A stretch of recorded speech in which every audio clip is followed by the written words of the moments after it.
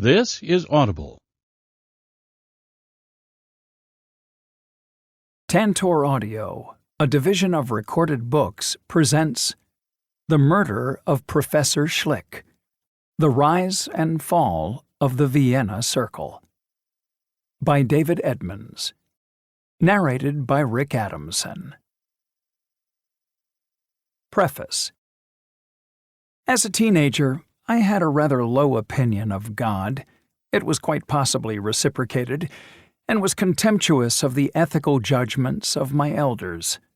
Perhaps that's why I raced through the first book of philosophy that was ever thrust at me, and it hooked me on philosophy for life. A.J. Ayer's Language, Truth, and Logic dismisses statements about God as meaningless. It rejects the idea of objectivity in morals. It has a wonderful bravura style, free of doubt. It scorns philosophical predecessors, problems that have beset philosophy for 2 millennia, such as questions about God and ethics and aesthetics, are decisively laid to rest. I didn't fully appreciate at the time that the ideas in this book had essentially been recycled. They originated not in Oxford, England, but in Vienna, Austria.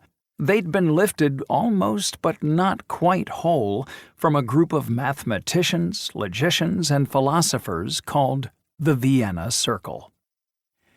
A quick note on terminology. Members of the Circle were logical empiricists, sometimes called logical positivists. Positivism is the view that our knowledge derives from the natural world and includes the idea that we can have positive knowledge of it. The Circle combined this position with the use of modern logic. The aim was to build a new philosophy, but the term logical positivism was only introduced in an American journal in 1931, and I will follow the practice of most scholars of the Vienna Circle in talking about logical empiricism. Labels aside, logical empiricism was for a time, starting in the early 1930s, the most ambitious and fashionable movement in philosophy. Many of its central tenets have now been discredited, but its impact is still felt today. Analytic philosophy, the dominant form of philosophy in Anglo-American philosophy departments with an emphasis on the analysis of language, would not exist in its current form without the Circle. The Circle might not have had all the answers, but they posed most of the right questions, questions with which philosophers continue to grapple. There have been some magnificent works of scholarship devoted to the Circle. This book aims to be of more general interest, to explain who the members were, what became of them, why they were significant, and, in particular, to understand them within the milieu in which they thrived. The Vienna Circle was a philosophical group, but it cannot be understood in isolation. It arose in a city in which art and music and literature and architecture also flourished. The Austrian capital is a principal character. A birthplace of modernism, it was home to psychoanalyst Sigmund Freud and composer Arnold Schoenberg, journalist Karl Kraus and architect Adolf Loos, novelist Robert Musil, and playwright Arthur Schnitzler. The Circle's ideas complemented or competed with others circulating around Vienna. Then there were politics and economics. The backdrop to the Circle was economic catastrophe and the rising political extremism to which the Circle itself would eventually fall victim. I want, in this book, both to give a sense of the revolutionary and evangelizing nature of the Circle's philosophy, as well as the troubled times in which the Circle operated. I've come to believe that whatever its scholarly merits, the Circle's project, especially its attack on metaphysics, made it inescapably political, creating powerful enemies on the far right who were bound, in the end, to destroy it. Vienna's always held a peculiar fascination for me. Much of a previous book, written with John Eidenau, Wittgenstein's Poker, was set in Vienna. In the personal sphere, my mother is half Viennese. My grandmother, then Liesl Hollitscher, studied law at the University of Vienna roughly at the same time as the younger members of the circle were studying there too. My family, like many in the circle, was middle class, assimilated Jewish, and, like many in the circle, blind to the extreme turn that politics would take. Writing the book has posed some challenges. One is the philosophy. The reason that there have been so few accessible texts on the circle is because the philosophy is so complex. I have given only a schematic description of the circle's philosophical positions and the various philosophical disputes in which members were embroiled, both within the circle and between the circle and its opponents. But I also include, without apology, some sometimes difficult philosophy. An account of the circle without covering philosophy would be like a history of an orchestra without mentioning music. Then there are the characters. The Vienna Circle contains some fascinating figures, including several who merit and some who have been awarded full-length biographies in their own right. Inevitably, some of these figures have loomed larger than others, such as the extraordinary Otto Neurath, virtually unknown outside philosophy. It would need a book 5 times as long to do equal justice to them all. We live during a time where phrases like post-truth and fake news are bandied around. In this environment, empiricism is more relevant than ever. And my hope is that this work will do something to revive interest in a brilliant set of thinkers who thrived in a vanished world and with whose intellectual spirit it's easy to sympathize. David Edmonds, at David Edmonds 100. 1. Prologue. Goodbye, Europe. Depending on how you look at it, the timing was either fortunate or ill-fated. The Fifth International Congress for the Unity of Science met at Harvard from September 3rd to 9th, 1939. On September 1st, 1939, German tanks had crossed into Poland. Britain and France had treaties with Poland guaranteeing its borders. 2 days after the German invasion, Poland's 2 Western allies responded by declaring war on Germany.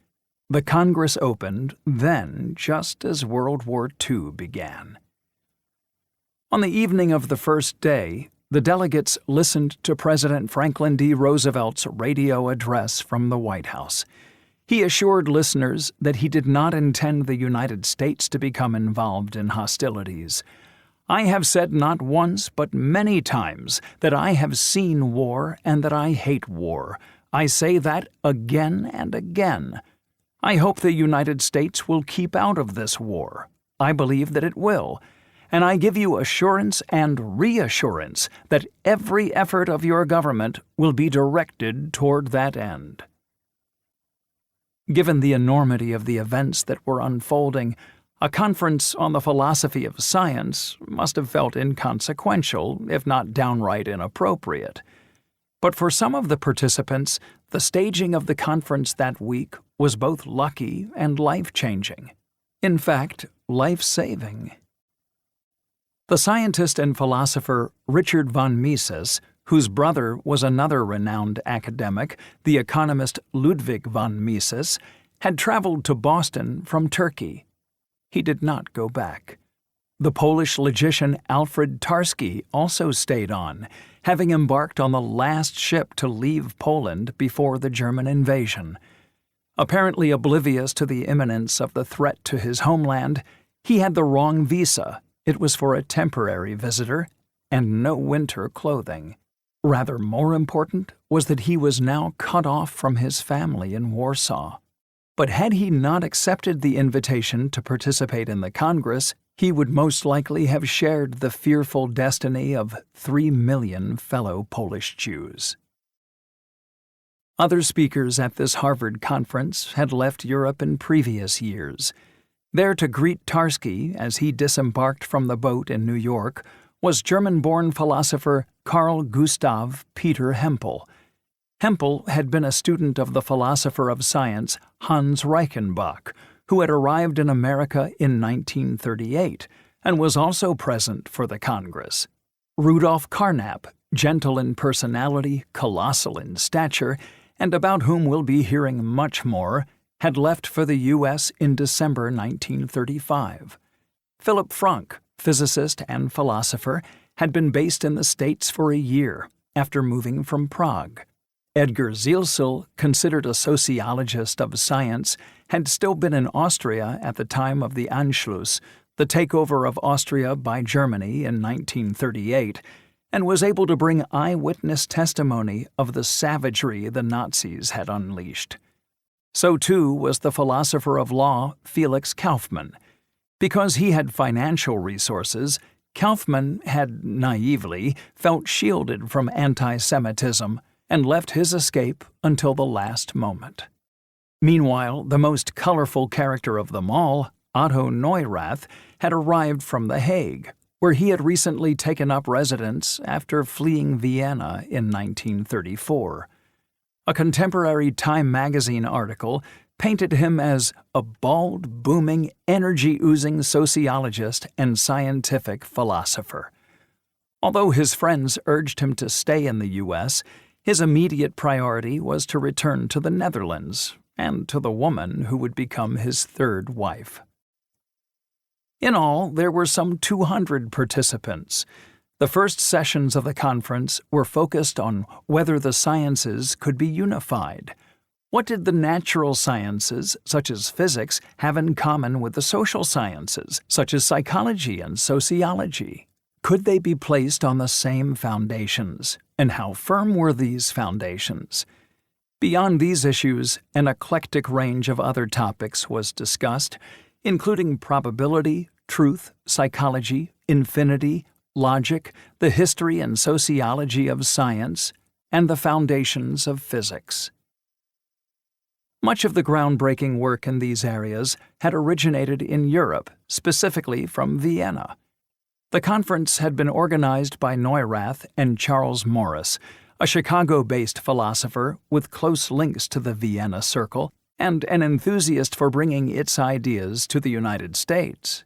American philosopher W.V.O. Quine wrote of the gathering in Harvard that it was basically the Vienna Circle with accretions in international exile. He himself was a vital accretion. The Vienna Circle and its so-called logical empiricism had come to occupy a commanding position in the world of philosophy in general and in the philosophy of science in particular. The Circle had had a bold project. It had tried to marry an old empiricism with the new logic. It had wanted to carve out a role for philosophy in assisting science. It believed scientific propositions could be known and meaningful, and that this was what distinguished genuine propositions from pseudo-propositions, that this was what demarcated science from metaphysics. It had included many brilliant thinkers, including Kurt Gödel, widely acknowledged to be the most significant logician of the 20th century, and was linked to many others, including two of the most important philosophers of the 20th century, Ludwig Wittgenstein and Karl Popper. As the Harvard Conference got underway, Europe was accelerating its descent into barbarity, with every day bringing acts of violence and cruelty that over the next 6 years would become routine. On September 3rd, in the village of Truskolacy in southern Poland, dozens of peasants were rounded up and shot. Just 50 miles away, 20 Jews were forced to assemble in the marketplace. Among them was 64-year-old Israel Levy. When his daughter, Liebe, ran up to her father, a German told her to open her mouth for impudence. He then fired a bullet into it. The execution of each of the other Jews followed soon after. On the day the conference drew to a close, 630 Czech political prisoners were transported to Dachau concentration camp in Bavaria. During the Harvard Conference, a provocative position was adopted by Horace Kallen, a Jewish-American academic from the New School for Social Research who was famous for advocating cultural pluralism and for opposing what he regarded as oversimplified answers to philosophical problems. He advanced the view that attempting to unify the sciences was a dangerous project linked to fascist ideology. Neurath, a distant relative of Colin, countered that, on the contrary, unification had a democratic motivation and would facilitate criticism of any particular specialism. Neurath was one of several Circle members who believed that logical empiricism was integral to the struggle against fascism. Logical empiricism represented Enlightenment values of reason and progress, a buffer against dark and irrational emotions. Logical empiricism represented sense against nonsense, truth against fiction. The fight was more important than ever. Vienna had until recently been a creative cauldron, an unusual combination of political, social, and economic forces had somehow combined to produce astonishing cultural and scholarly achievements, including those of the Circle. Then the political cauldron had bubbled over. The Vienna Circle had been forcibly dissolved in 1934. Later, its leader, Moritz Schlick, was murdered. Schlick's killer, Johann Nelbuck, a mentally unstable former student, claimed he was driven by political and ideological motives. Whether or not that was true, and it seems highly questionable, several Austrian newspapers took Nelbuck at his word. Logical empiricism was pernicious, anti-religious, and anti-metaphysical. It was a Jewish philosophy, and Professor Schlick embodied all that was wrong with it. In this context, the argument ran, Nelbuck's act was not unreasonable. Indeed, one article suggested it was even possible that Schlick's death might facilitate the search for a solution to the Jewish question. Following Schlick's murder, the Vienna Circle continued to limp on, informally, but the Anschluss and the outbreak of World War II marked points of no return. If its ideas were to survive, they would now have to take root in the Anglo-American world. That was a project for the future. So what was the Vienna Circle, the Republic of Scholars, as Otto Neurath once described it, and why did it matter? Why had it been crushed by the authorities? Why had its members been forced into exile? And had it succeeded in its ultimate ambition, to vanquish metaphysics and banish the multiple varieties of pseudo-knowledge? 2.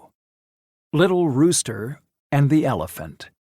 The empiricist does not say to the metaphysician, what you say is false, but what you say asserts nothing at all. Moritz Schlick. In 1905, Albert Einstein, then a doctoral student of physics working as a clerk in a Swiss patent office, published 4 papers as well as his dissertation.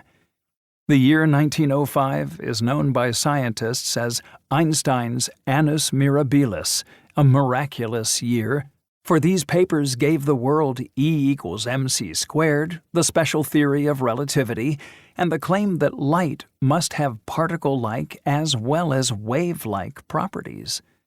The classical physics of Isaac Newton and James Clerk Maxwell was toppled. A new era of, at times, highly counterintuitive science had begun. In particular, time and space were not constants. They were relative, because they depended upon the observer who was measuring them. Einstein would not become a household name for another decade and a half, but among those quick to grasp the magnitude of his breakthroughs was a young, serious, articulate, bespectacled, mustachioed mathematician and philosopher named Hans Hahn, or Hähnchen, Little Rooster, to his friends, an ironic nickname for a tall man. Hahn was the originator of what would become known as the Vienna Circle. He was born in Vienna into a middle-class family in 1879. His Jewish father was a journalist, then high-ranking in the civil service, and studied at the University of Vienna, initially law, before he turned to mathematics, receiving both a doctorate and the higher doctoral degree, the habilitation. He would become a figure of international standing, after whom various complex theorems are now named, including the Hahn embedding theorem and the Hahn decomposition theorem. He would also become an important recruiting agent for the Vienna Circle. Some of his students would surpass him in their impact on the world stage, most notably Kurt Gödel. From 1907, Hahn began to hold regular meetings with a small set of other young, Jewish, postdoctoral, scientifically inclined, Vienna-based philosophers, usually in a coffee house, to mull over the philosophical foundations of science, as well as a great variety of political, historical, and religious problems. Besides Hahn, there was Otto Neurath, who had been awarded his doctorate in Berlin, and Philipp Frank, the junior among them at 23, a short man who walked with a limp after having been hit by a streetcar and who was already churning out academic papers, many on relativity. On occasion, they were possibly joined too by scientist Richard von Mises, a close friend of both Hahn and Frank. These men discussed the French mathematicians, physicists Pierre Duhem and Henri Poincaré, as well as philosopher and scientist Ernst Mach. They were all fascinated and puzzled by the transformations underway in theoretical physics. They were interested in the methodology of science, the language of science, the claims and status of science, and the distinction between science and pseudoscience. They wished to demarcate the empirical sciences, involving experiments and evidence, from other forms of inquiry. They were interested in the foundations of geometry and mathematics. They wanted to understand how to make sense of probability. They shared the view that philosophy, as traditionally practiced, was needlessly esoteric and often nonsensical. They shared a belief that philosophy and science should be more collaborative, more closely linked. They wanted philosophy to be useful to science in clarifying the scientific enterprise. They had a broadly left-leaning political orientation. As we shall see, the politics and the philosophy were inextricably linked. Their championing of progressive politics and the new science was hardly likely to appeal to supporters of the pre-World War I status quo. Vienna at the time was part of the Austro-Hungarian Empire, presided over by Franz Joseph I, and Catholicism, the religion of the vast majority of the country, was a powerful cultural force, mostly hostile to social and political reform. The university, too, was resistant to change. This informal discussion group met on and off until 1912. By the outbreak of World War I in 1914, they had scattered. Hahn had married a fellow mathematician, Eleonore Lilly Miner, and taken a chair at the University of Czernowitz, 1,000 kilometers to the east of Vienna, at the furthest edge of the Austro-Hungarian Empire in what is now Ukraine. Von Mises became professor of applied mathematics at Strasbourg. Frank occupied the chair of theoretical physics at the German University in Prague, where he was to remain until just before World War II. Frank would return to Vienna regularly. It was his place of birth and the city he thought of as home. Hahn, von Mises, and Neurath saw action in World War I, and Hahn was shot and wounded on the Italian front, the bullet that lodged in his back, never to be removed. Pre-World War I, these precocious scholars were not confident enough to accord their little group a title, but we may regard it as the Vienna Circle in embryonic form. They did not regard themselves as either entirely original, nor yet as fermenters of philosophical revolt. They placed themselves in a tradition, an empiricist or positivist tradition.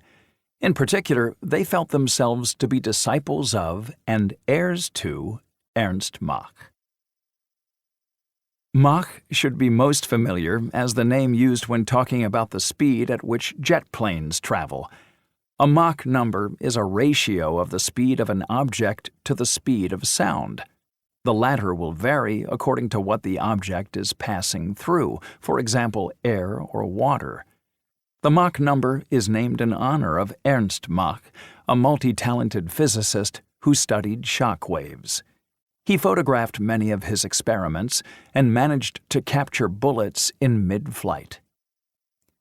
But as well as being a creative experimentalist, Mach was also a philosopher. There were many intellectual forerunners of the Vienna Circle, including 18th century Scotsman David Hume and 19th century Frenchman Auguste Comte, who first deployed the term positivism. But the most direct historical begetter of the circle was Mach. Without Mach, there would have been no circle.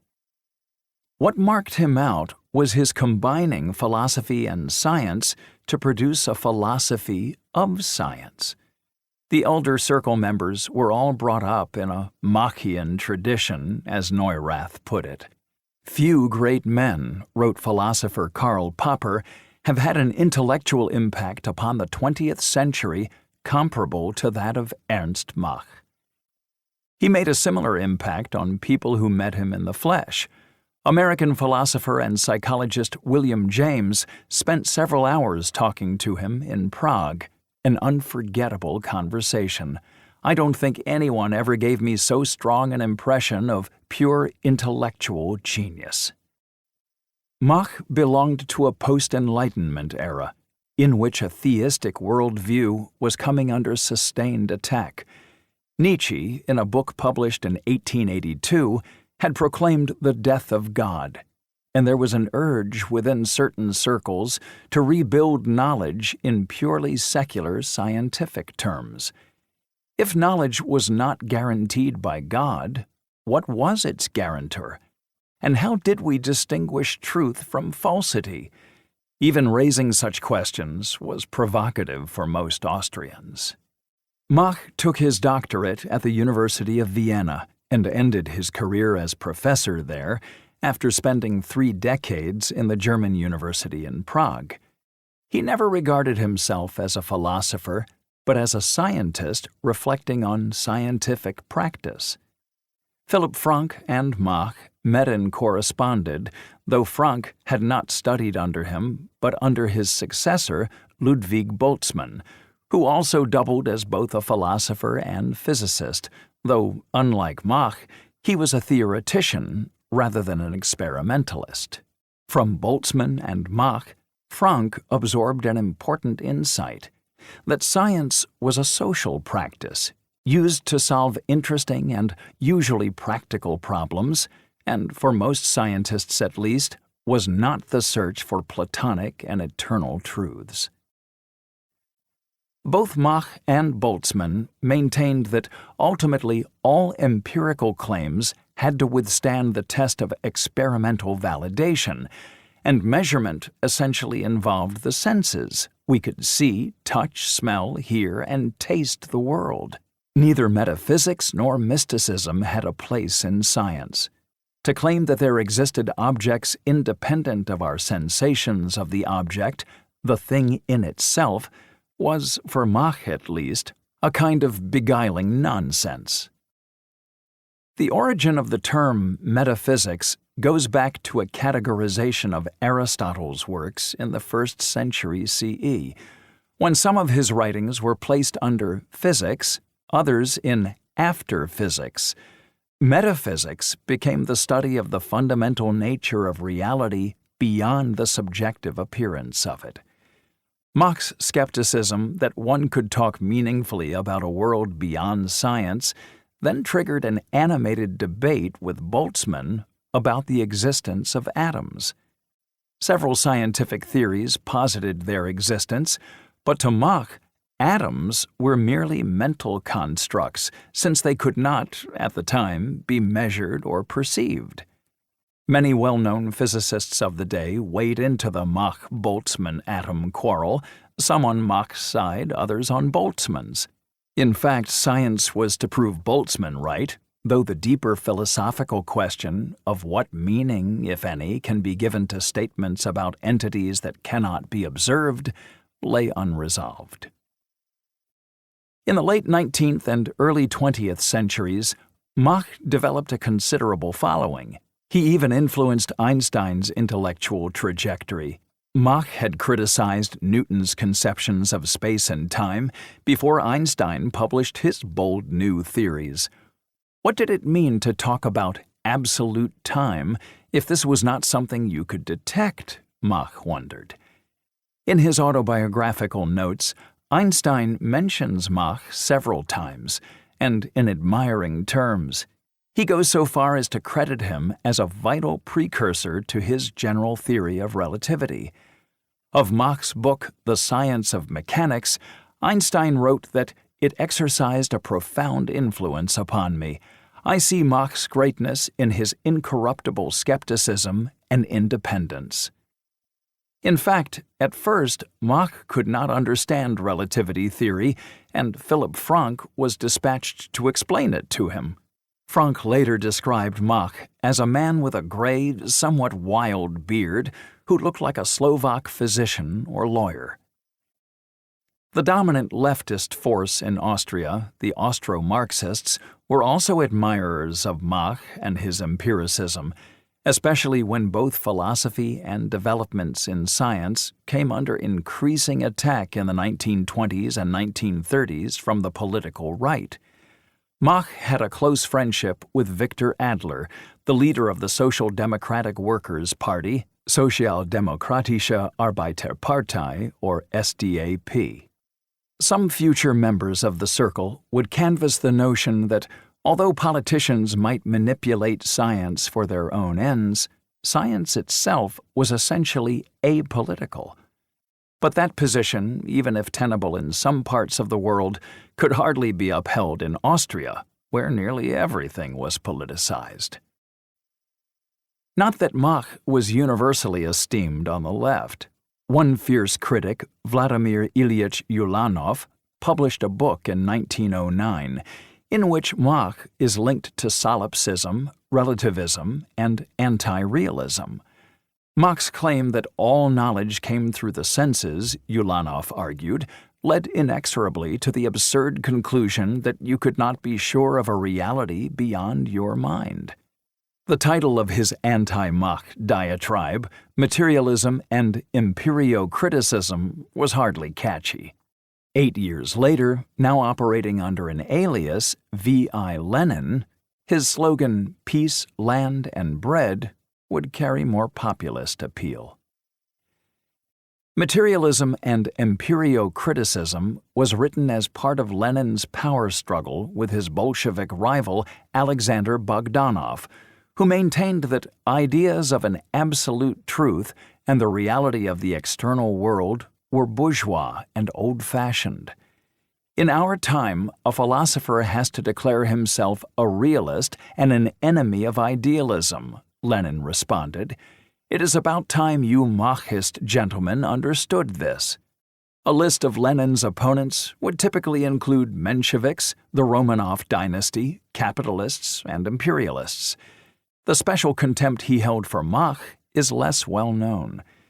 Yet, a biographer of Lenin says that after the 1917 revolution, materialism and empirio-criticism became a philosophical Bible for official Soviet intellectuals. Otto Neurath has been briefly mentioned already. From the Circle's birth to its death throes, he was a constant presence, and he was no ordinary member of the Circle. There was nothing ordinary about Neurath. All who met him were struck by his physical bearing, well-built and tall, a huge bald head, and, until he shaved it off, an unrestrained red beard. Today, few non-philosophers have heard of Otto Neurath, but he was an outsized character in interwar Viennese society, a Viennese dervish, the Circle's big locomotive. He would become the driving force behind the Circle's various manifestos, conferences, exhibitions, and publications. He was helped by preternatural levels of self-confidence. Popper delivered a backhanded compliment when he said of Neurath that he was a man who believed passionately in his social, political, and philosophical theories, but who believed even more in himself. A man who would not look behind him, or, when rushing ahead, care very much about whom his big stride might knock down. Alongside his life of organizing and lecturing was his capacity for writing and reading. He got through 2 books a day, scribbling notes and references in the margins. He would sometimes read as he walked. But he was also the antithesis of the remote professor, ebullient and loud and funny, the wittiest man in Vienna, he was once called. Bookish, but not book-bound, he loved to socialize and would talk volubly in coffee houses. His volume and inexhaustibility left those who attempted to keep up with him drained. Carnap's second wife, Ina, told Neurath how time and again I have observed Carnap trying to outshout you and ending up with a sore throat. Something of Neurath's idiosyncrasy is captured in the way he used to sign his letters, with a sketch of an elephant. But he did not always draw the same image. It changed according to his mood, and sometimes he went to the trouble to color it in. In one letter, the trunk is facing down and the elephant is walking backward, his broad backside about to make painful contact with a cactus. That meant Neurath was in an awkward situation. Sagging ears and a tear in the elephant's eye would convey a depressed mood. A more typical image was the elephant with the trunk at full stretch, holding a flower. That was default Neurath, happy Neurath. Otto Neurath was born on December 10, 1882. His mother, Gertrude, was a Protestant.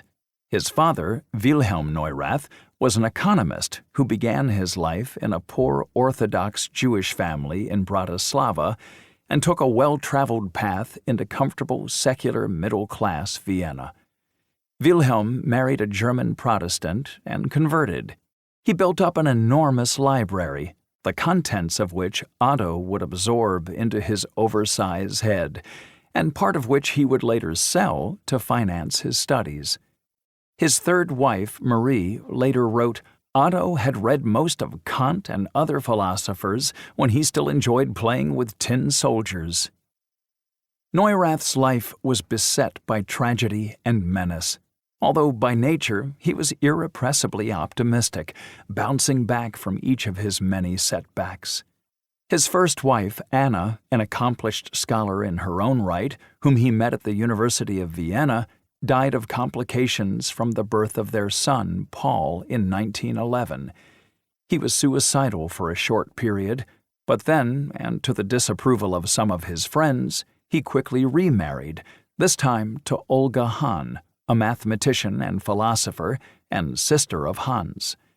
At the age of 22, Olga had gone blind due to typhus, after which Otto had organized a rota for friends to read books and articles to her so she could complete her studies. Following their marriage, Olga was unable to cope with a baby, and they dispatched Paul to a Protestant children's home near Linz in Upper Austria, close to Neurath's mother. The boy did not return until he was 9. One circle member said it was impossible to sum Neurath up in a few words. His manifold activities and encyclopedic interests defy classification. His doctorate was on the ancient world and barter societies, but his expertise ranged from Goethe to Marx to the history of optics. Most members of the later circle were primarily focused on what is sometimes called the hard sciences, particularly physics.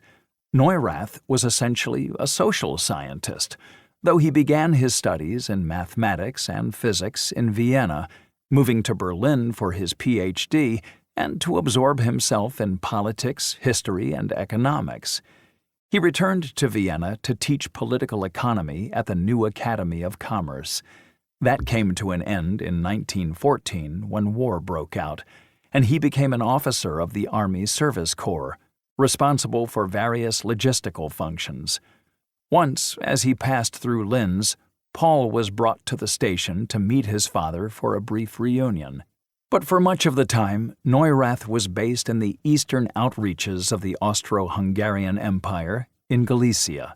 For a period, he was commander of a small occupied town, Radziwiłło, in what is now Ukraine. Before the war, Neurath had become interested in how economies function during conflict. Somehow, he managed to convince his military superiors that his talents were wasted on the field and that he would be of more use setting up a department within the War Ministry to analyze what did and did not work under conditions of warfare. That led to an overlapping job running the German Museum of War Economy in Leipzig, which in turn resulted in a job overseeing an office for central economic planning in Munich, the capital of Bavaria. In the midst of all this, he carved out time to achieve his habilitation at Heidelberg University. Later, politics within the Vienna Circle would become contested, but by the war's end, Neurath had become a committed socialist, convinced that the planned economy was both efficient and could deliver social justice. Bavaria brought the opportunity to put theory into practice. In March 1919, his proposal for the socialization of the economy was fiercely debated in the Bavarian Council. Neurath was present and threatened to take his ideas directly to the people if they were rejected by the politicians. In the event, a Bavarian Office for Central European Planning was established, with Neurath in charge. While he was in Bavaria, a group of communists, socialists, and anarchists announced the formation of a Soviet Republic. It did not survive long, brought to an end in May 1919 by government troops and right-wing nationalists. Neurath was accused and found guilty of aiding and abetting high treason.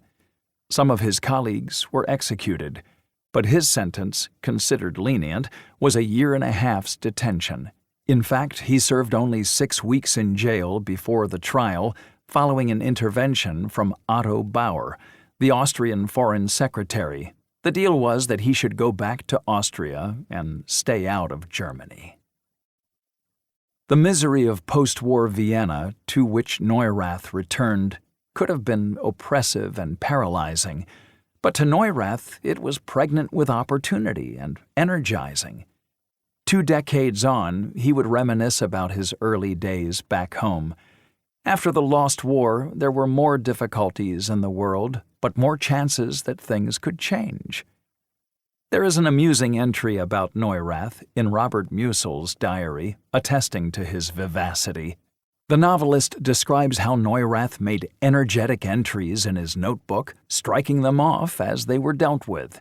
He would also pull some kind remark out of his pocket. "Please give my regards to your esteemed wife, even though we were together with her only a quarter of an hour ago." One opportunity the end of war afforded was a chance to revive the discussion group of which Neurath had once been a part, but this time with a leader. 3. The expanding circle. Philosophy is the activity by means of which the meaning of statements is clarified and defined. Moritz Schlick. He was not Austrian, Jewish, or poor. To put it another way, Moritz Schlick did not suffer from the cultural, social, and political insecurities of so many of those with whom in Vienna he would spend his time. It was perhaps because he felt sufficiently sheltered from the personal circumstances that threatened his colleagues that he was able to exert a calming influence on those around him, moderating disagreement, keeping egos in check. He was a consensus builder, soft-spoken, often hesitant, exuding more charm than charisma. With poor performers, he was impatient, and found marking and grading a tedious burden. But by his smartest students, he was loved and admired. Author Hilda Spiel, a former student, called him a truly wise, truly good man, a gentle mentor who convinced us of the clarity and sincerity of his thinking through the force of his own clear, sincere personality. He was, in other words, the perfect man to lead the circle. Moritz Schlick was born into wealth in Berlin on April 14, 1882. His father was a factory manager, producing combs, among other products, and he was also moneyed and socially well-connected on his mother's side. In Vienna, he had a capacious apartment in the select Prinz Eugen Strasse, where the Rothschilds owned a mansion. His rooms looked out over the Belvedere Park, but in the mornings he liked to go riding in another park, the Prater. In 1907, Schlick married an American, Blanche Guy Hardy, the daughter of a pastor who had been sent to boarding school in Germany. They had 2 children. Schlick spoke fluent English and was cosmopolitan in outlook. Family holidays were spent in Italy. Vienna became his home, but he had options. Austria was a choice.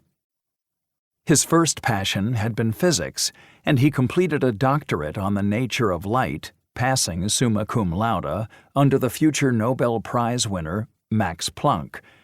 Soon after, his interest shifted to the philosophy of science, and he got a job lecturing at the University of Rostock on the Baltic Sea. The long-term effects of a childhood illness, scarlet fever and diphtheria, saved him from the front line in World War I. Instead, he was dispatched to a military airfield near Berlin, where he worked in a physics department. A book published toward the end of the war, Space and Time in Contemporary Physics, Raum und Zeit in der gegenwärtigen Physik, was well received and even reviewed in newspapers abroad. It attempted to grapple with the philosophical implications of the new physics, represented by Einstein and Planck. Another work, General Theory of Knowledge, Allgemeine Erkenntnislehre, appeared not long after. A turning point in the history of 20th century philosophy came in 1922, when, age 40, Schlick was offered and accepted the chair for natural philosophy at the University of Vienna, a position once held by Mach. According to Friedrich Stadler, the historian of the Vienna Circle, Hans Hahn had been Schlick's principal backer for the post. Hahn had himself been appointed to a full professorship at the university only a year earlier, after teaching in Bonn, and had quickly developed a fan base. He was neither a magnetic presence nor indeed especially approachable, but he had a loud voice, and his lectures were beautifully clear and concise. They were a work of art, according to one of those, Karl Popper, who attended them. Hahn admired Schlick's work and inferred, correctly, that he would prove a useful ally in the battle against what Hahn regarded as the university's reactionary elements. Schlick came with a strong recommendation from somebody whose opinions demanded respect, Albert Einstein. Hahn nonetheless had to lobby intensely for the appointment and override several objections, including the accusation that the German was too ready to embrace the latest scientific advances, which many regarded as mysterious and subversive. There was also the worry that Schlick was Jewish. On this point, at least, Hahn could reassure his detractors. Unlike Hahn, Schlick was pure Aryan. Soon after Schlick took up his chair, he, Neurath, Hahn, and some other scientifically literate scholars began to meet casually for philosophical discussions. This core group would expand over the next few years, gathering around them a truly remarkable collection of brilliant minds. Victor Kraft had a job in the University of Vienna library and only secured an official academic role in 1924 at the age of 44. Kurt Reidemeister, a German mathematician, was working on how to mathematically understand knots. Edgar Zilsel had received his math Ph.D. during World War I. Felix Kaufmann was a witty legal scholar interested in phenomenology, the study of conscious phenomena, how things appear to us. Josef Schachter was concurrently studying philosophy and training to be a rabbi. Marcel Natkin was a Polish-born student who wrote a highly regarded dissertation on the merits of simplicity in scientific theory. Bela Juhos was an aristocratic Hungarian studying under Schlick. Then there was Karl Menger, who had studied mathematics under Hahn before moving to Amsterdam on a fellowship. Hahn was pleased to welcome him back.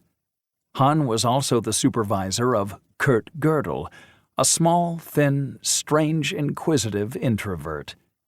Born in Moravia into a German-speaking Lutheran family, Gödel, too, was of middle-class background. His father ran a factory. He was a nervous, anxious boy who at school excelled in every subject. He then entered the University of Vienna to study physics before gravitating to mathematics. Hahn was quick to mention him to Schlick, and thus another member was recruited into the group.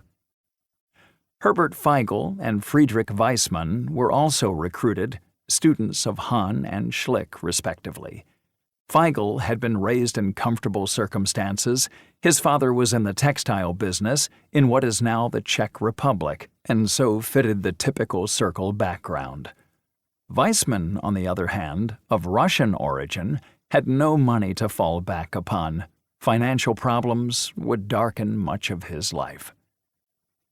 It was Feigl's and Weissmann's suggestion that the coffeehouse proceedings be placed on a more official footing, as it had become impractical for the enlarged group to hold a sensible dialogue amid the hubbub of the coffeehouse.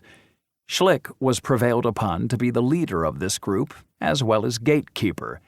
He would determine who was worthy of inclusion and who was not. It still did not officially have a name. As time and meetings passed, some thinkers moved on and others joined in. The majority of the circle were almost a generation younger than its old guard, Frank, Hahn, Neurath, and Schlick.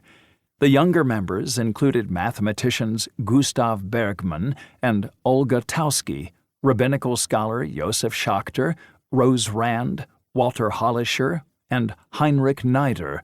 The latter shocked a friend before he joined the circle by confessing that he had never heard of the Viennese dervish Otto Neurath.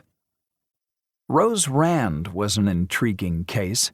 Born in Lemberg, then in Poland, now Lviv in Ukraine, her family moved to Austria, and in 1924 she began her studies in philosophy in Vienna, taught by Schlick and Rudolf Carnap. Her specialty was logic. A man of her aptitude would not have faced the same career ordeals. Behind her back, some of her male peers disdainfully dismissed her as not being of the first rank.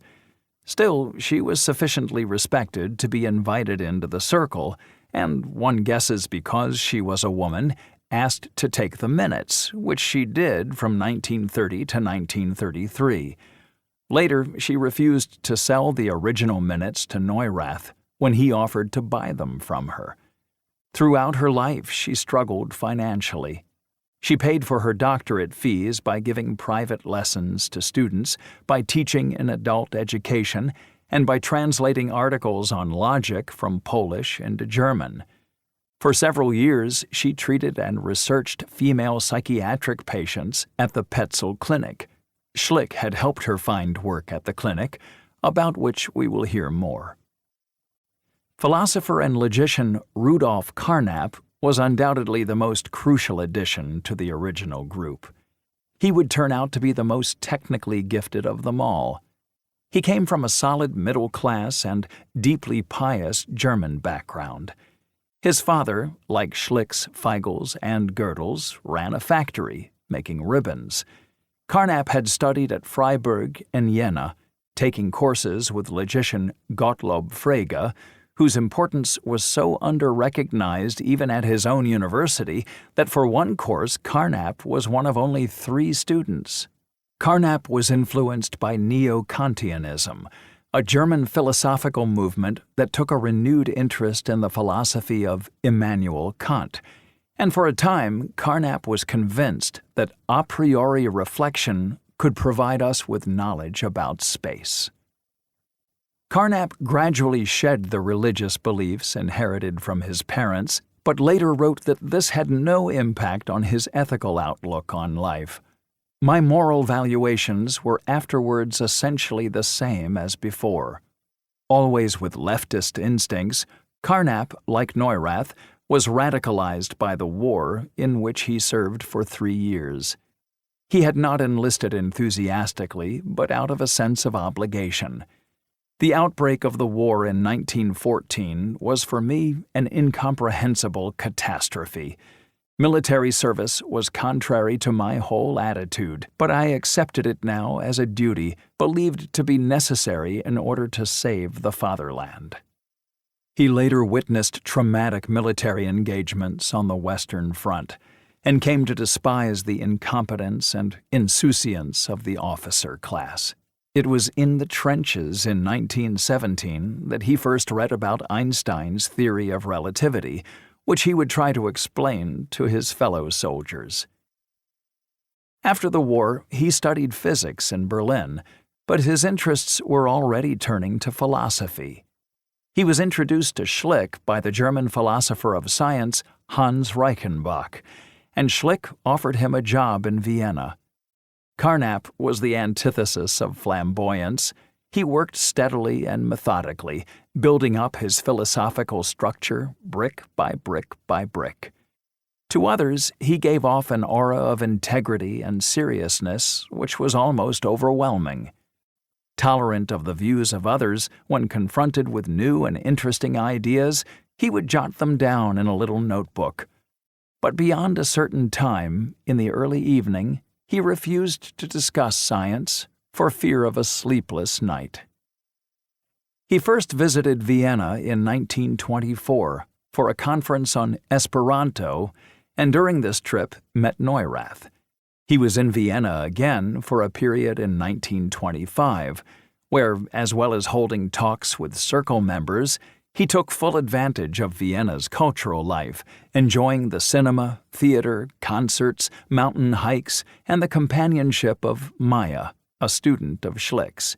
He arrived from Germany permanently in May 1926, leaving behind his soon-to-be divorced wife, Elizabeth, and their 3 children. It had been an unhappy marriage, and Carnap had been unfaithful to her with numerous partners, which, in his typically methodical fashion, he documented in detail, just as he did with the books he read. He had one more or less steady girlfriend, a married woman named Maua Graham, whose husband, an art historian, lectured in Munich, and this relationship produced 2 more children. Maua would visit Vienna from time to time. Carnap, meanwhile, had several other dalliances, but apparently not with Maya, who was able to resist his charms. She helped persuade Carnap that a non-sexual friendship with a woman was workable. Even before arriving in Vienna, he had been working on The Logical Structure of the World, Der logische Aufbau der Welt, which eventually appeared in 1928 and is still regarded by many philosophers as his masterpiece. It melded logic with empiricism.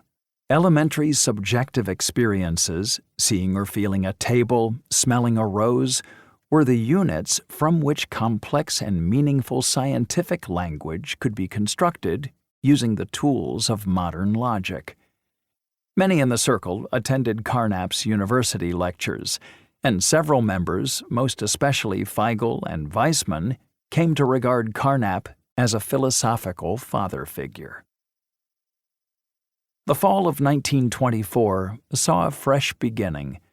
From the noise and bustle of the coffee house, the circle moved to a small nondescript room at the Mathematics Institute in Boltzmanngasse, just north of the inner city, which had been built shortly before World War I and which was otherwise used for lectures and as a place to read. We have the minutes and several first-hand reports of how proceedings were conducted, though on some details they are contradictory. Schlick would bring the meeting to order at 6 p.m. by clapping his hands. Up to 20 people might be there. Menger recalled that each session would begin with Schlick making announcements, drawing attention to a new publication, or reading out correspondence he or others had had with such luminaries as Albert Einstein. If a foreign guest was in town, Schlick would introduce him. Then the serious business of the evening would kick off, discussion about an agreed topic or a specific paper.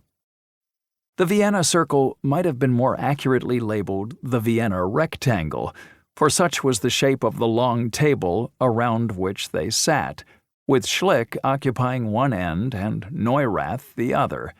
Regular attendees usually headed for their favorite seats. Menger, for example, often sat on Schlick's right, Weissmann to his left.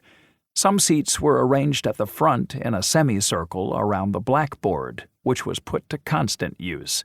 There were always smokers. Kaufmann took up smoking after the publication of his first book and adopted a strict rule of smoking neither more nor less than 3 cigarettes a day until the publication of his next book, when the quota was raised to 4. Some in the circle, like Neurath, were voluble. Others, like Victor Kraft, barely said a word. The timid Gödel was in the quiet camp, although there was much that he disagreed with.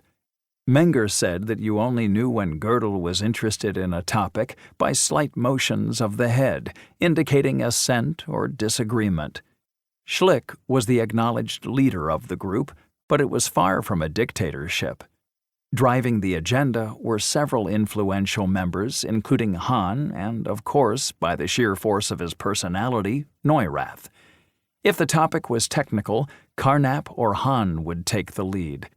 Later, Carnap would develop a reputation for patience and humility, but as a younger man, he was driven and forthright, not timid to take on opponents.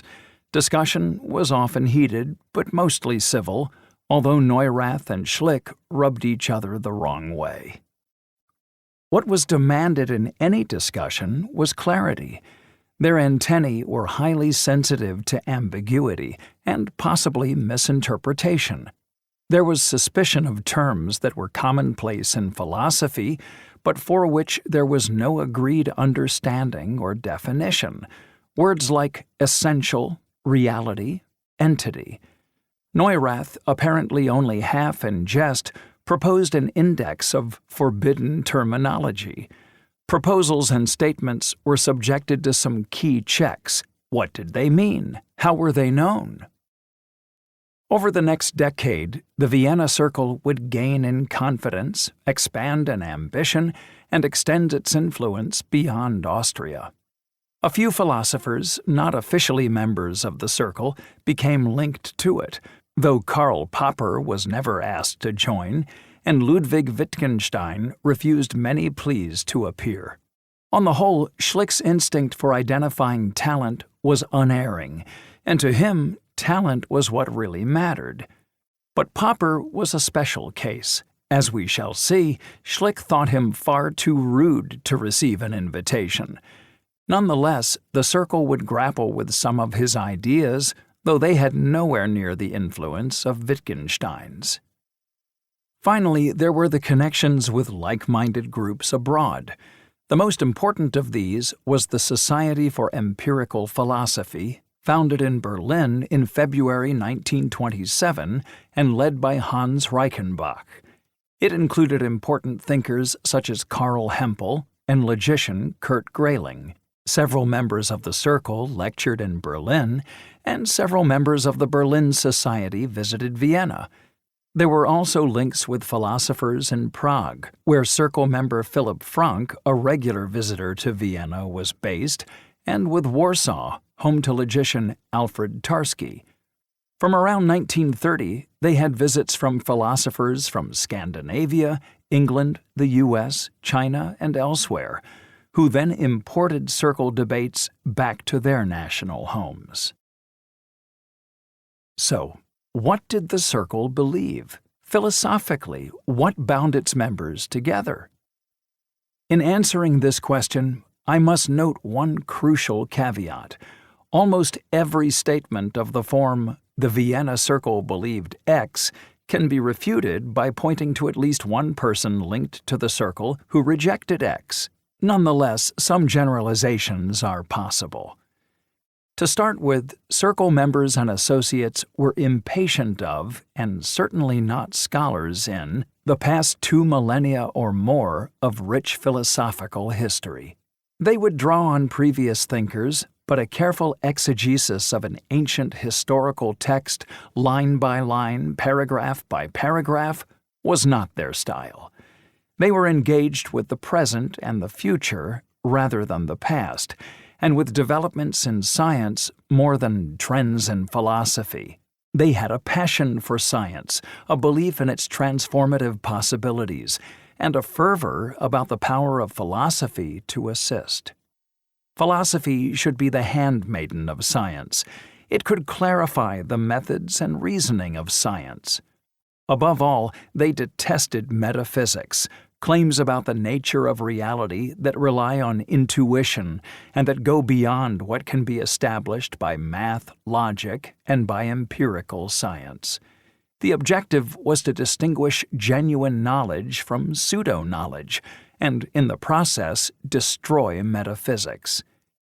In the 1920s, they were confident that their project was achievable, but this was a dangerous and provocative project.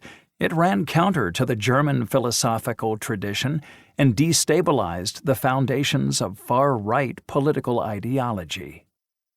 The Circle was largely unfamiliar with the tremendous advances in biology that had begun to take place at the turn of the 20th century, and paid little attention to what became known as genetics and the science of inheritance. What they were engaged with was physics. The Circle was formed and evolved during what was the most extraordinary era of scientific advance since the days of Newton in the second half of the 17th century. Alongside Einstein, physicists such as Max Planck, Niels Bohr, and Werner Heisenberg were reimagining and redescribing the way the world was constructed. Apparently preposterous theories were being embraced by science that made a mockery of common sense. These theories had concomitant descriptions, complementarity, and uncertainty. Is light a particle or a wave? It could not be both, yet complementarity claimed that treating it as both was necessary to understanding it. Bohr was developing this principle of complementarity as Werner Heisenberg worked on his uncertainty principle, published in 1927, which stated that it was impossible to measure the velocity and position of a particle simultaneously, since measuring the one will necessarily distort the other. Complementarity and uncertainty seemed to undermine the notion that science, at least in theory, could give a complete and completely objective picture of the world. That was too much even for Albert Einstein. The Circle revered these great contemporary scientists, and Einstein above all. 3 years before Moritz Schlick arrived in Vienna, and virtually overnight, Einstein had become an international celebrity, not a status then or now common among physicists. For ordinary members of the public, it was impossible to grasp his achievements, but many of the empiricists were trained in physics and were swift to acknowledge both that Einstein had turned physics upside down and that in so doing he had raised hitherto unimaginable philosophical problems. This was only one of several reasons the Circle held Einstein in such esteem. Another was that he encapsulated their empiricist approach. He had offered up bold hypotheses, and crucially, these hypotheses were testable. Physics was not, for him, dogma. He was open to amending or abandoning theories if they were found empirically wanting. His wildly improbable claim that gravity affected light, space, and time was tested by the solar eclipse on May 29, 1919. After the results were announced on November 8, 1919, and his predictions were validated, newspapers across the globe hailed his triumph. By November 9th, everyone had heard of Professor Einstein.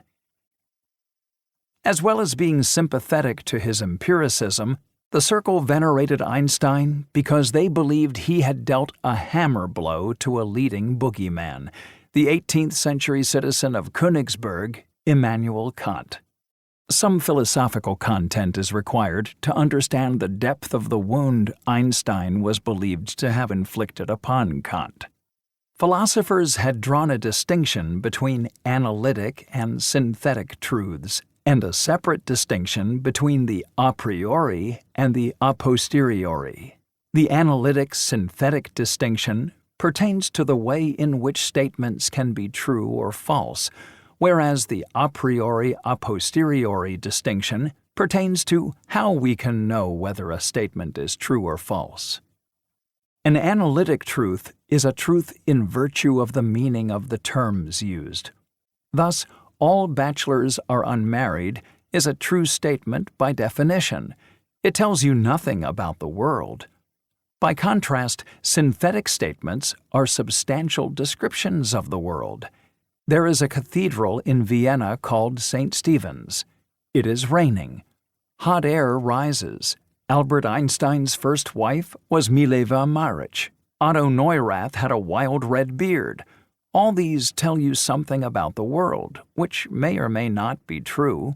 Some statements, Otto Neurath had a wild red beard, are true when referring to one moment in history and false when referring to another. As for the a priori-a posteriori distinction, a priori knowledge can be justified independently of experience of the world, whereas a posteriori knowledge relies on empirical evidence. We do not need to know anything about the world to deduce that a square has 4 sides of identical length. This is an example of something that we can know a priori. The truth of the claim that ice melts if heated, on the other hand, cannot be established without observing what happens when ice is exposed to a Bunsen burner or left in the sun. Hence, this is something that we can only know a posteriori. It seems obvious that analytic truths can be deduced in an a priori way. I do not need experience to know that ice is frozen water. I just need to understand the meaning of the terms ice and frozen water. It seems equally clear that synthetic propositions can only be known a posteriori. I can only assess the veracity of the claim that Neurath has a wild red beard by seeing him, or a photo of him, or by being told what he looks like by someone with reliable evidence. I could not work out from the meaning of the sentence alone what Neurath's policy was on chin hair. So there are analytic a priori propositions and synthetic a posteriori ones. But Kant also believed there was a third category, the synthetic a priori, truths about the world that could be deduced without any experience of the world. Kant thought that there were a number of such propositions, including truths about space and time and about geometry. For example, the angles in a triangle add up to 180 degrees. For Kant, the synthetic a priori truths are vital. They provide the framework through which we understand the physical world. The shortest distance between 2 points is a straight line is one example. All experiences must have the form of enduring in time is another. That all events have a cause is also a synthetic a priori truth, and one that frames our understanding of the inner workings of nature. This principle of causality is a basic assumption. It is not one of the things that we have learned about the world. It is a part of the scaffolding needed to learn about the world. The synthetic a priori truths make scientific knowledge possible. The claim that there existed synthetic a priori truths naturally posed a head-on threat to the empiricist project, to positivism. If Kant was right about the synthetic a priori, There were things about the empirical world that could be deduced without recourse to experimentation, or measurement, or observation. But Einstein showed how some principles that Kant insisted were synthetic a priori were not even true, let alone knowable to be true through reflection alone. So-called laws about time and about space, the self-evident certainties of Euclidean geometry, were among the things debunked by this German physicist. The shortest distance between 2 points in space was a curved, not a straight line. In this way, it seemed that Einstein had clarified empiricism. He had shown how his spatio-temporal framework requires prima facie counterintuitive premises that nevertheless allowed us to make better sense of our experience overall. Einstein was a near contemporary of the eldest circle members, born like Hans Hahn in 1879. As it happened, several of the circle knew Einstein personally, and he was sympathetic to their mission. He had read and admired David Hume. In An Inquiry Concerning Human Understanding, a proto-positivist work that built on Hume's earlier A Treatise of Human Nature, the Scot rejected the notion that there could be any knowledge that did not come through the senses. If statements or claims were not about what he called relations of ideas, akin to the empiricist's use of the term analytic, then, to be valuable, they had to be about the real world, the empirical world. His enquiry contains this famous dismissal of statements that fail to fall into either category. If we take in our hand any volume, of divinity or school metaphysics for instance, let us ask, does it contain any abstract reasoning concerning quantity or number? Does it contain any experimental reasoning concerning matters of fact and existence? No. Commit it then to the flames, for it can contain nothing but sophistry and illusion. In a letter of December 14, 1915, Einstein explains how in Switzerland, where he had written his first pioneering papers, he had read and discussed the ideas of both Hume and Mach with fellow scientists. Your exposition is also quite right that positivism suggested relativity theory without requiring it. Also, you have correctly seen that this line of thought was of great influence on my efforts, and specifically E. Mach and still much more Hume, whose treatise on understanding I studied with eagerness and admiration shortly before finding relativity theory. This was not especially remarkable. Several times he acknowledged his debt to Hume and Mach. But this particular letter was to Moritz Schlick. Einstein had read Schlick's book about relativity and had written to Schlick with a number of suggestions that were incorporated into the book's later editions. Einstein thought that, from the philosophical side, nothing has been written about the subject with anything like the same degree of clarity. Post-World War I Einstein wrote to fellow physicist and future Nobel Prize winner Max Born, "Schlick is a fine thinker. We must see to it to get him a post as professor. Given the current inflation, he will need it badly. It will be hard to get this through, though, as he is no member of the indigenous Church of Kantians." Schlick and Einstein remained in regular contact, and Schlick put him up when Einstein visited Vienna. Another circle member, Philipp Frank, knew the physicist even better. Frank had published an article in 1907, Causality and Experience. It was read by two men who were revolutionaries in their different fields. Lenin, the anti-positivist, hated it. Einstein loved it, and he and Frank became friends for life, with Frank eventually becoming his first biographer. When, in 1912, Einstein moved on from his post as chair of theoretical physics at the German University in Prague, he recommended Frank to be his successor. The new job required an imperial uniform. Until the Austro-Hungarian Empire collapsed, all professors had to swear an oath of allegiance to the emperor, and for this ceremony academics were expected to wear trousers with gold bands and a three-cornered hat with feathers. Einstein sold his to Frank for a knockdown price. Frank later gave it away during a cold Prague winter to a hard-up former Cossack commander who showed no interest in its distinguished provenance.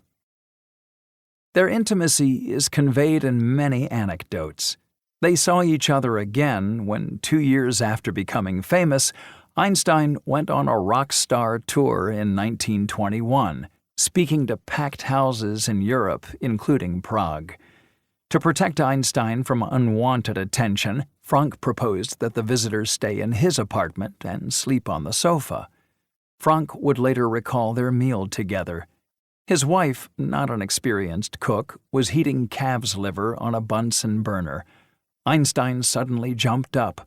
"What are you doing? Are you boiling the liver in water?" Frau Frank responded in the affirmative.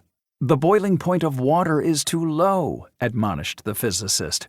"You must use a substance with a higher boiling point, such as butter or fat." Frank later wrote, "Einstein's advice saved the lunch." Frank also describes how, at a Prague gathering, when people were waiting to hear the thoughts of the great man, he instead took out his violin. "It will perhaps be pleasanter and more understandable if instead of making a speech, I play a piece for you." They were treated to a Mozart sonata.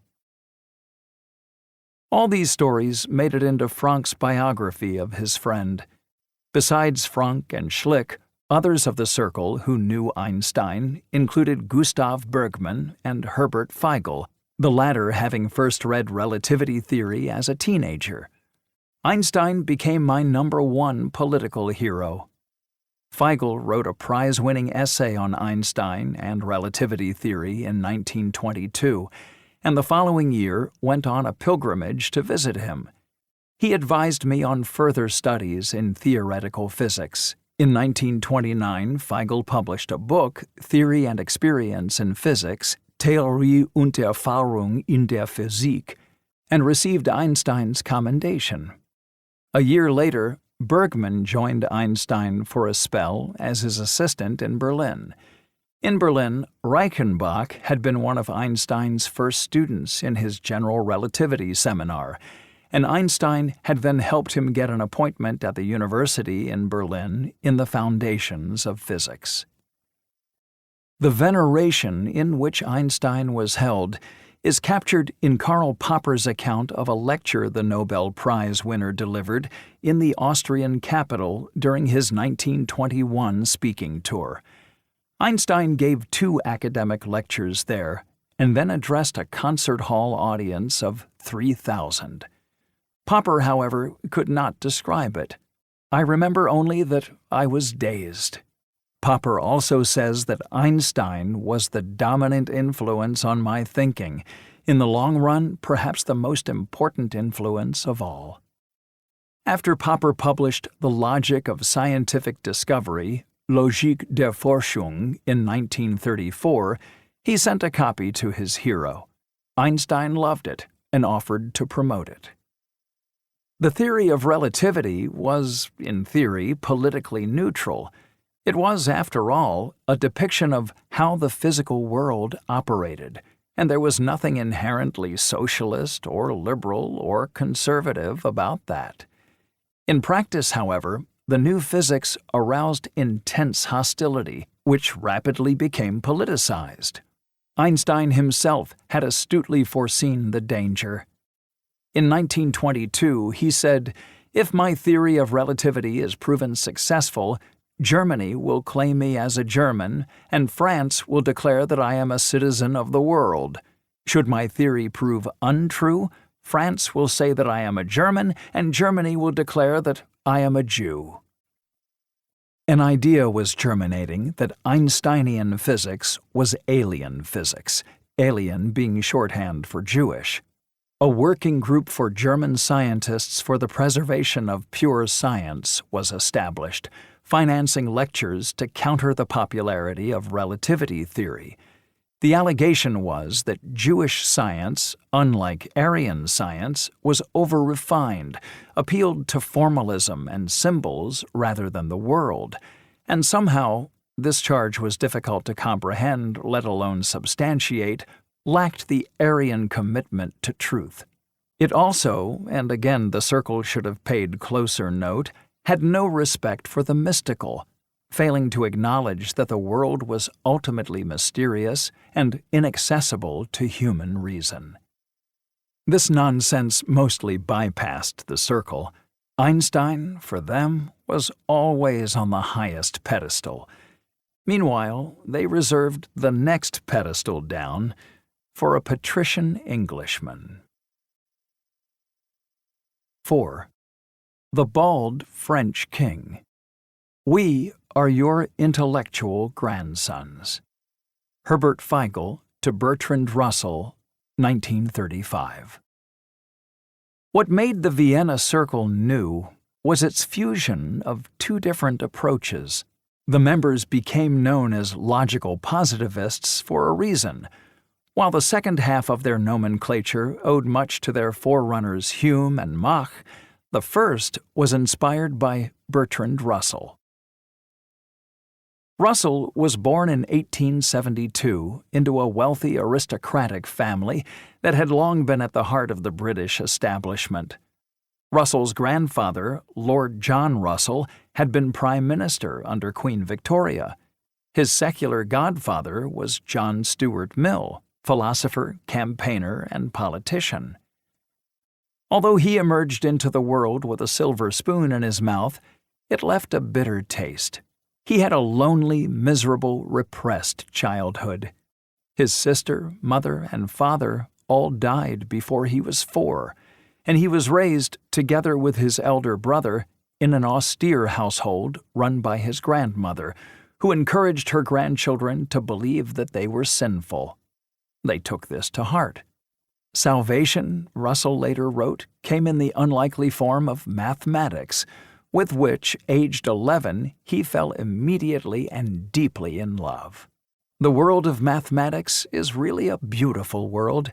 It has nothing to do with life and death and human sordidness, but is eternal, cold, and passionless.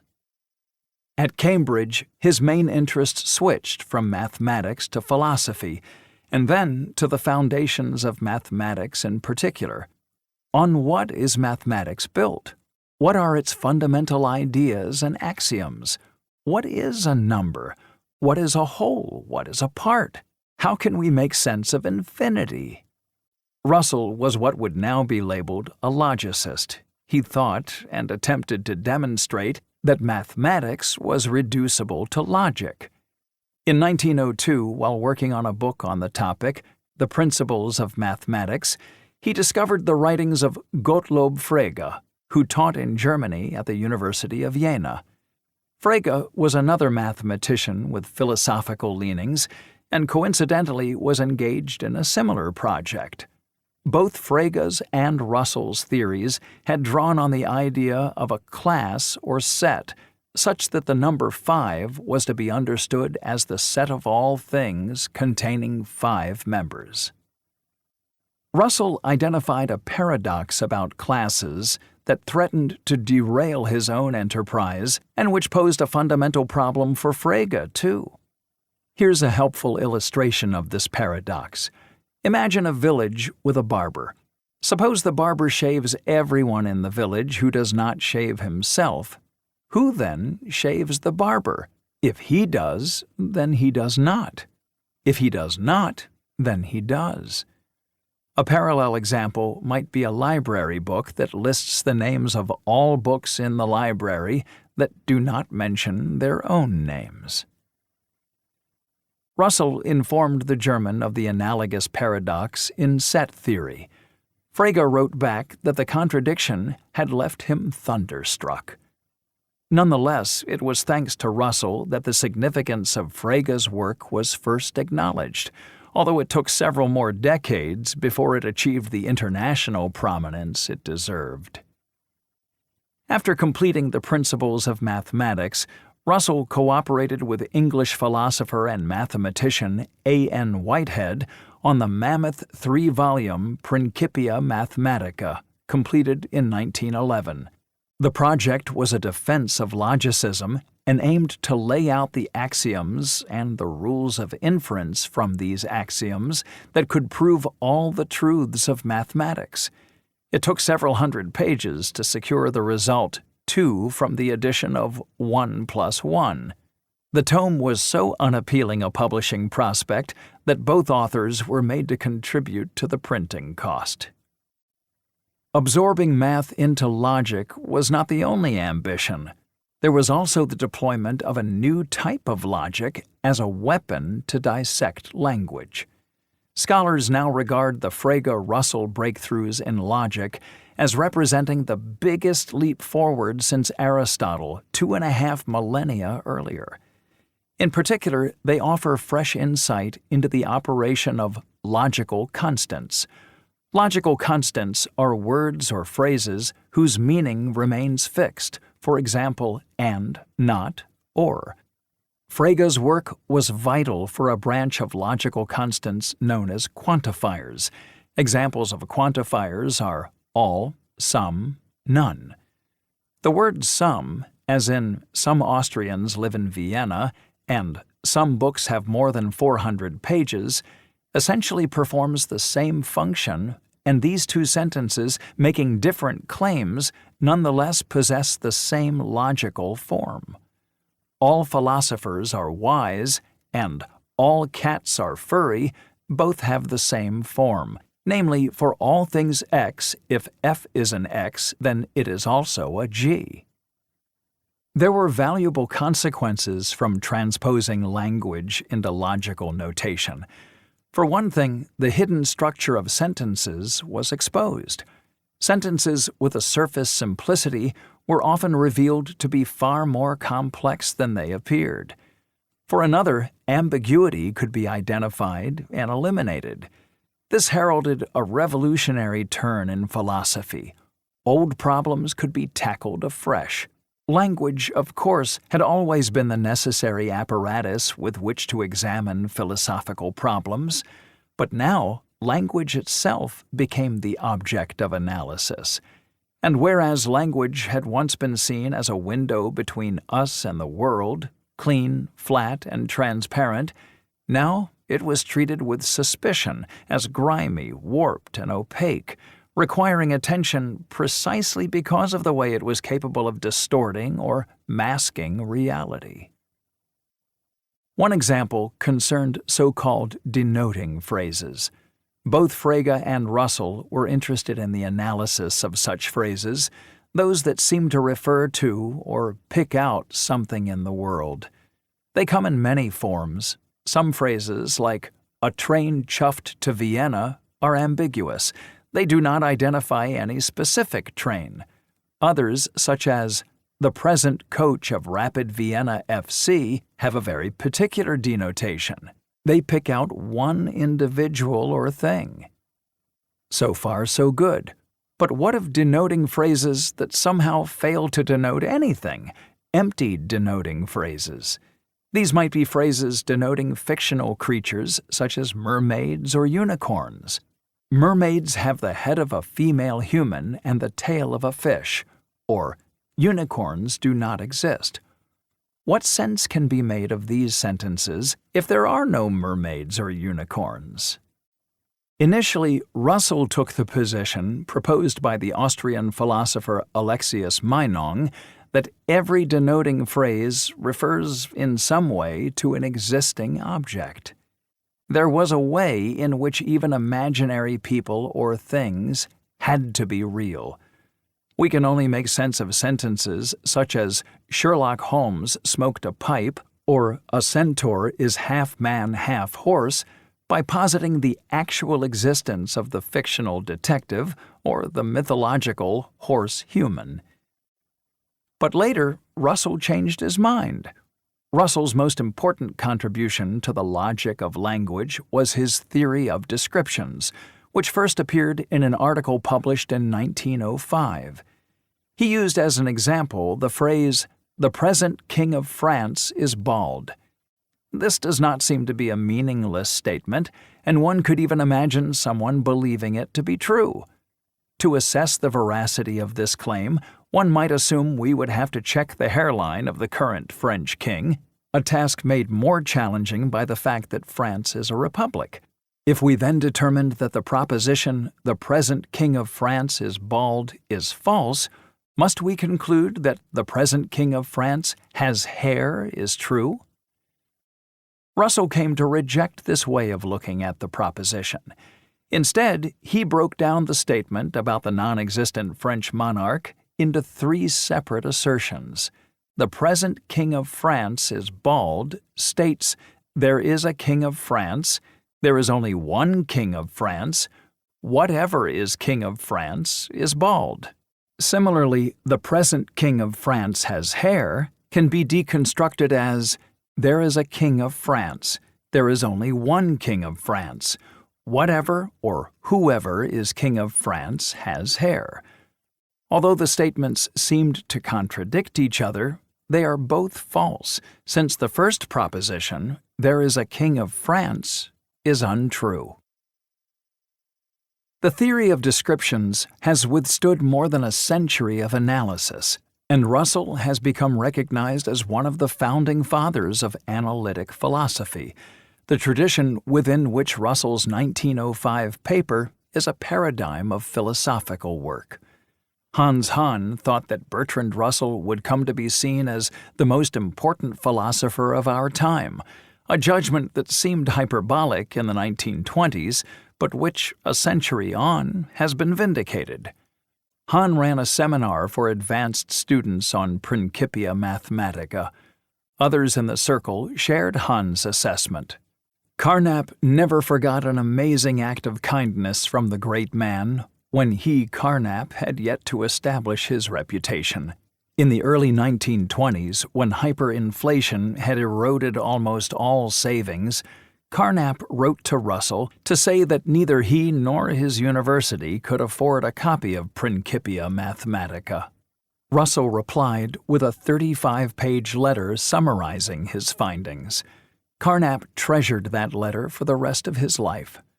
When Russell was about to turn 90 in 1962, Carnap wrote to him, "Russell's books," he told him, "had indeed a stronger influence on my philosophical thinking than those of any other philosopher." American philosopher W.V.O. Quine also regarded Russell as the dominant figure in philosophy in the first 3 decades of the 20th century. Many of us were drawn to our profession by Russell's books. We were beguiled by the wit and a sense of newfound clarity with respect to central traits of reality. Popper worshipped Russell, admiring not just his raw intellectual power, but the unforced elegance of his prose. There was another vital lesson to be learned from Russell. Although he drew no direct connection between politics and his work in logic, Russell was politically active for decades. He stood for Parliament as the suffragist candidate in 1907. His opposition to World War I resulted in his dismissal from Trinity College, Cambridge, and later, when he campaigned for the U.S. not to enter the war, a 6-month spell in jail. He found his incarceration quite agreeable, using it to write one philosophy book and start another. He had views on everything, including religion, education, war, and marriage. His abiding sense that philosophers had a duty to be publicly engaged with politics and to bring the intellectual rigor of philosophy into the political domain would be taken to heart, by Popper at least. The respect in which Russell was held by Popper and the Circle was reciprocated. In An Inquiry into Meaning and Truth, based on his 1940 William James lectures, he writes in the preface, "I am, as regards method, more in sympathy with the logical positivists than with any other existing school." But it is now time to introduce one other character, a man who would exert a huge influence on both Russell and the Circle. 5. Wittgenstein casts his spell. Mr. Wittgenstein is a philosophic genius of a different order from anyone else I know. Frank Ramsey. There are some writers whose personality is at odds with their style of writing, and others with whom it corresponds. Ludwig Wittgenstein fell into the latter category. The only philosophy book he ever published in his lifetime, the Tractatus Logico-Philosophicus, is intense, uncompromising, and categorical, much like the author. Wittgenstein had definite opinions about how life should be led. He did not do indifference or vacillation or give and take. The forceful certainty with which he expressed his views was frightening and unnerving. He was born in 1889 into a supremely wealthy Viennese family. His domineering father, Karl Wittgenstein, more or less controlled the iron and steel industry in the Austro-Hungarian Empire. Ludwig was one of 8 children, 5 boys. His 4 elder brothers were Hans, Kurt, Rudolf, and Paul, and 3 girls, Hermine, Margaret, and Helena. All 8 were beset by anxiety, although pressure from their father was felt most keenly by the boys. Emotionally overpowering, Karl wanted his sons to follow him into business, but only one showed any interest. For the rest, their preferences were artistic. Karl's intransigence was but one factor in the children's misery. 3 of his sons killed themselves, and Ludwig himself was constantly troubled by thoughts of suicide. Hans, exceptionally musically gifted, fled his father in 1901 and took his life a year later. Rudolf poisoned himself in 1904 by dropping potassium cyanide into a glass of milk. Most likely, he was ashamed of his homosexuality and feared exposure. Kurt shot himself toward the end of World War I on the Italian front. The immediate cause has never been definitively established. It may have been because his soldiers had disobeyed him, or else because he preferred death to the dishonor of being taken prisoner. Paul, the last remaining brother, lost an arm in the war. A concert pianist, he used his riches and connections to commission a series of one-handed pieces from composers including Richard Strauss, Sergei Prokofiev, and Maurice Ravel, which enabled him to continue his successful performing career. With more money than he needed or could spend, Karl became a benefactor of the arts. The Vienna Secession building was funded by his generosity and completed just before the turn of the century. It was designed to exhibit works from an avant-garde generation of artists led by Gustav Klimt. At home, an imposing Viennese mansion known as the Palais Wittgenstein, there were private music concerts. Leading musicians such as Brahms, Strauss, Mahler, and Schoenberg were invited along. It was in this refined milieu that Ludwig, Luki or Luker to his family, was raised. Initially he was schooled at home, but later he was packed off to secondary school, a Realschule, in Linz in North Austria. His potential was not yet apparent. He was a good but by no means outstanding student, though obviously smarter than any other pupil with whom he overlapped, who before entering politics scraped a living as a competent if uninspiring artist. Adolf Hitler, though of the same age, was 2 school years behind Wittgenstein. He would later lambaste his former teachers for being messy, ignorant, and in some cases, mentally deranged. In 1906, Wittgenstein went to Berlin to attend the technical high school. He lodged with a nice couple, Stanislaus and Adela Jolas. Stanislaus was a mathematician and had high hopes that Wittgenstein would follow an engineering career. He came to look on little Wittgenstein almost as a surrogate son. 2 years later, in 1908, at age 19, little Wittgenstein moved to the University of Manchester in the north of England. His interests at this stage remained principally in engineering. In Berlin, he had researched hot air balloons. In Manchester, he investigated propellers and kites. This was the age of flight. In 1908, Wilbur and Orville Wright hit the front pages by demonstrating that machines could stay airborne. Their triumph raised thrilling possibilities and must have captured Wittgenstein's imagination.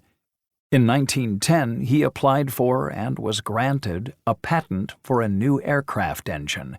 His design worked by gas driven to nozzles resting on the propeller blades. The calculations required for this engine forced Wittgenstein to undertake some serious math, and this, in turn, nourished an already nascent interest in philosophy.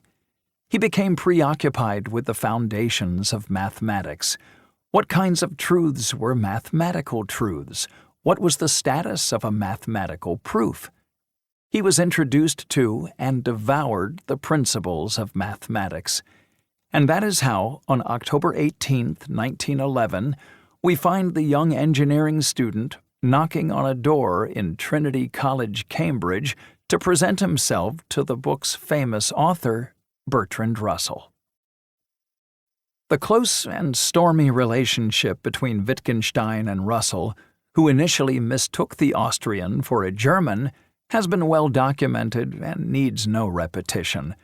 But for our purposes, one of the fascinating aspects of Wittgenstein's life is how he convinced Russell and other intellectual giants of his genius. In the following decade, most members of the Vienna Circle, not all, would be equally bewitched.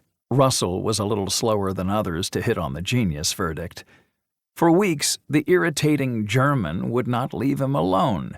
He would argue incessantly, even when Russell was preparing to go to dinner. Russell's judgment on him vacillated. A fortnight after they first met, Russell wrote to his lover, Lady Ottilina Morel, "My German engineer, I think, is a fool. He thinks nothing empirical is knowable. I asked him to admit that there was not a rhinoceros in the room, but he wouldn't." Still not sure whether or not he should return to aeronautics, Wittgenstein asked Russell whether he was an absolute idiot. If he were an absolute idiot, then he would become an aeronaut.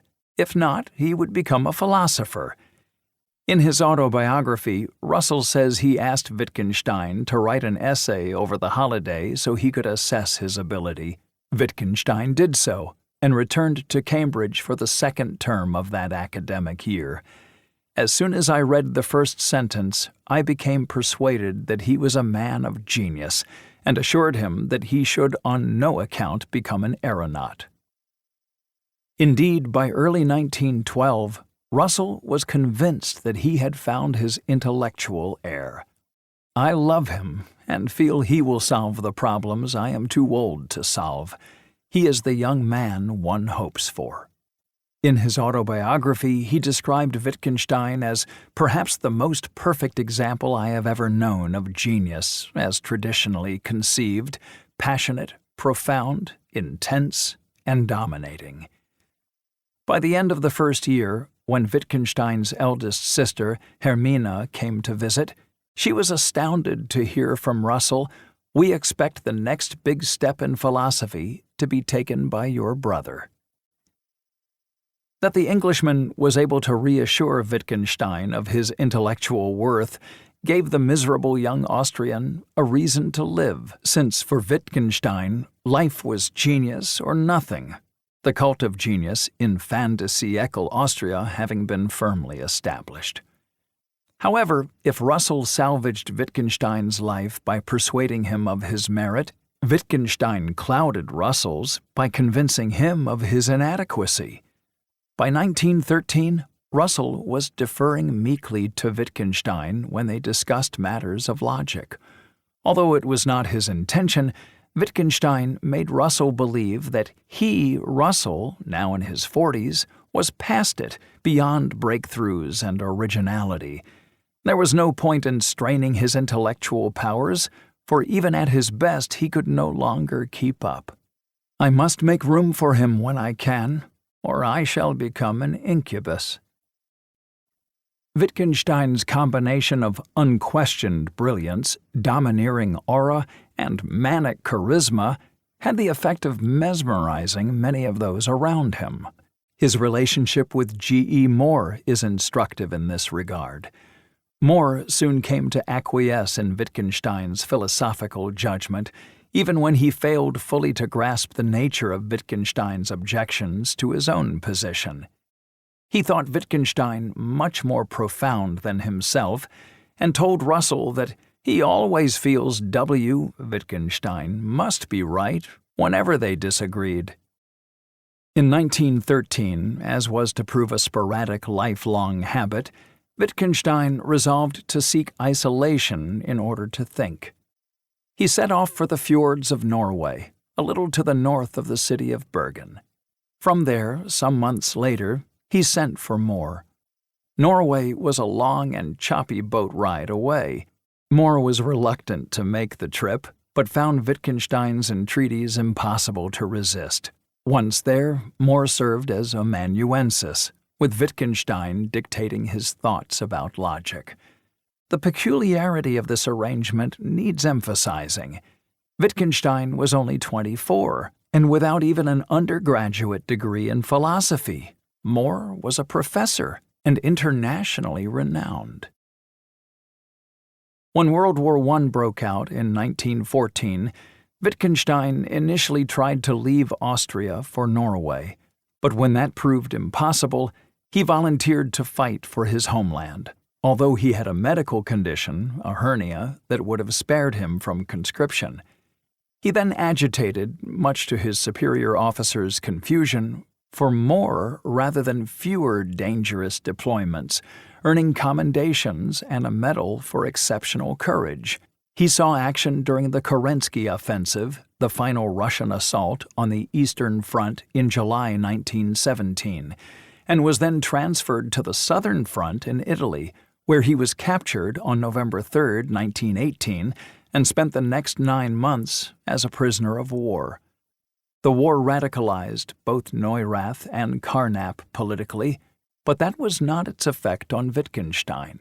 Instead, it served to make an already intense man more intense still.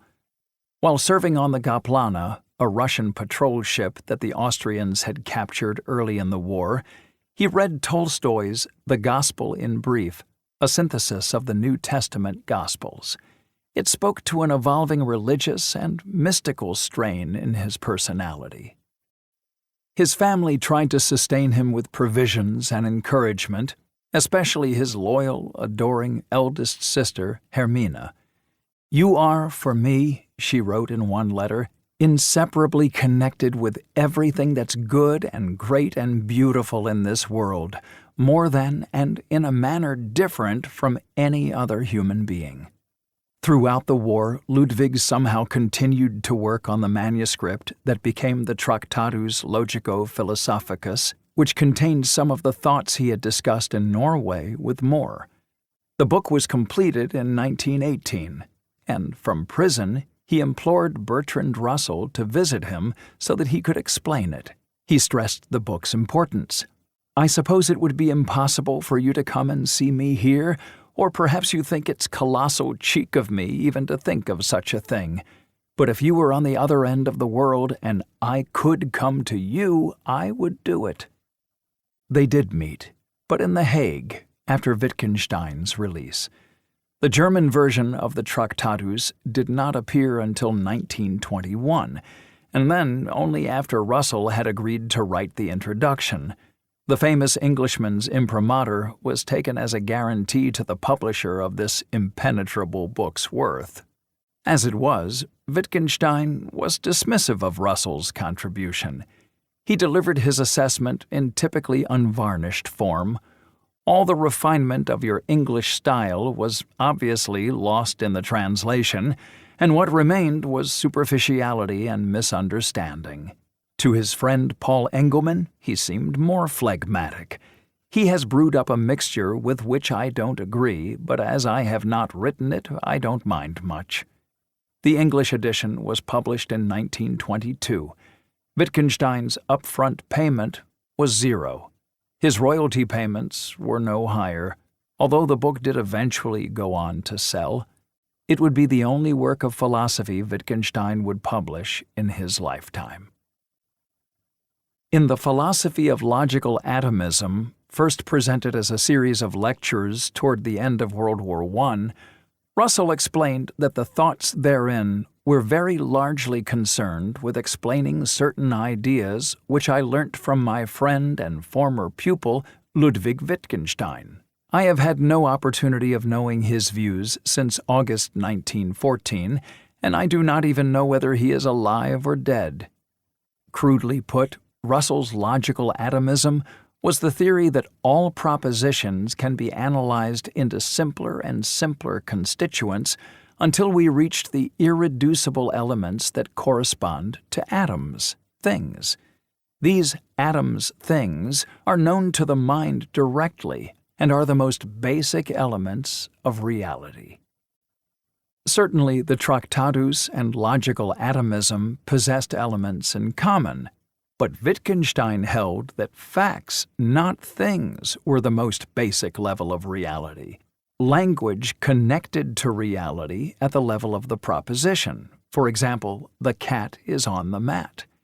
Given Wittgenstein's fury at Russell's failure to grasp the Tractatus, it is unsurprising that there has been scholarly debate about whether the book should be read as a rendering or variety of logical atomism. The Tractatus is not easy to summarize. It proceeds in numbered propositions in 7 main sections in what amounts to a hierarchy. The most important propositions are the whole numbers, 1, 2, 3, etc. Then there are commentaries on these propositions, 3.1, 3.2, etc., and commentaries on these commentaries, 3.11, 3.12, and so on, sometimes to several decimal places. It has a well-known opening salvo, 1. The world is everything that is the case, and an even better-known ending, 7. Whereof one cannot speak, thereof one must be silent. The Tractatus gives its arguments in highly condensed form, often leaving many of the steps for the reader to fill in. Wittgenstein once told Russell that argument risked spoiling a claim's beauty, and, as Russell recounted it, would make him feel as if he was dirtying a flower with muddy hands. At fewer than 80 pages, the Tractatus has an economy that has rarely been matched in the history of philosophy. According to the Tractatus, language pictures reality. Language and thoughts and the world share a logical form. Certain words, names, stand for objects. Words in the appropriate order, propositions, mirror the world. They picture a possible state of affairs. The sentence, Wittgenstein holds a flower in his muddy hands, somehow pictures a state of affairs in which Wittgenstein does this very thing. Of course, it may not be a true proposition. He may not be holding a flower, or not in the way described. A crucial distinction is drawn in the book between what can be said and what merely shown. This is not easy to explain, but we might think of it this way. If we can say something with a proposition, it must relate to facts about the world. Wittgenstein holds a flower in his muddy hands is a proposition that may or may not picture a true state of affairs. It says something that is either true or false. According to the Tractatus, propositions about what is good or valuable, or about the mystical or the sublime, do not picture possible situations. They do not relate to facts about the world. As he put it, if there is any value that does have value, it must lie outside the whole sphere of what happens and is the case. Putative propositions about God or ethics or aesthetics are, at best, attempts to say what can only be shown. What is more, although language can describe reality, there is a limit to what it can do to describe how it describes reality. For just as ethics and aesthetics are in an important sense undiscussable, so is the skeleton of language itself. Attempting to discuss linguistic limits inevitably leads us over the horizon of sense and into the realm of nonsense. This creates an infamously paradoxical problem for the Tractatus itself. After all, had Wittgenstein not been addressing these very matters in his text? He offered an answer in his penultimate paragraph. My propositions serve as elucidations in the following way. Anyone who understands me eventually recognizes them as nonsensical when he has used them as steps to climb beyond them. He must, so to speak, throw away the ladder after he has climbed it. However anguished Wittgenstein was, he never suffered from false modesty.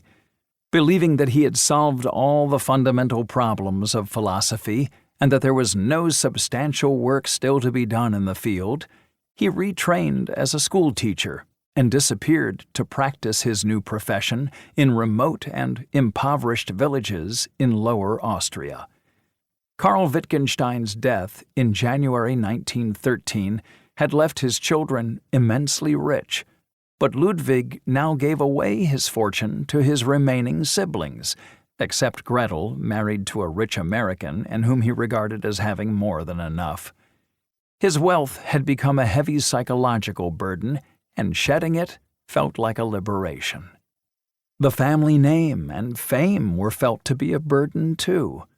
Wittgenstein preferred the villagers not to know about his background and hurt the feelings of his sister Hermina by telling her to stay away. "You're not made for this world," wrote the wounded Hermina, warning him that our facial features alone betray a good family. She was right to this extent. Inevitably, the truth emerged. Ludwig's brother Paul mocked him. Given the unbelievable degree to which our name is known, the properties we own spread across the whole of Austria, the various charitable causes we're involved in, etc., etc., it is impossible, truly perfectly impossible, that any person bearing our name, and whose distinguished and refined upbringing anyone can see from 1,000 feet off, will not be recognized as a member of our family. Meanwhile, although publishers had regarded the Tractatus as unfathomable and as an inevitable financial loss-maker, it slowly began to find an influential readership. It was discussed at the Cambridge Philosophy Society, the Moral Sciences Club. The book had been translated by Frank Ramsey while he was still a Cambridge undergraduate. Ramsey had been chosen because he understood some German, and because he too, by any reasonable definition, was a genius. Some sense of Ramsey's brilliance is captured in his reminiscence after meeting economist John Maynard Keynes for the first time. He, Keynes, is very pleasant. After lunch we went for a walk, getting back at 4:30 p.m., talked of difficulty of writing, philosophy, epistemology, Occam's razor, history of mathematics, probability in mathematics, objective interest, puzzles, games, history of economics, Marshall, books to appear shortly, Keynes on probability. That might not sound so remarkable until one realizes that at the time Ramsey was 17. Ramsey would die at the peak of his powers, only 26. When he was misdiagnosed, the cause of death is unclear, but it is most likely to have been an infected liver. By then, he had already made pioneering contributions to philosophy, economics, mathematics, probability, and decision theory. In 1923, Ramsey traveled to see Wittgenstein in the village of Puchberg. Before his first Austrian trip, Ramsey knew nothing of the spectacular riches of the Wittgenstein family. Nonetheless, he was taken aback by the Spartan conditions in which he found the philosopher. He has one tiny room, containing a bed, washstand, small table, and one hard chair, and that is all there is room for. His evening meal, which I shared last night, is rather unpleasant coarse bread and butter and cocoa.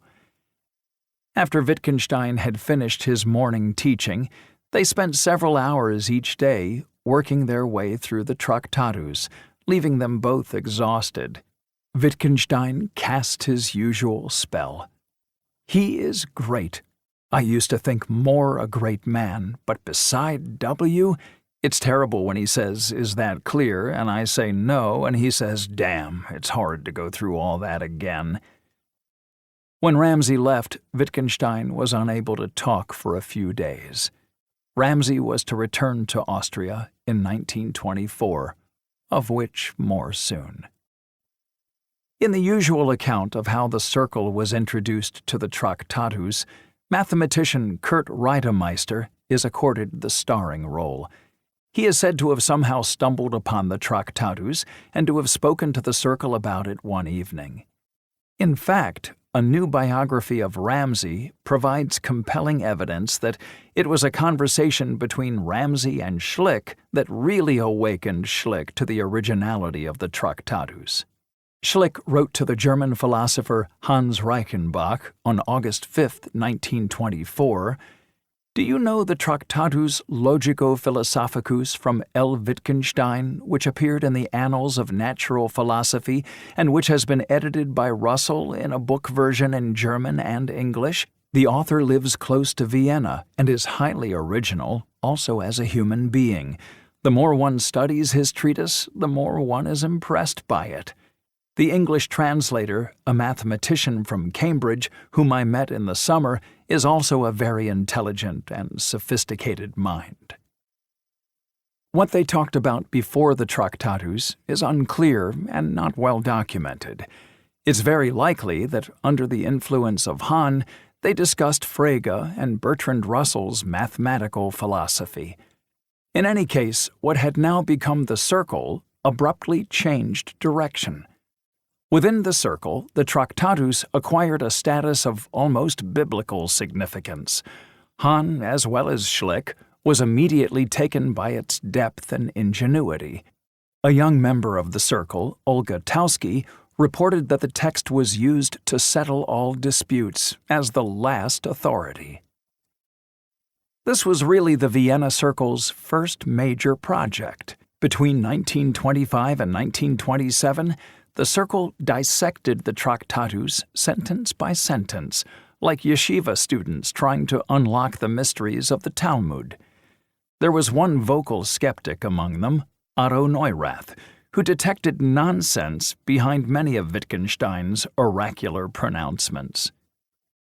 Nonetheless, even when they disagreed on the interpretation of individual Tractatus propositions, most members of the circle were broadly sympathetic to what they took to be its philosophical project.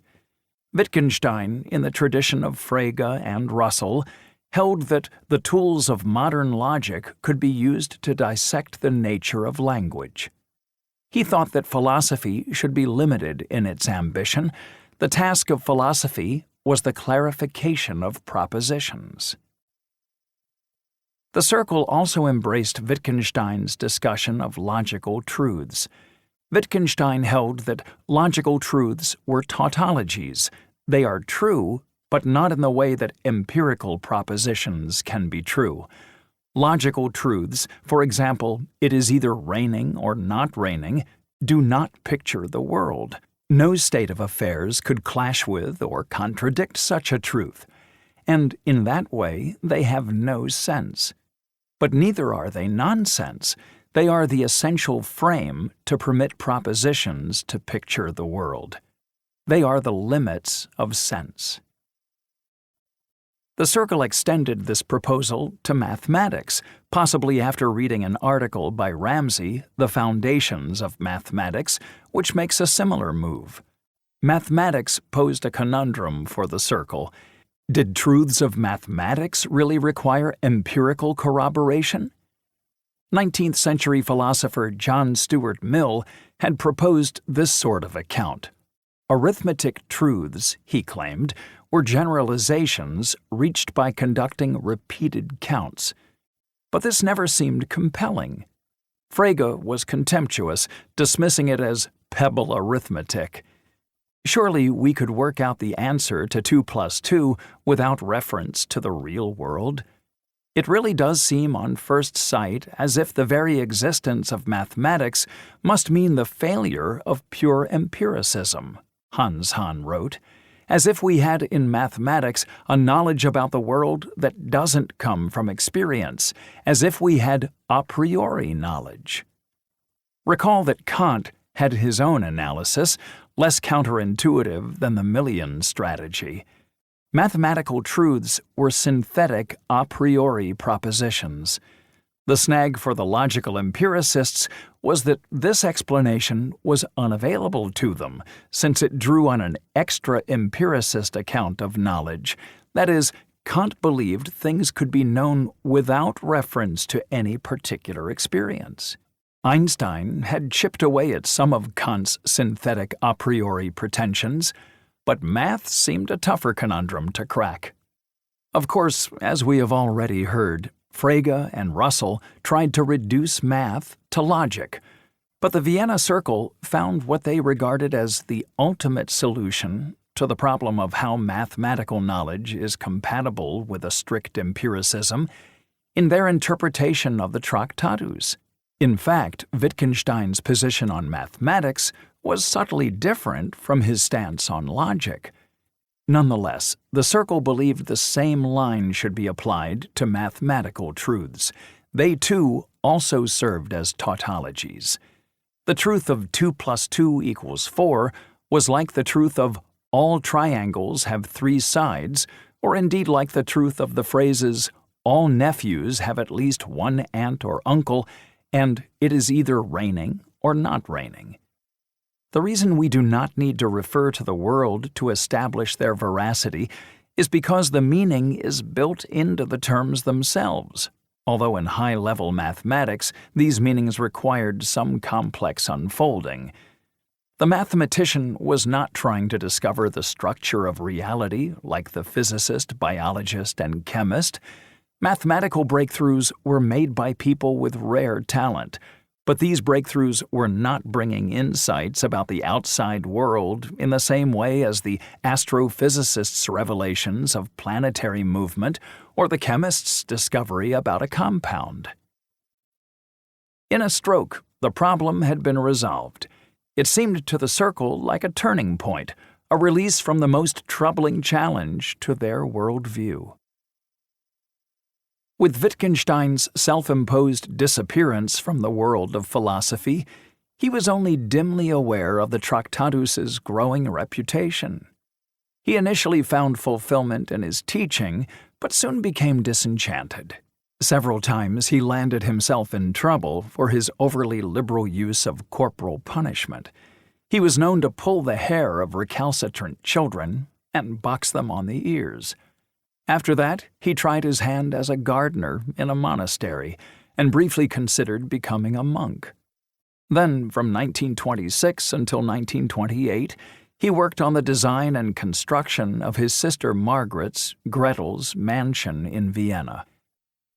Schlick had written to Wittgenstein at the end of 1924, expressing his admiration for the Tractatus and a desire to call on him in Puchberg.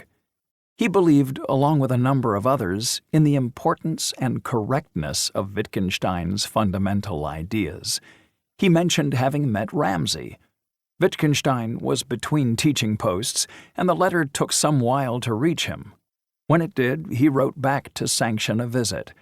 There must have been various delays because it was only in April 1926 that Schlick headed south. Blanche Schlick described her husband's state of mind. It was as if he were preparing to go on holy pilgrimage when he explained to me, almost with awesome reverence, that W was one of the greatest geniuses on earth. It turned out to be a futile journey. Wittgenstein had just quit his teaching post and moved on.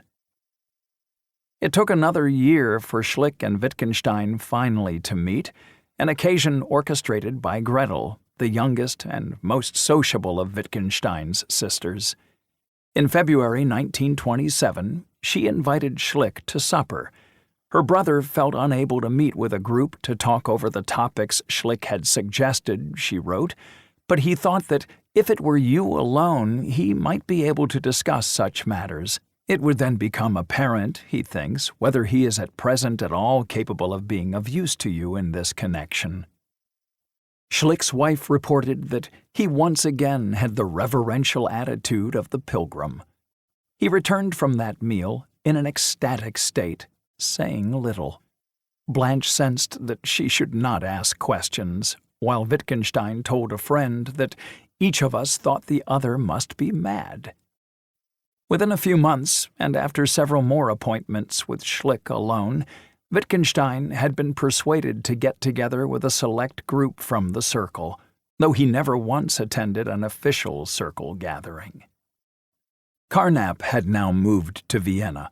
Apart from the Tractatus, the other text to receive close scrutiny from the Circle was Carnap's Aufbau, a book written in a very different style.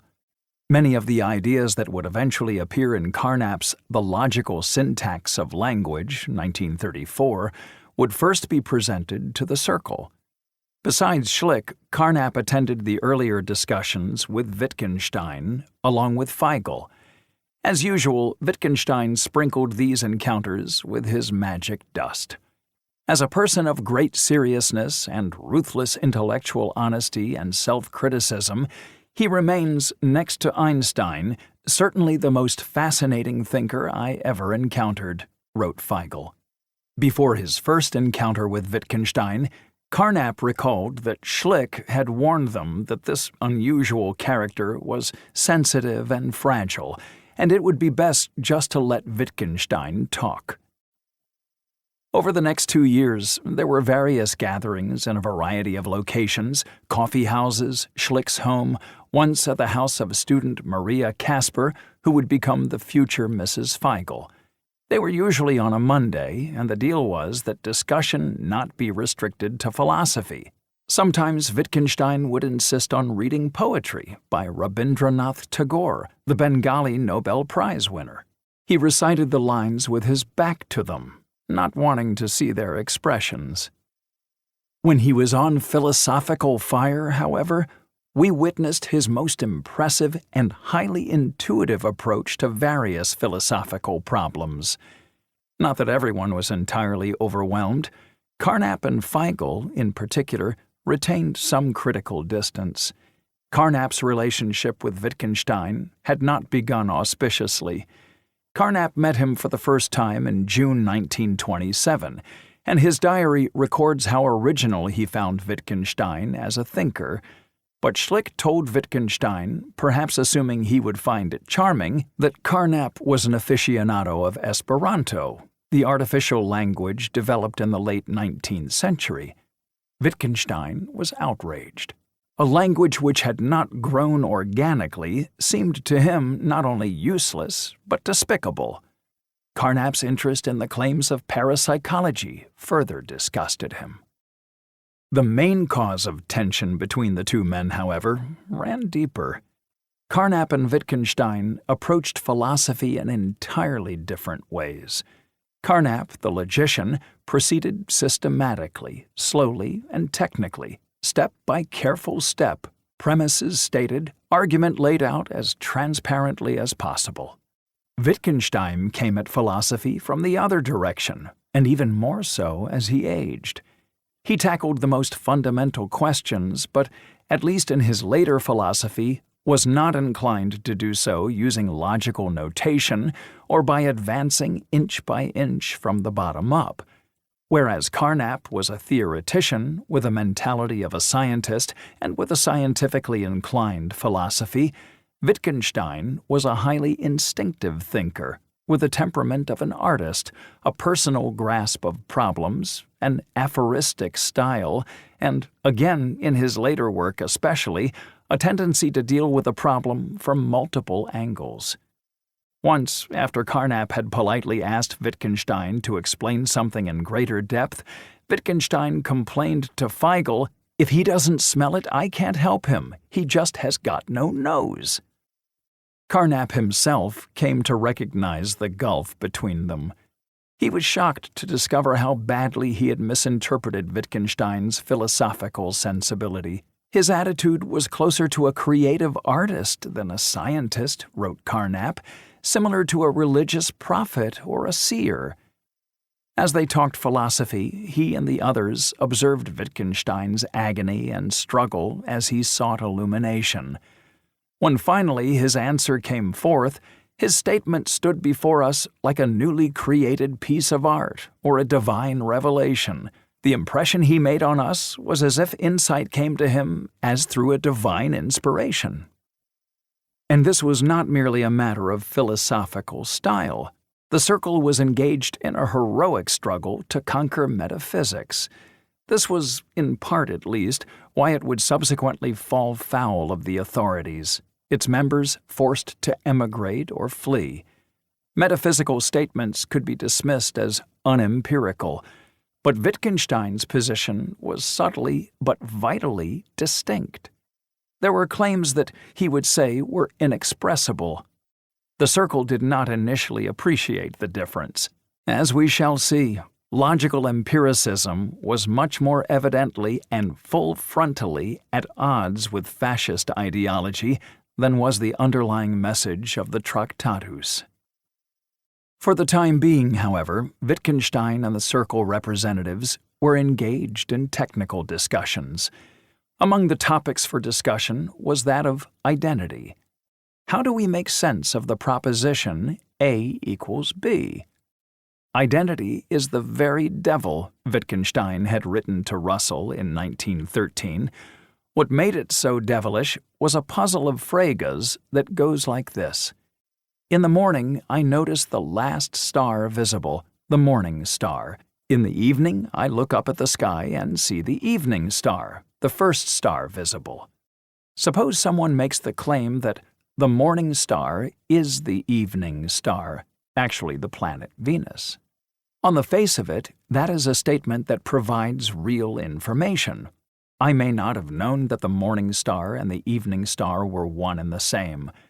But if the morning star is the evening star, expresses a relationship between the morning star and the evening star, namely that they are identical objects, is it equivalent to stating that the morning star is the morning star?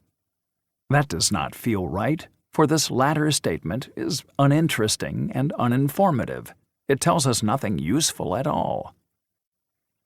Frege resolved the puzzle by drawing a distinction between what he called the reference and the sense. The morning star and the evening star have the same reference, they refer to the same object, but they have a different sense. They are presented in a different way. Russell had an alternative analysis. According to Russell, names are shorthand for definite descriptions. That is, Margaret Stoneborough is an abbreviation of, say, the youngest of Wittgenstein's three sisters. That is whom we mean when we use the name Margaret Stoneborough. In the same way, the morning star is a truncated form of something like the planet visible in the morning. So Russell proposed a threefold deconstruction of the statement, the morning star is the evening star. 1. There is one and only one planet visible in the morning sky. 2. There is one and only one planet visible in the evening sky. 3. Whatever planet is visible in the morning sky is also visible in the evening sky. What about the apparently empty statement, the morning star is the morning star? In an exchange between Ramsay and Wittgenstein, with Schlick serving as messenger, Ramsay and Wittgenstein discussed the status of the morning star. Was it a name or was it a description? The details of this argument between them continue to baffle philosophers to this day.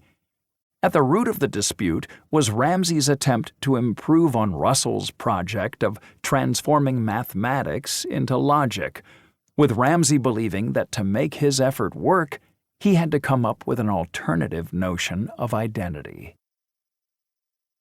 Within the Circle subgroup granted a regular audience with Wittgenstein, it was Schlick and Weissman who remained most in his thrall. They deferred to him on all tricky questions. For Schlick and Weissman, Wittgenstein's position and the correct position were like the morning star and the evening star, one and the same. Weissman began, subconsciously, to imitate Wittgenstein's speaking patterns. Schlick began to attribute some original ideas of his own to Wittgenstein, although they had been expressed before he had even read the Tractatus. Wittgenstein must have approved of this submissive attitude. By the fall of 1929, he was choosing to restrict his discussions to Schlick and Weissman alone, usually at Schlick's home. Still, it was Feigl who claimed the credit for resuscitating Wittgenstein's interest in philosophical matters, mentioning a lecture to be delivered on March 10, 1928, by L.E.J. Brouwer, a Dutch mathematician with whom Menger had collaborated, and persuading the initially reluctant Wittgenstein to attend. Brouwer had been invited by Hahn to give 2 lectures. A mathematical institutionist, Brouwer was convinced that mathematics was a creation of the mind, not a discovery and description of eternal truths. We might typically assume that if a theory is disproved after the identification of an error, it must always have been false, whether or not its falsity had been yet acknowledged by mathematicians. Likewise, we might believe that if a mathematical theory has yet to be proved or disproved, it must nonetheless either be true or false. Both these beliefs are tempting, but the intuitionist claims should be resisted. It follows that the intuitionist rejects a basic principle assumed by Russell and Whitehead in Principia Mathematica, namely the principle of the excluded middle, that every proposition is either true or false. Propositions that could not be proved or disproved were neither determinately true nor false pro tem. In the audience were all the members of the circle who were in town. Before the lecture, entitled Mathematics, Science, and Language, Menger watched Hahn go to introduce himself to Wittgenstein, who, according to Menger, had his eyes focused at infinity and basically ignored him. After the lecture, several people from the audience, including Feigl and Wittgenstein, retired to a cafe. Suddenly and very volubly, Wittgenstein began talking philosophy at great length. Perhaps this was the turning point. Wittgenstein was a philosopher again, Feigl wrote. This is a touch self-aggrandizing. Wittgenstein had already begun to wrestle with new philosophical ideas, as his exchange with Ramsay on identity attests. Nonetheless, it was an important moment, and Wittgenstein now made a crucial decision. When he left for Cambridge in January 1929, it was theoretically just for a holiday, but he decided to stay, readmitted to the university on January 18th. John Maynard Keynes was there to greet him upon his arrival.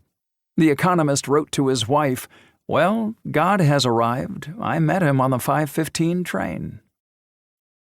In support of a grant application for Wittgenstein, Ramsay wrote to G.E. Moore, the head of the philosophy department, "In my opinion, Mr. Wittgenstein is a philosophic genius of a different order from anyone else I know." It turned out that if he had lived in Cambridge for a certain length of time, including the period he had been in the university before World War I, he could submit the Tractatus as a Ph.D.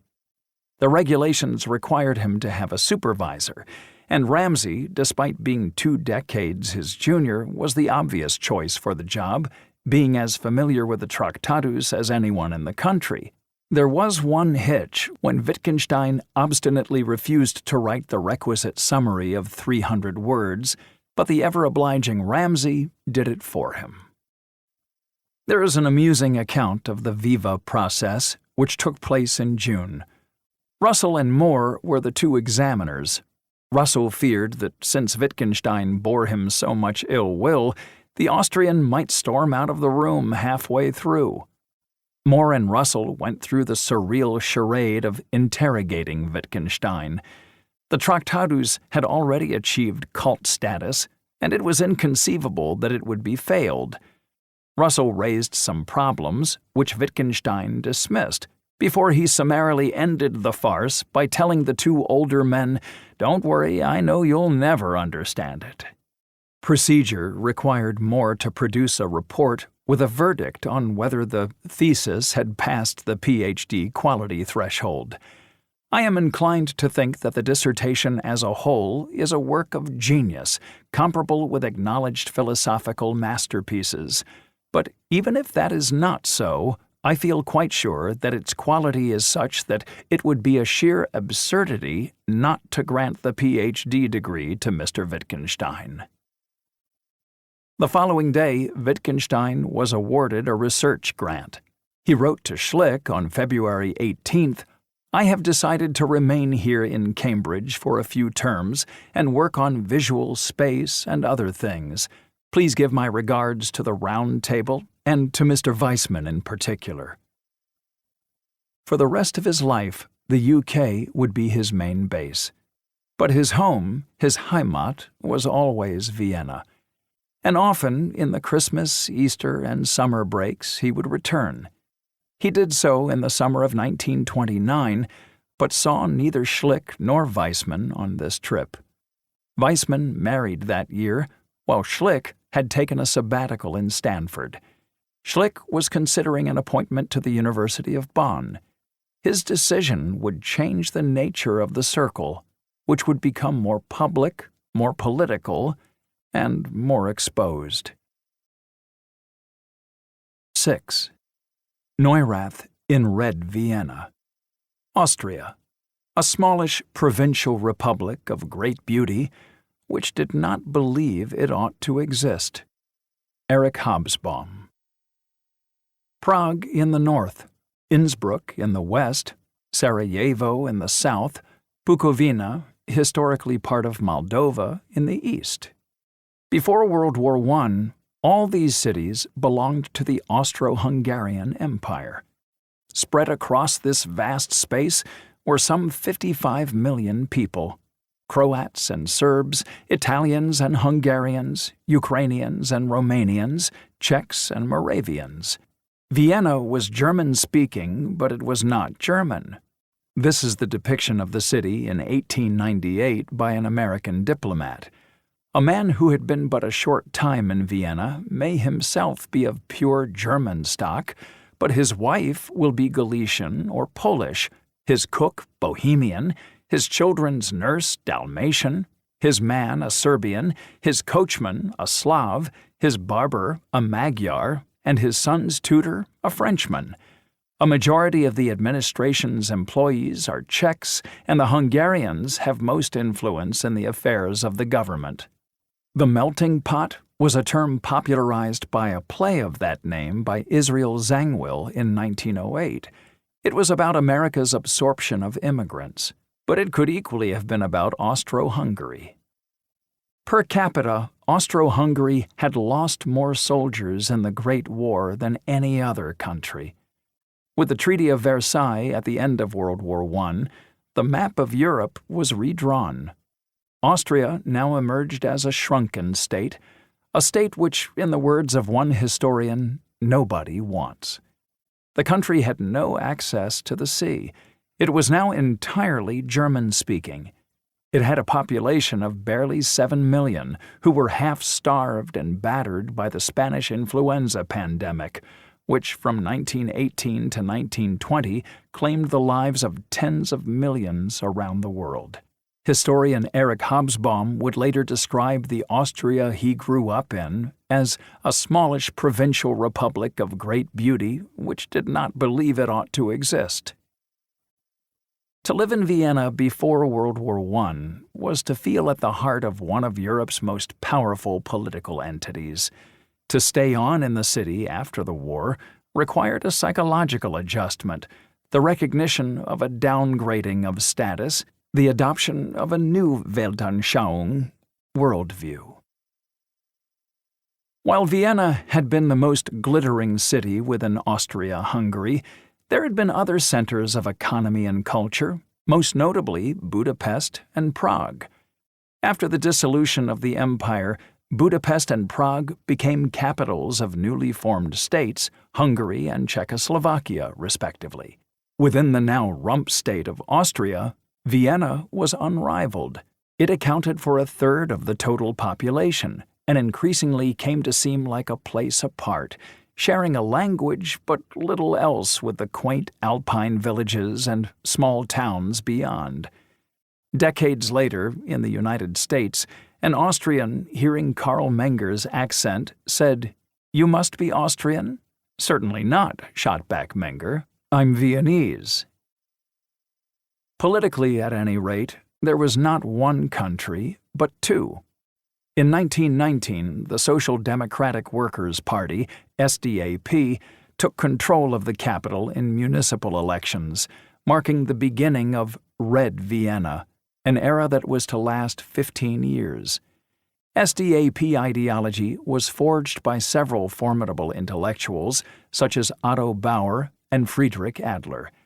It became known as Austro-Marxism, though it bore little resemblance to the increasingly totalitarian communist regime that had seized power in Russia in 1917, and it rejected some of the main planks of Bolshevik ideology, including the notion that a vanguard of class-conscious activists was required to bring about revolutionary change. It did absorb some elements of Marxist theory, particularly with its emphasis on private ownership of the means of production as the cause of inequality. But the distinctiveness of Austro-Marxism had as much to do with practice as doctrine. It had a very concrete program of reform. Although war had emptied the state coffers, the SDAP was grandly ambitious, seeking modern technocratic solutions to traditional problems such as unemployment and poor housing and working conditions.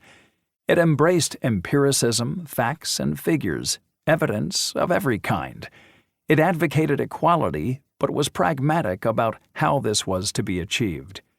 The adherents of Austro-Marxism showed a close affinity in their general outlook and preoccupations with the new positivist doctrines in the Vienna Circle. Carnap and Neurath sometimes went to Bauer's private discussion group. From 1922, Vienna had the powers of a land or province, granting it considerable scope to both tax and spend. It took full advantage. Indeed, as an experiment in democratic socialism, Austro-Marxism produced some spectacular results. In came an 8-hour working day and unemployment benefits. In came an impressive housing program, 64,000 dwellings in vast blocks, accommodating 200,000 people, a tenth of the city's population. In came rent control. Major investment went into hospitals and public health, and money flowed to set up and support libraries, parks, and sports facilities. Education was given a high priority, and not just in schools. Over the years, there developed an extensive network of adult evening classes. The aim was to improve the minds of the masses, both as an end in itself and also because an educated worker, as everyone knew, or thought they knew, is a socialist worker. While many leftist European parties without power were promoting policies to improve the lot of the least advantaged, in Vienna the policies were being put dramatically into effect. The rich had to pay. Taxes were raised from luxury consumption and goods, including servants. Another social revolution was underway. The need for women to work during World War I had shifted attitudes. Now, encouraged by the SDAP, women were entering the university in considerable numbers. They would include the cigar-puffing Olga Hahn, as well as Olga Tauski and Rose Rand, all three of whom would join the circle. One should be wary of presenting too positive a picture of the Socialist Republic of Vienna. The city in the 1920s and 30s was some distance from becoming a proletariat's Shangri-La. At the war's end, as an almost inevitable fallout from war, the economy went into freefall, bringing appalling food and fuel shortages. Unemployment rose, and prices spiraled. In spite of the house-building achievements, the number of homeless living in shelters tripled between 1924 and 1934 to nearly 80,000. The old housing stock was in parlous state. Menger was almost squashed when half a ton of stucco fell from a house just in front of him. Few homes had indoor toilets, most lacked running water. Neurath became the first occupant of his building in the 5th District to install a lavatory, but not until the mid-1920s. The bourgeoisie fared little better than the working class. Power shortages hit everyone, regardless of position. Until 1920, electricity was cut off each evening at 8 p.m. The middle class suffered food shortages too.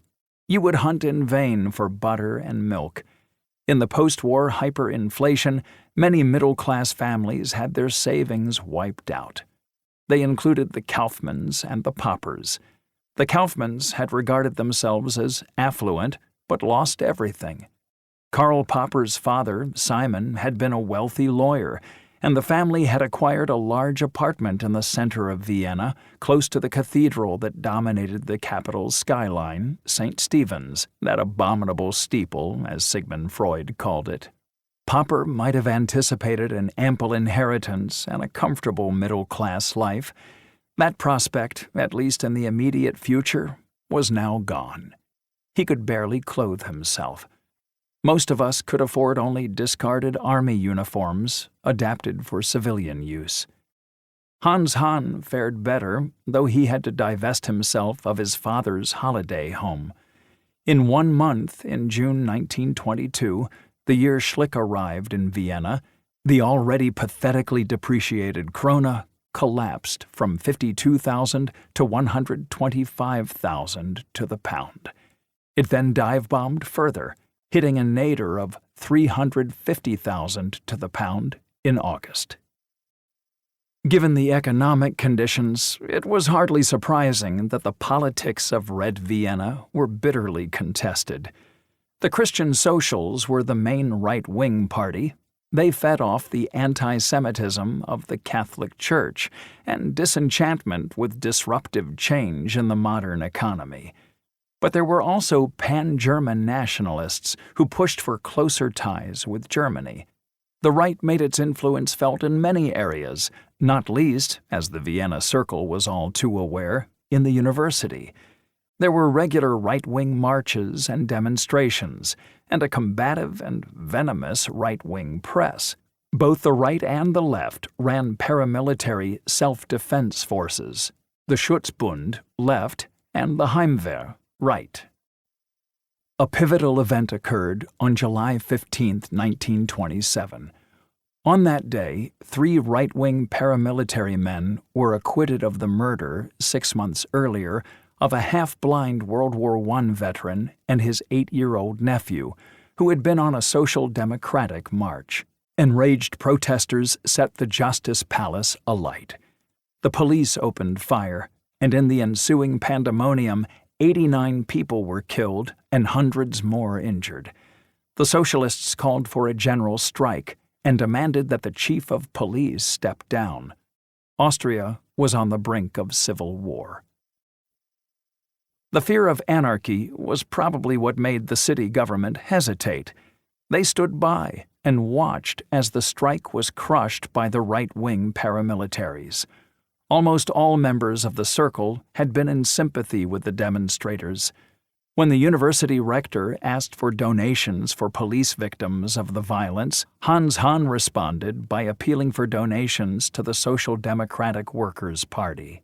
But as much as anything, the episode was a psychological victory for the right. The left never quite regained its confidence.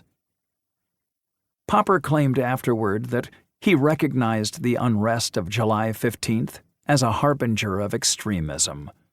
I began to expect the worst, that the democratic bastions of Central Europe would fall and that a totalitarian Germany would start another world war.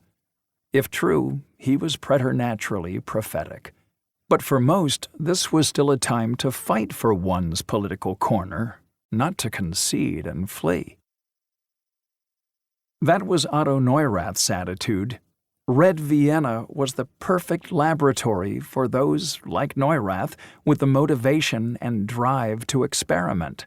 Some enthusiasms of the SDAP, opposition to alcohol, promotion, for some reason, of bobbed hair, he regarded as merely frivolous. What he wanted was to overturn the whole social order. After his release from jail in Germany and his return to Austria, he initially devoted his energies to an organization providing people with housing and garden plots. His vision was for simple terraced houses with connecting gardens, a communal gathering point, and no private kitchens. His next venture was a museum for housing and city planning. He had an ideological commitment to museums, which stemmed from his belief in the power of reason. He was convinced that if people had the means and were provided with the appropriate information, they would make sensible choices, whether about housing or any other aspect of life. He described how he had once been handed a puzzling report about pigs being kept in a tenant's bath. This seemed to defy explanation, but he paid a visit to the tenant, who provided a perfectly coherent rationale.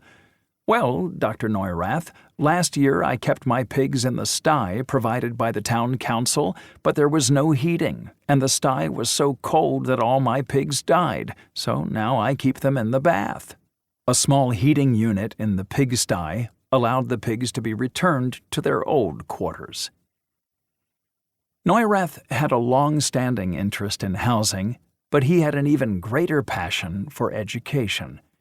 On January 1, 1925, he opened a museum based on an ingenious idea that would preoccupy him and provide him an income for the rest of his life. The Museum of Society and Economy, Gesellschafts- und Wirtschaftsmuseum, set up partly with money he had browbeaten out of municipal officials, was designed to instruct visitors through pictures.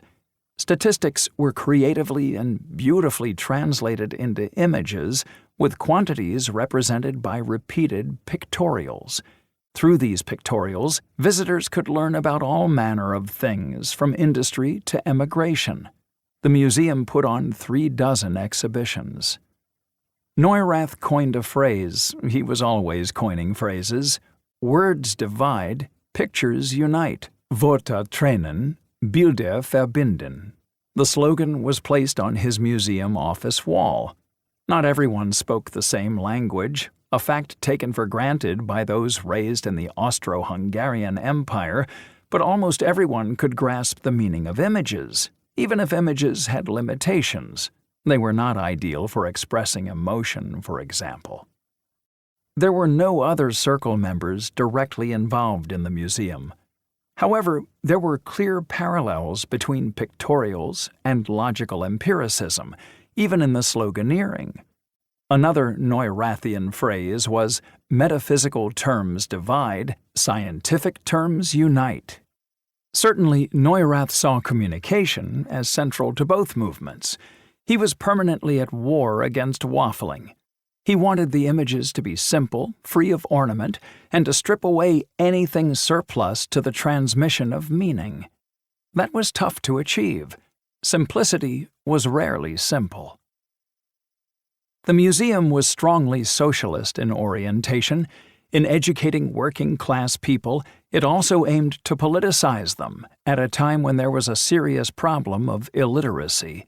The numbers themselves were as accurate as the museum could establish, but the choice of which numbers to display was inevitably political, some might even say propagandistic. There were figures, for example, on illness and worker conditions, as reflected in changing infant mortality rates, contrasted with the mortality rates for the rich. And Neurath believed that pictorials could assist in combating racism by exposing such falsehoods as that yellow peoples were outbreeding white peoples. He dismissed critics charging him with what might now be called dumbing down. There was nothing condescending about pictorials, he insisted. Information was liberating, and sometimes it was more effectively processed through picture than word. Behind most of his ideas, including the museum, was the conviction that the lives of the poor could and should be improved. Although the museum was Neurath's brainchild, he himself had no training in art or graphic design. The museum would never have functioned without his two main collaborators. One was a talented German illustrator, Gerd Arndts, the other a recent graduate, Marie Reidemeister, who had come to Vienna in 1924 to visit her brother Kurt. She attracted Neurath immediately because she confessed to not understanding Hegel. She soon became his mistress, an arrangement that he never attempted to conceal from his wife, Olga. From the beginning, their enterprise proved popular. It was a favorite haunt of a British woman, Esther Simpson, who lived in Vienna for several years from the late 1920s, and whose help Neurath would later need to call on. There was a delegation, too, from the Russian embassy. So impressed were they with what they had seen that they asked Neurath and Reidemeister to assist with setting up their own institute, the All-Union Institute of Pictorial Statistics of Soviet Construction and Economy, ISOSTAT for short. That Neurath readily agreed to do this, committing himself to be in Russia for 60 days a year, reveals either a political naivete or a willful blindness. Of course, he was a socialist and sympathetic to some of the aims of the Russian Revolution, and there were other Western intellectuals who traveled to the Soviet Union and returned with gushing enthusiasm. But that country's dictatorial turn had already been transparent to more perspicacious visitors. Neurath got paid, of course, and no doubt he took some pleasure in being feted by a foreign government. A decree from the Council of People's Commissars in September 1931 stated that all public and cooperative organizations, unions, and schools are obliged to apply pictorial statistics according to the method of Dr. Neurath.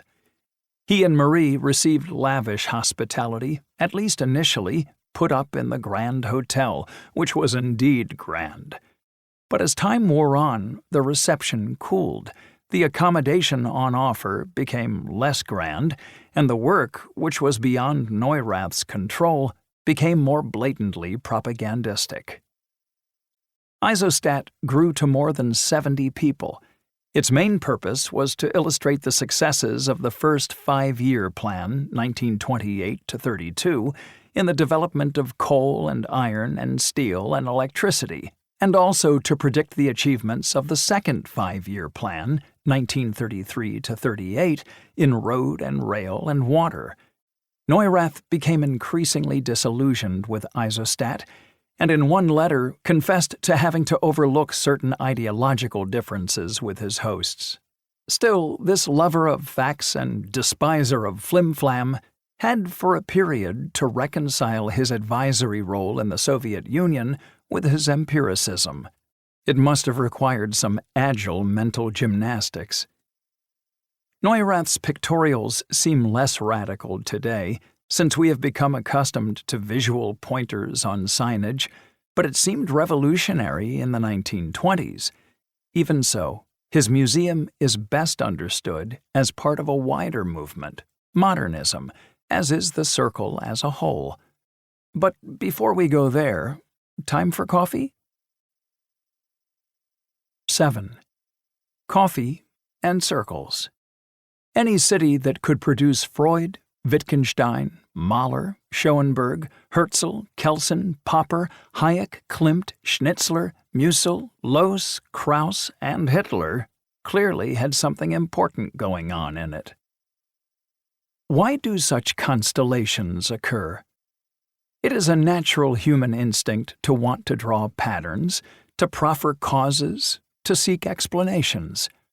How can we account for the gathering of so many first-rate thinkers, not just philosophers, in one European city?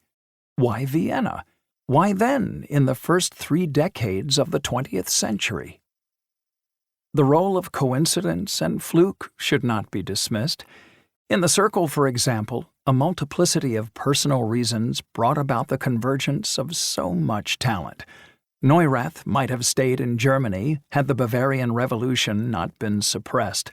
Menger might have stayed in Amsterdam had he not had a stormy relationship with his supervisor.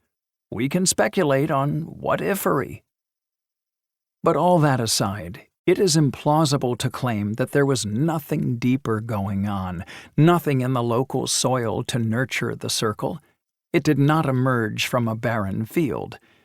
For several decades, Vienna was the stage for remarkable developments in literature, journalism, the visual arts, music, and architecture, as well as philosophy.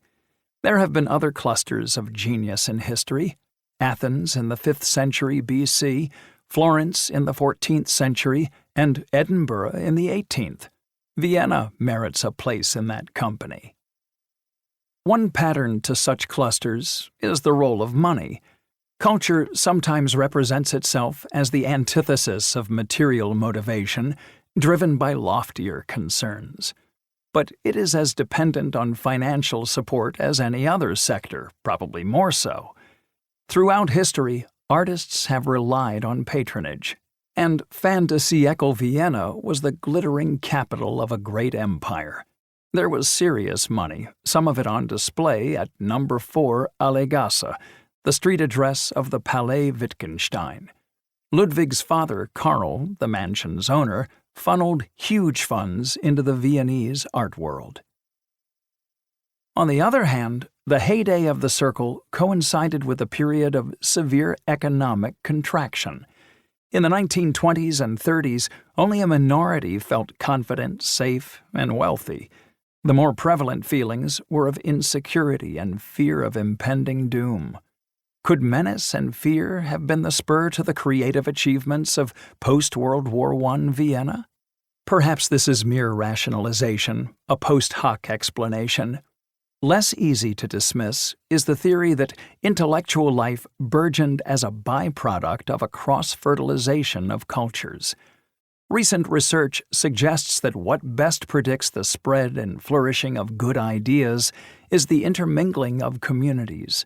Vienna was home to people from across the Austro-Hungarian Empire: Hungarians, Czechs, Poles, Serbs, Croats, Slovenes, Jews, as well as native Austrians.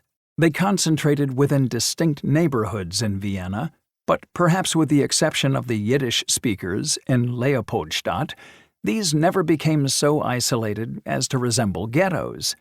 Vienna was a place in which conversation and debate flowed. Not, however, where you might expect in the university. The University of Vienna had an effective monopoly as the capital's only major academic institution. Within the philosophy faculty, the empiricists, Schlick, Carnap, Kraft, were a minority, and most courses were on the history of philosophy. The university also had its own philosophy society, in which the empiricists were, again, poorly represented. We might have an idealized image of a university as a haven of tolerance and equality. In fact, the University of Vienna, in the first few decades of the 20th century, was a bastion of conservatism, not just in the politics of those who taught there, but in the rules and ethos by which it was governed. For example, as in many European countries, by tradition there was a remote relationship between academics and their students. Professors were not seen as approachable and did little to encourage interaction. Schlick was typical enough. He would lecture sitting down and made no effort to captivate his listeners. In one note, Schlick tells Rose Rand, who wants to discuss the use of the seminar room, that she can talk to him about it only during my official office hours, and she was a Circle member. Popper described how those who taught him mathematics and philosophy were regarded as demigods. They were infinitely beyond our reach, he recalled. There was no contact between professors and students who had not qualified for a PhD dissertation. I had neither the slightest ambition to make nor the prospect of making their acquaintance. Academic jobs were hard to come by, and carried considerable prestige, yet post-World War I professorial wages were barely adequate to get by on. Working conditions, too, left much to be desired. The lecture rooms were cold and overcrowded. Some students had to sit on the floor, others on the windowsills. Basics like paper were in short supply. The library could not afford foreign works. Students in the university belonged to fraternities. After World War I, and with the student body now containing many ex-soldiers, these became much more hostile to outsiders, particularly minorities. Many fraternities offered membership only to those who could prove their Aryan purity and campaigned for a reduction in the number of Jewish students. On Saturday mornings, the fraternities would march through the campus, and wise liberals and non-observant Jews made themselves scarce. The university was a self-policing zone, and if you were roughed up, it was futile to cry for help. The typical academic started out on their career by becoming a Privatdozent, a title that still exists in some German-speaking universities. It is conferred on an academic only after they have received a higher doctoral degree, the habilitation. Somehow, an ingenious trick, this, the university authorities managed to imbue the Privatdozent position with status while leaving it unpaid. Still, it was the normal starting position for an academic career. When Carnap arrived in Vienna in 1926, it was to be a Privatdozent in philosophy. Philipp Frank, Kurt Gödel, Felix Kaufmann, Viktor Kraft, and Karl Menger all began as Privatdozent, as did Moritz Schlick in Rostock. The title gave the holders the right to lecture, so it was a mainstream route into the academic world, and despite the absence of a stipend, much sought after. There was no guarantee that brilliance would be enough to earn you the title. For instance, Schlick was mistaken when he thought that it would be a simple task to obtain a Privatdozentur at the university for Herbert Feigl. There were two problems. Feigl was a Czech citizen, and he was of Jewish descent. In any case, the lack of any secure income made the position too precarious for some. Although Felix Kaufmann earned his habilitation and Privatdozent status, in the end, shortage of money forced him to take a job, which he did, very successfully, managing an oil company. He was not lost to the circle entirely. He was able to combine his work with publishing articles and with regular attendance at circle evenings. For those wishing to stay in education, secondary school teaching offered a backup route, and one taken, for example, by Popper. The many intellectual circles in Vienna, of which the Circle was only one, were not officially part of the university, but drew many of their members from it. Indeed, they flourished precisely because the official lectures in the university did not lend themselves to free discussion. Philosopher Heinrich Gompers ran a discussion group. It convened at his home on Saturdays and covered economics, politics, and psychoanalysis as well as philosophy. It was occasionally attended by Carnap, who also went to a Wednesday night circle run by the eminent psychologists Karl and Charlotte Bühler. Sigmund Freud held a regular gathering at his apartment on Wednesday night. The constitutional lawyer Hans Kelsen had a circle, as did Otto Bauer, the leading theoretician of Austro-Marxism. For those with the energy and inclination, there were circle meetings every day, often twice a day. There were left-wing circles and right-wing circles, and some circles were more socially progressive than others. The Geist Circle, which included economists Friedrich Hayek and Oscar Morgenstern, did not welcome women. Schlick's circle was more inclusive. Schlick cared less about the background of those he would invite into his group and more about their talent and attitude. A man of old-world gentility, he could not abide boorishness, as Popper discovered to his chagrin. The circles overlapped so that some people were members of two or more. Naturally, the ubiquitous Neurath popped up in several. The biggest overlap with Schlick's circle was Karl Menger's. Karl with a K, Menger, was the son of Karl with a C, Menger, the founder of the Austrian School of Economics, which emphasized motivations and actions of the individual as opposed to the group. From his father Karl, a squiggly line through other Viennese economists such as Ludwig von Mises and Friedrich von Hayek can be traced to the economic policies and political outlook of Margaret Thatcher and Ronald Reagan. It seems clear that the son Karl was in fact the offspring of an affair between his father and a much younger woman, Hermine Mina Andermann, who managed his extensive library and published short stories. Mina was born Jewish in Galicia, but raised as a Catholic and baptized in her mid-20s. Karl was baptized at birth under the name Andermann, only becoming Karl Menger in 1911, aged 9. His father had asked Emperor Franz Josef to have his son declared as legitimate.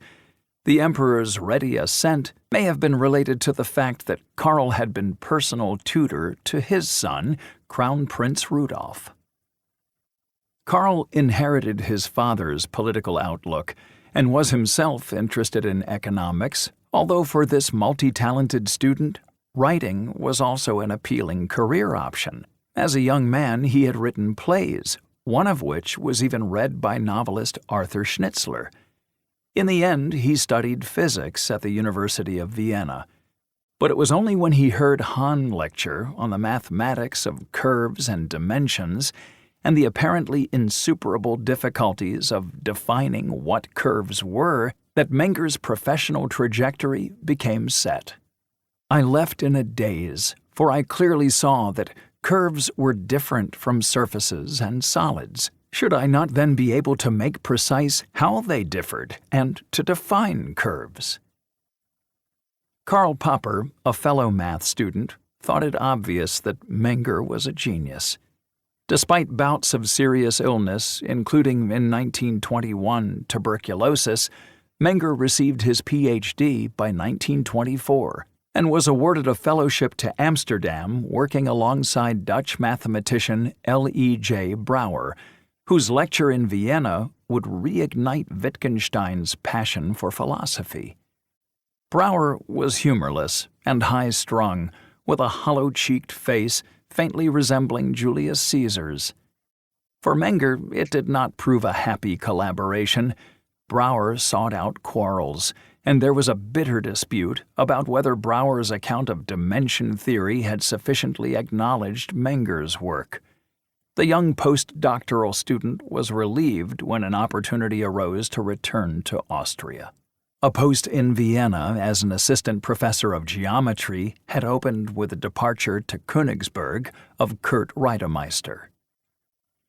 A year after returning to Vienna, Menger established his mathematical colloquium, modeled on Schlick's circle. It focused strictly on mathematics and continued for 8 years until 1936. Although it never achieved the fame of the Vienna Circle, it was a significant presence on the Viennese intellectual landscape.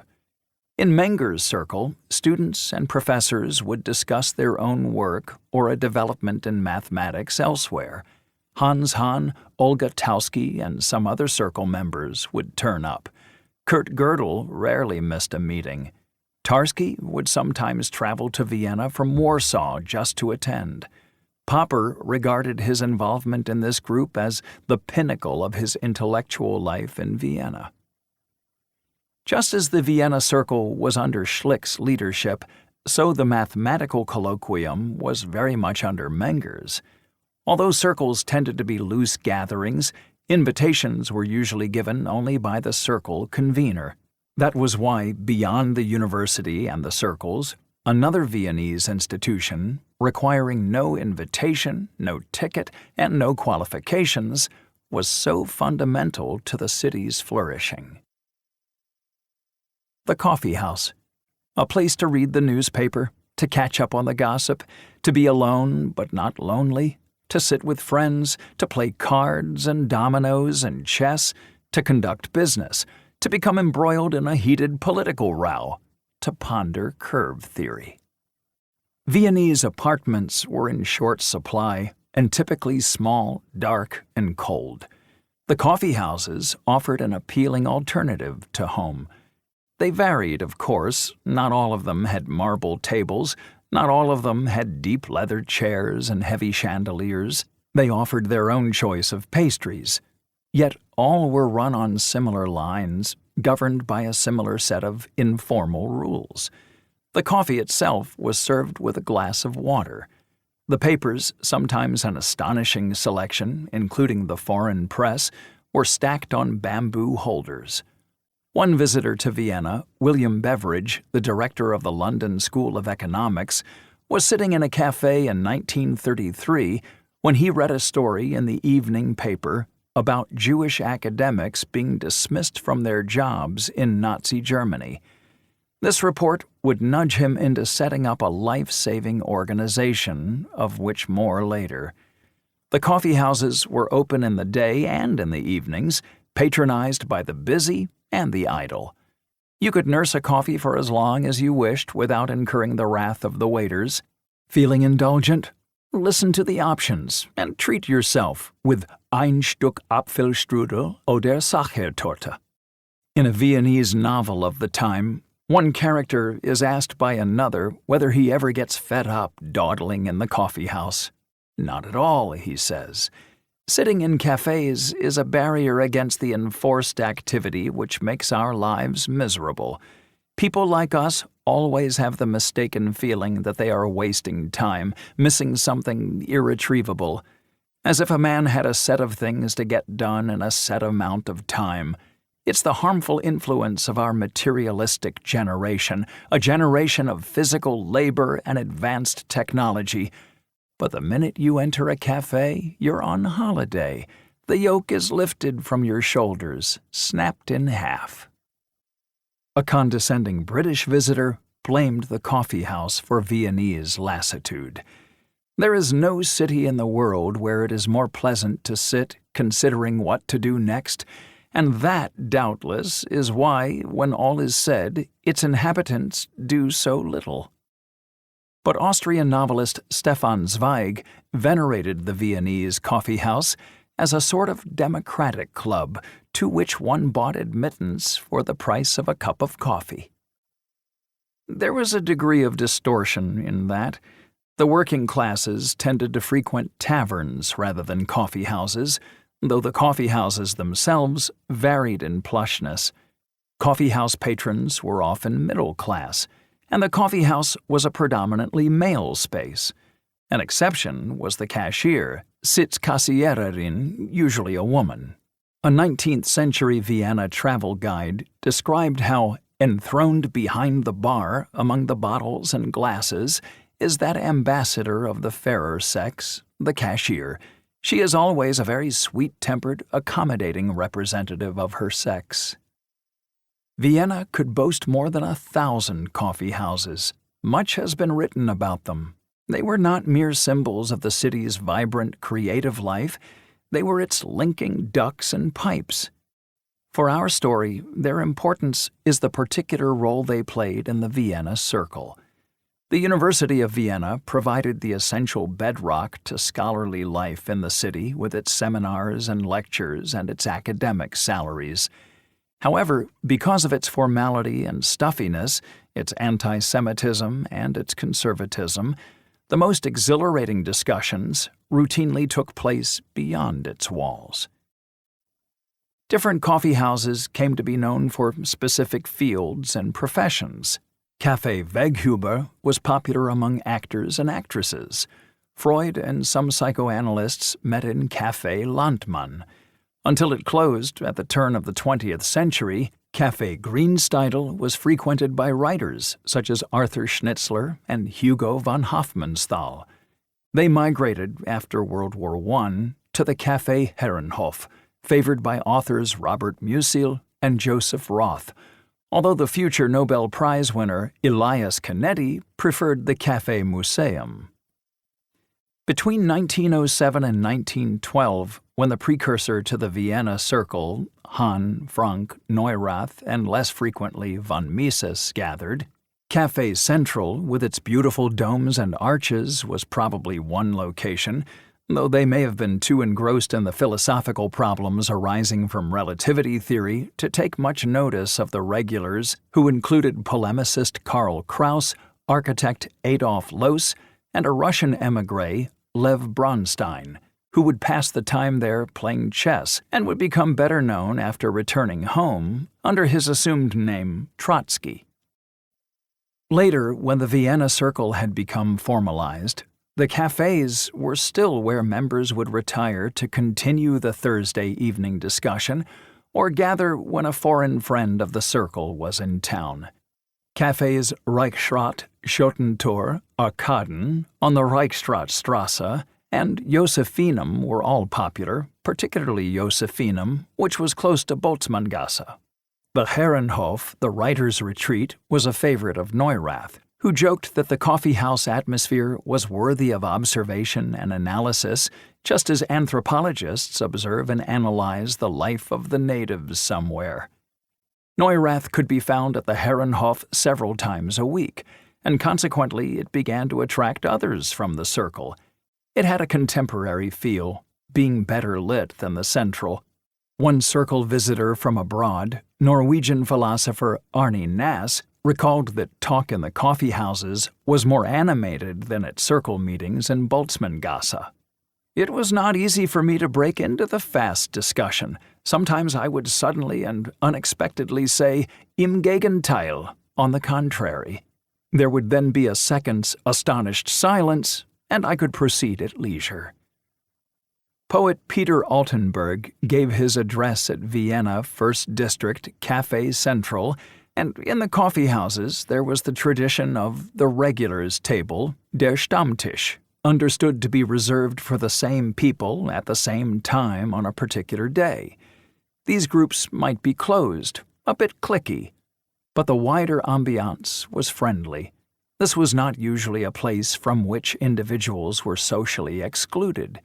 Intermingling was vital to the intellectual fecundity of the coffeehouse. Here the mathematician could swap stories with the journalist, and the businessman could converse with the historian. Across much of Mitteleuropa, the coffee shops were social adhesives, binding individuals and groups, and nowhere more so than in Vienna. They offered a setting in which, amid the coffee fumes and the cigarette smoke, views could be floated and theories exchanged. That openness was particularly appealing to Viennese Jews. According to one historian, the coffeehouse served as a secular version of the synagogue. Jewish men could meet there either after or, increasingly, instead of going to the shul. One comprehensive study of coffeehouses in Vienna and elsewhere states that in the Viennese coffeehouse, new or second-generation Jews were dominant. Instead of the coffeehouse, it was easy to conjure up the image of a cosmopolitan utopia, in which ethnic or religious background was no barrier to a club or job. Within the coffeehouse walls, outside hierarchies were flattened. Students and librarians could debate math, logic, language, and philosophy on an equal footing with salaried professors. And who could object to the coffeehouse? What could be more harmless? In fact, the image of the effete Jewish intellectual whiling away hours in abstract argument rankled both anti-Semites and Zionists alike. In his speech to the Zionist Congress in 1898, one of the founding fathers of Zionism, Max Nordau, imagined a future of muscular Jews toiling in the fields of the Holy Land in place of the coffeehouse Jews of the diaspora. Meanwhile, for conservatives, the abstract ideas drifting through the coffeehouse appeared far from benign. In Vienna and elsewhere, the first 3 decades of the 20th century was a period in which new ways of thinking, new ways of seeing the world, were subverting the existing order. Logical empiricism was linked to this movement, which came to be known as modernism. The right, social as well as political conservatives, deemed it a menace. 8. Couches and construction, ornament and crime. Adolf Loos. There she stands, in profile, wearing a full-length, off-the-shoulder white gown and a pained expression. Her dark arched eyebrows and black hair are set against her pallid skin. It is not a joyful image. The subject seems weighed down, anxious. You would not guess that this portrait was commissioned to mark her wedding. Although her face may not be familiar, the style is unmistakably that of the modernist artist Gustav Klimt. Circles in coffee houses were transmission mechanisms, and some of the ideas they spread came to coalesce in Vienna under a new, loose, unorganized movement, modernism. Often the circle is written about as though it were somehow an autonomous group, operating in isolation and unaffected by the prevailing cultural and intellectual trends. In fact, the circle was profoundly influenced by modernism, which in various ways penetrated almost every aspect of Viennese cultural life. That woman in the flowing white dress was Ludwig Wittgenstein's sister, Gretel, Margaret. Klimt, you'll recall, was a recipient of Karl Wittgenstein's artistic patronage. He must have felt indebted. No doubt he wanted to please his benefactors, but Gretel detested the painting and banished it to the attic. In fact, by Klimt's standards, it is relatively sober and restrained. Some of the art produced by Viennese painters, by far the three most significant being Klimt, Egon Schiele, and Oskar Kokoschka, has the power to shock over a century later. Adolf Hitler was certainly shocked by it. His own paintings, decently enough executed, though that is an awkward technical judgment for critics to concede, are of flowers, grand buildings, courtyards, and churches, which, for the most part, he tried to depict as faithfully as possible. He drew principally on 19th century styles. There was nothing experimental about his brushstrokes or portrayals. Klimt and Schiele, by contrast, depicted the human form as it had never been revealed before. There was a deliberate overcoming of inhibition. Their eroticism was bound to provoke. Provocation was an objective, not a side effect. Here was their insolent response to the stiff-lipped, straight-laced bourgeois Catholicism of the society in which they had been raised. Bourgeois Catholicism was not their sole target. The 18th century Enlightenment had been a period characterized by confidence in the power of reason. Individual and societal problems could be overcome through human ingenuity and scientific progress. But in the 19th century, Charles Darwin had forced mankind to relegate itself, to see itself as part of the animal world, not entirely distinct from it. Modernism placed an emphasis on the animal, on the emotional and the irrational parts of our psychological and physical makeup, on our sexual and primeval urges. In the explicit representation they gave to sex and the body, the artists were in good company. In fiction, there was a similar pushback against prissiness from the likes of novelist Robert Musil in, for example, his book Young Torless, and playwright Arthur Schnitzler. One of Schnitzler's plays, The Round, was banned by the censors for being pornographic. All these expressions of a new cultural mood, a willingness to confront and unmask our base instincts, must themselves be understood within a wider context, the new science of psychoanalysis.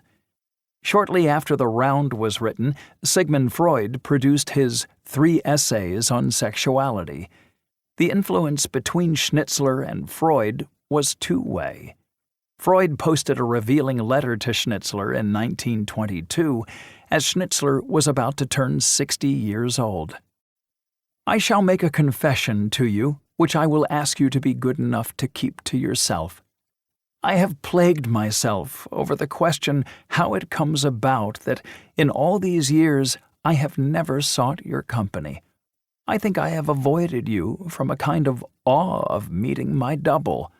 Your determinism and your skepticism, your deep grasp of the truths of the unconscious and of the biological nature of man, and the extent to which your thoughts are preoccupied with the polarity of love and death, all that moves me with an uncanny feeling of familiarity. Although the manifestations of modernism varied according to its artistic expression, be it literature or art or the atonal music of Arnold Schoenberg, the self-consciousness with which acts of creation engaged with their own form was a common theme.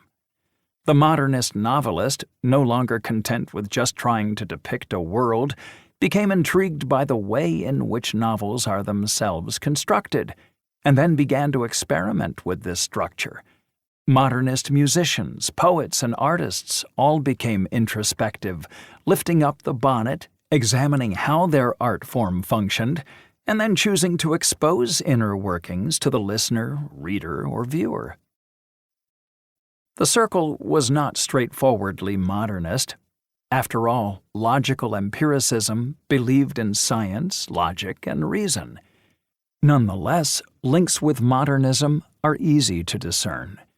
The logical empiricists were interested not just in doing philosophy, but in the prior question, what is philosophy?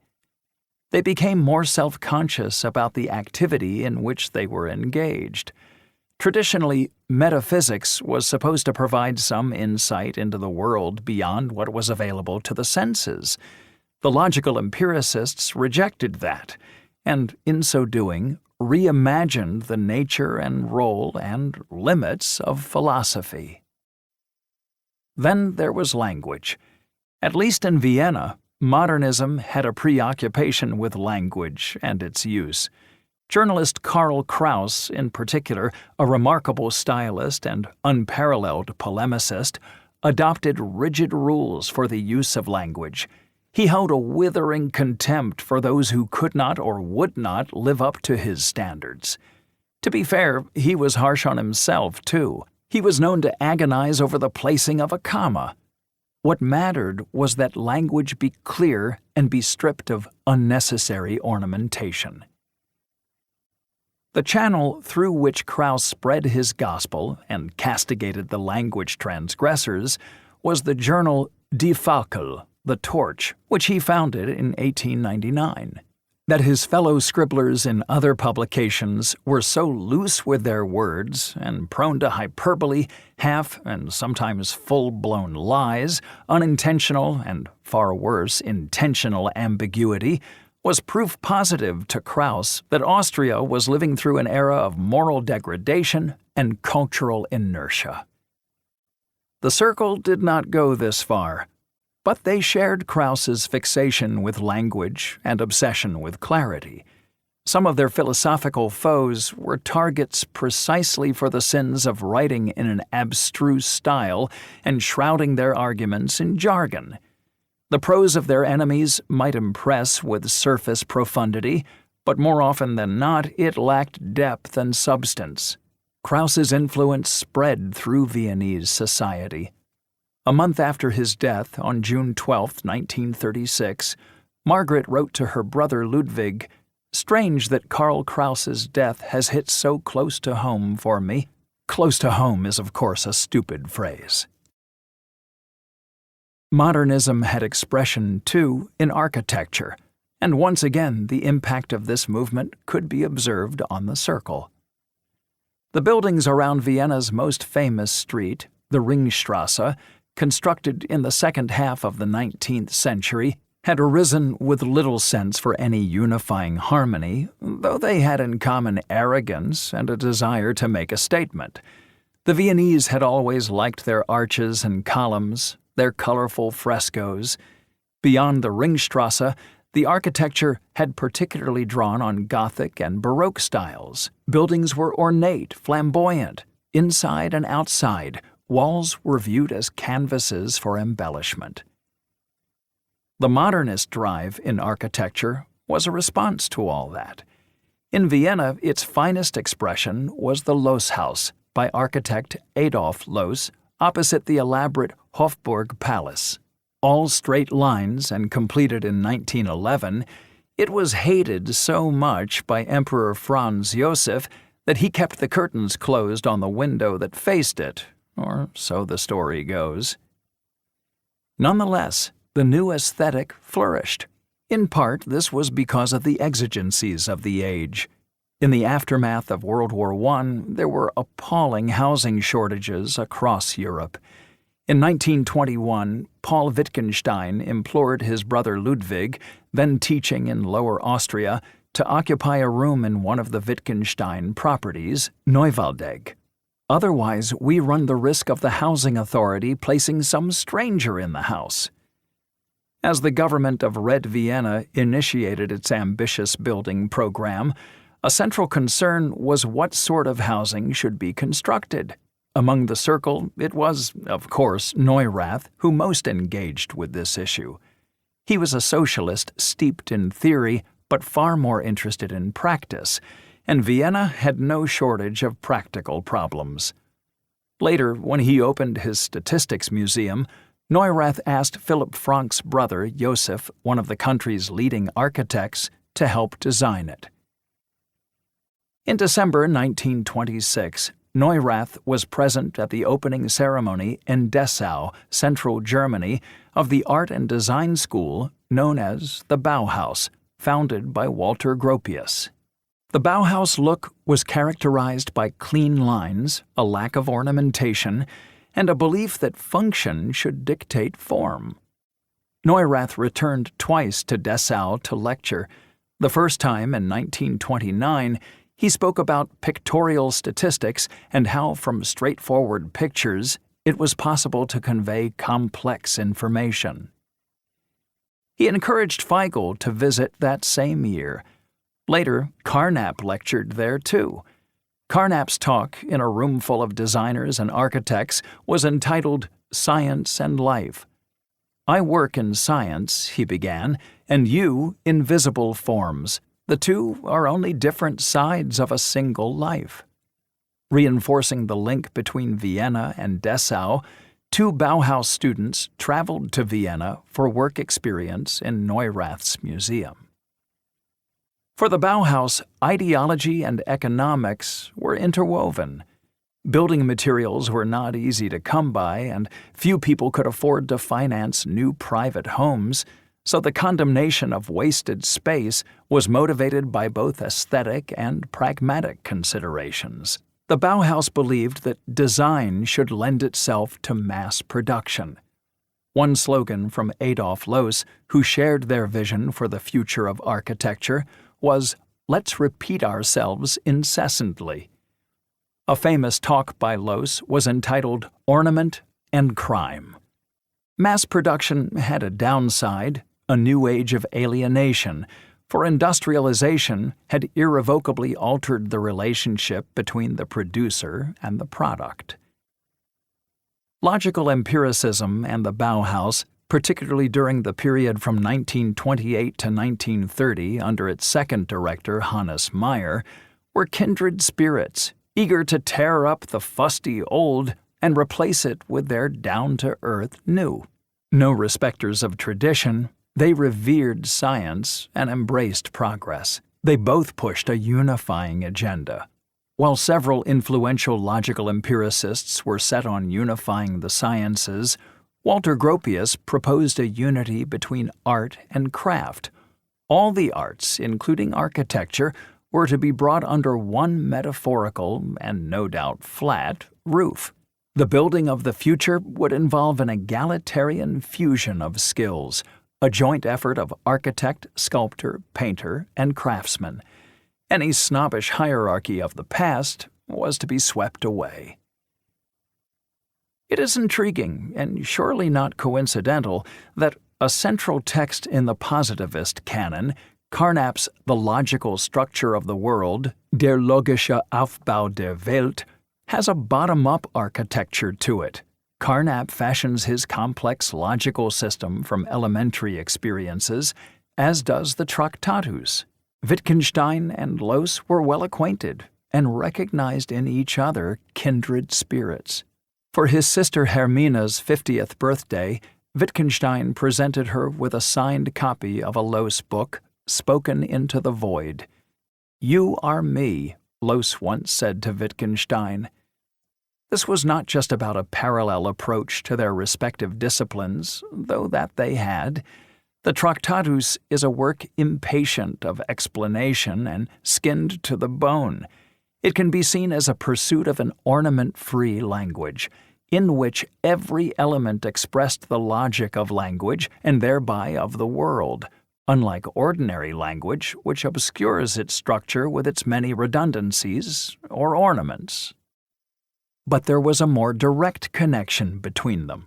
From 1926, Wittgenstein devoted almost 2 years of his life to the building of his sister Gretel's house on a street in Vienna's 3rd district, Kundmangasse. During this period, he took to describing himself as an architect, though he had no formal training. The official architect was his friend Paul Engelmann, a student of Loos. In practice, Wittgenstein himself was behind much of the detail, the doorknobs, radiators, window locks, his orders driven by an obsessiveness for harmony and precision that nobody could match. At the end of the process, when he had frayed the nerves of all those who worked on the project, he demanded that the ceiling of one of the rooms be raised 3 centimeters. The Loos influence is apparent in its focus on simplicity, its plain decoration. Gretel approved, but Wittgenstein's eldest sister, Hermina, labeled it logic become house, hausgewordene Logik. This should not be mistaken for a compliment. The aesthetic sensibility that created the building at Kundmangasse was evident in how Wittgenstein conducted himself. He led a dramatic, rich, and varied life, but one without adornment. His rooms in Cambridge were kept Spartan. Long before his work on his sister's home, he lectured Bertrand Russell on how furniture had to be simple.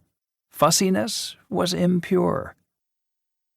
Neurath also subscribed to this new aesthetic, although when he was involved in Viennese public housing, he took a less rigid attitude to homely comforts. But elsewhere, the aesthetic emerged in other surprising ways. Beards, for example, were no longer à la mode, deemed unnecessary facial clutter. After Neurath became convinced that ornament was mostly objectionable, he felt obliged to shave off his beard. The same explanation may account for the mysterious disappearance of Hans' mustache. Sigmund Freud's impact on modernism has already been alluded to. Freud was not the first person to argue that humans were driven by unconscious motives. This thought was anticipated by several others, including Schopenhauer and Nietzsche.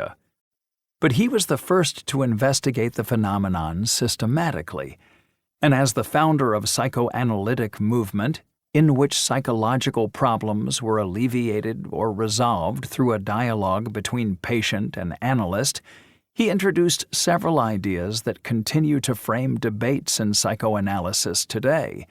They include the role of sexual desire in our feelings and actions, and the function of dreams, which Freud interpreted as wish fulfillments.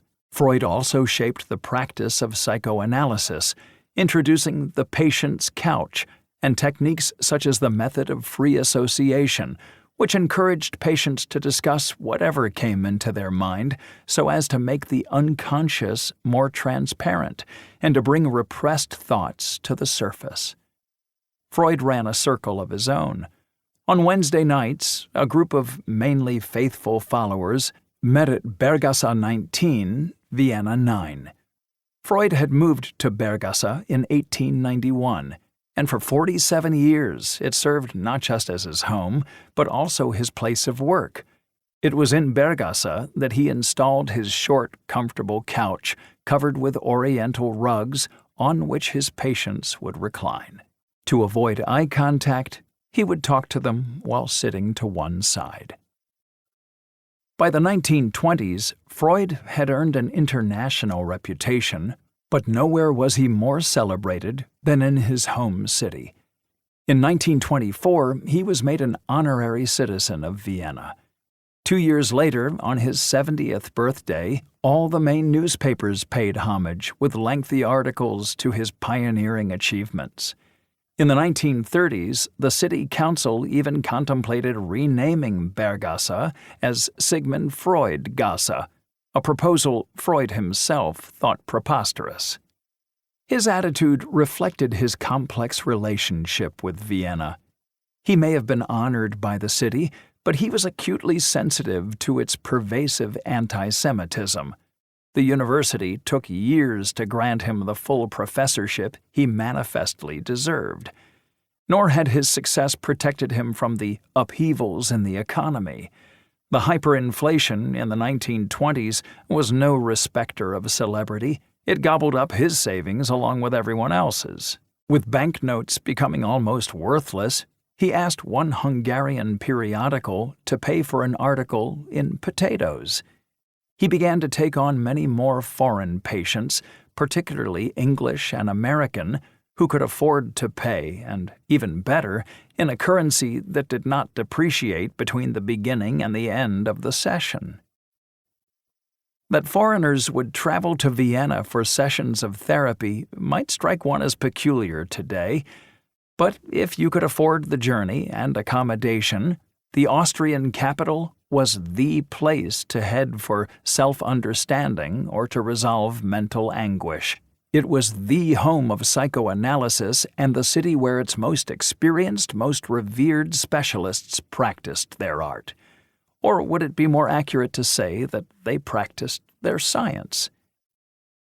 It was never discussed formally in circle meetings, but inevitably, the status of psychoanalysis was a topic of interest to circle members.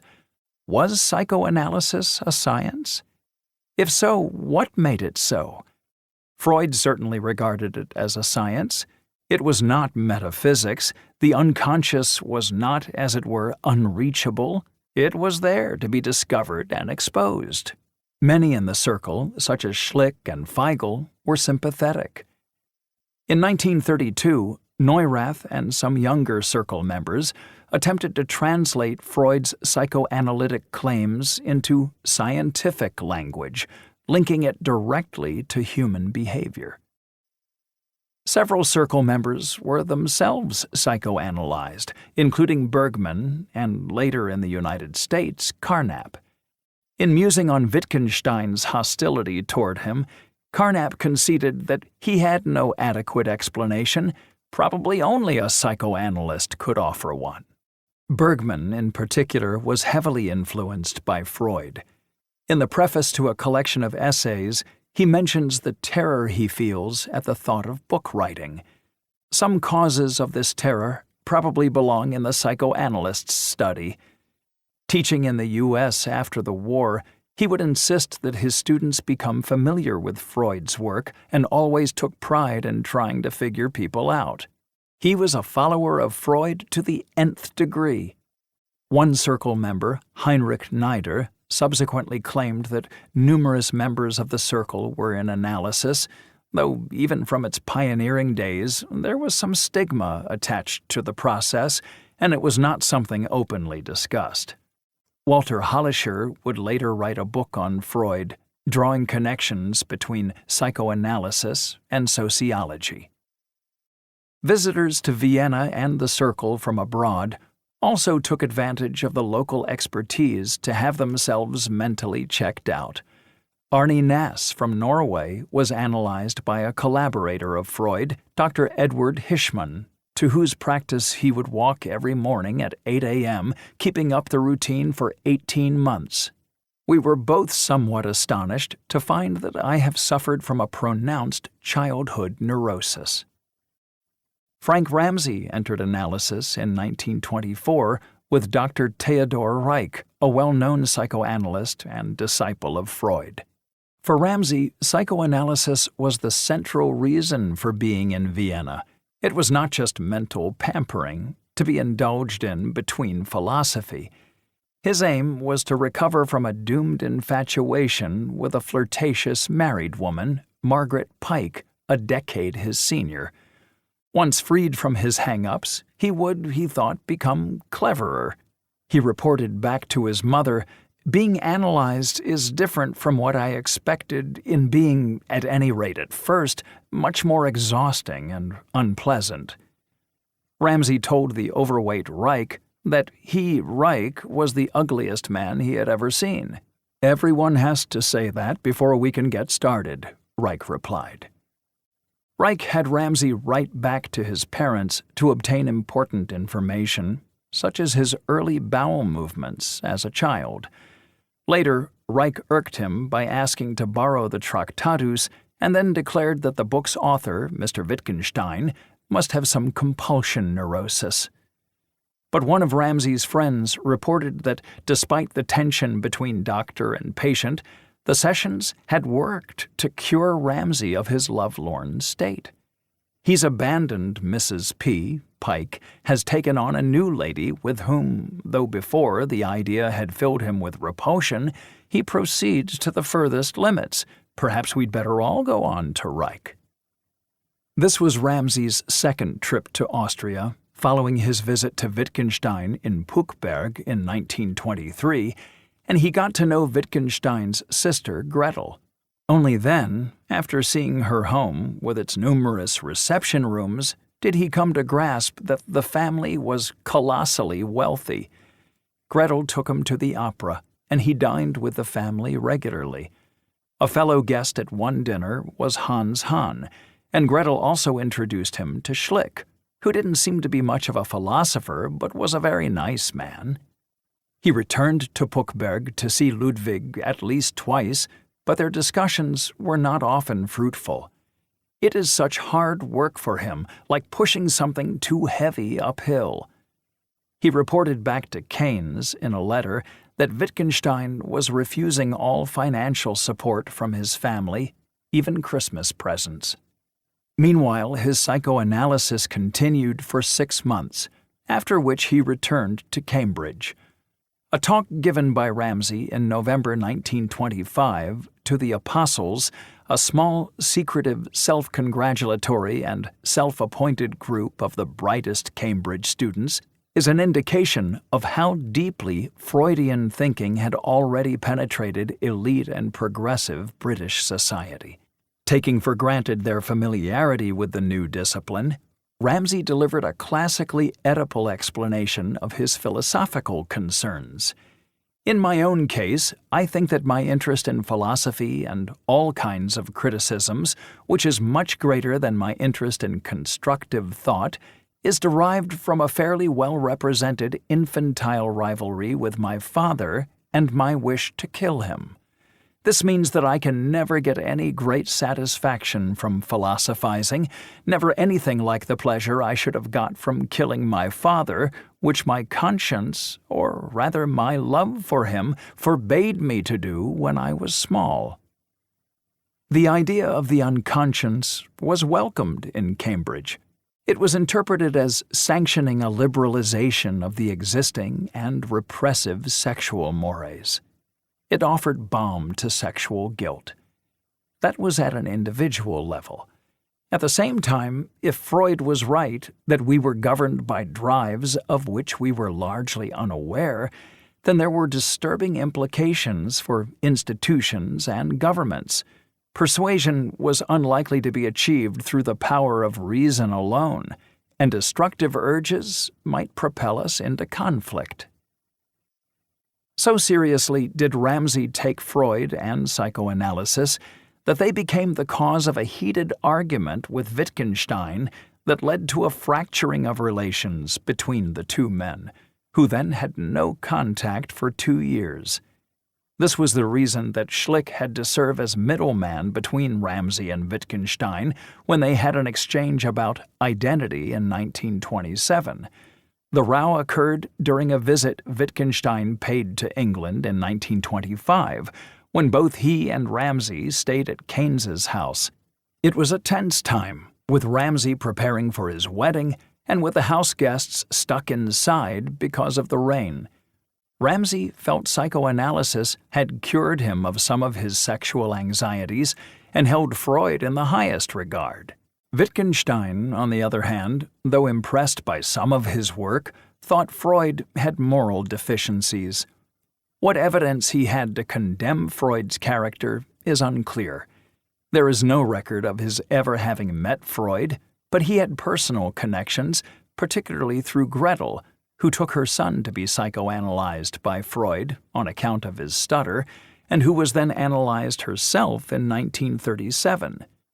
A year later, following the Anschluss, she helped Freud flee to England. Despite Wittgenstein's reservations about Freud, he still regarded himself as a fan and viewed his achievements as extraordinary. Even in disagreement, he always felt that Freud was worth reading, and he particularly admired his imagination. There is evidence that at one stage Wittgenstein even considered becoming a psychiatrist himself. That Freud had an influence on Wittgenstein's own thinking is without doubt, though the degree of influence is a topic for scholarly debate. Still, he was preoccupied with various issues raised by psychoanalysis, and the topic surfaces throughout his writings. What do we mean by the subconscious? How should we regard psychoanalytic explanations of dreams and jokes? Were there parallels between the aims of psychoanalysis and the aims of philosophy? The answer to the last question was yes, and Wittgenstein drew several parallels. Philosophical puzzles can cause anguish, a feeling that can be relieved once they are correctly diagnosed. As he put it, the philosopher's treatment of a question is like the treatment of an illness. As with psychoanalysis, the philosopher can help by bringing to consciousness that which lay in the subconscious. And the philosopher, like the psychoanalyst, could expect to have to overcome some resistance. The deepest concern Wittgenstein had with psychoanalysis was what was to count as a correct psychoanalytic interpretation of a patient's condition, and whether psychoanalytic questions were open to definitive answer. One could imagine a psychoanalyst telling a patient that her dream represented repressed anger at her father.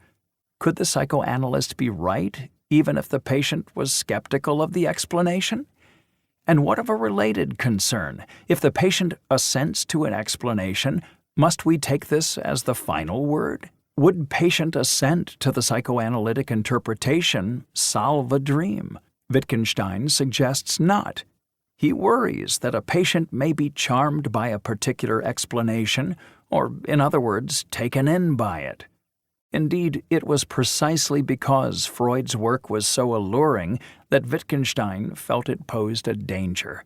At one point, Wittgenstein raises the possibility that there might be two competing explanations that are nonetheless both valid.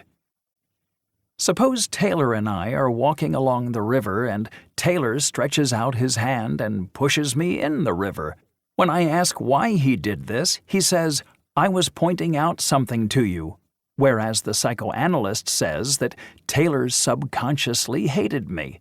When would we say that Taylor's explanation was correct, when he had never shown any unfriendly feelings, when a church steeple and I were in his field of vision, and Taylor was known to be truthful?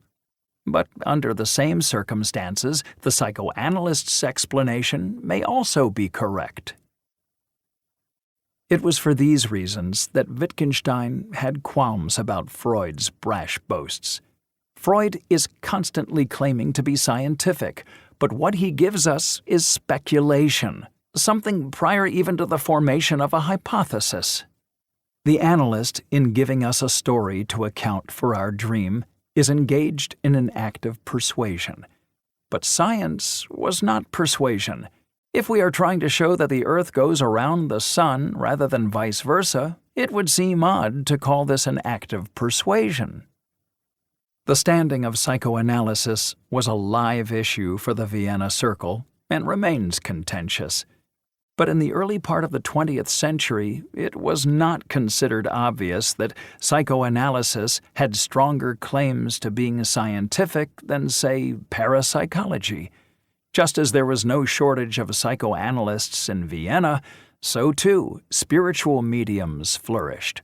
Neither Hahn nor Carnap was willing to dismiss parapsychology out of hand. Hahn himself attended many seances at which mediums would profess to be in contact with the spirits of the dead.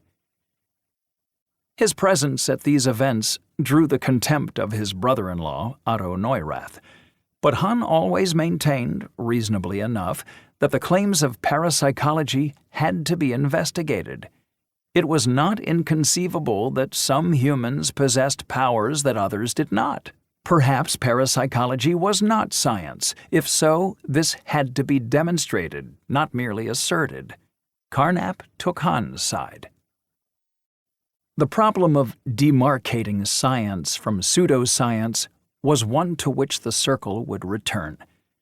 There was a difference between bad science, for example, a laboratory experiment conducted chaotically and with poor measurements, and something being acceptable but not empirical, not science. Poetry belongs to the latter category, astrology to the former. And psychoanalysis? Wittgenstein seems to waver between these two options, though leaning toward the view that it isn't science at all. The problem of demarcating science from pseudoscience was one to which the Circle would return, and the status of psychoanalysis would be mentioned in the Circle's most important document. 9. Schlick's unwelcome gift. Renunciation of metaphysics, as if that were something new. Ludwig Wittgenstein. I have always been for the woman's. Otto Neurath. Schlick was a highly sought-after academic, one whose presence would bring distinction to any philosophy department. In early 1929, he was offered an attractive, well-paying professorship at the University of Bonn.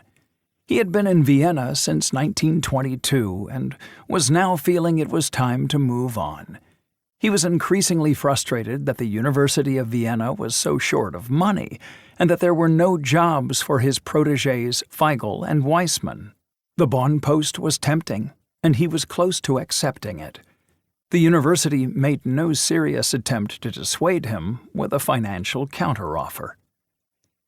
Fearful of losing him, supporters and board members of the Ernst Mach Society, Verein Ernst Mach, wrote him a letter.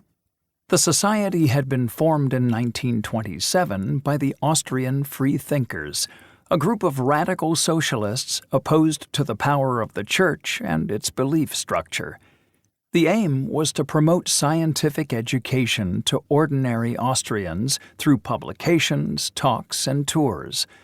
The link between the Vienna Circle and the Freethinkers was, as might be expected, the Circle's best-connected member, Otto Neurath.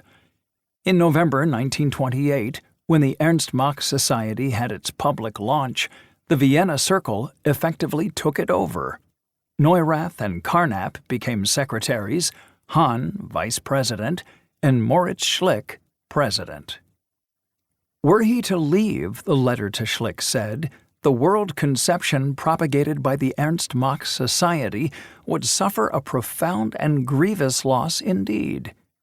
It was a flattering and direct appeal, and it did the trick.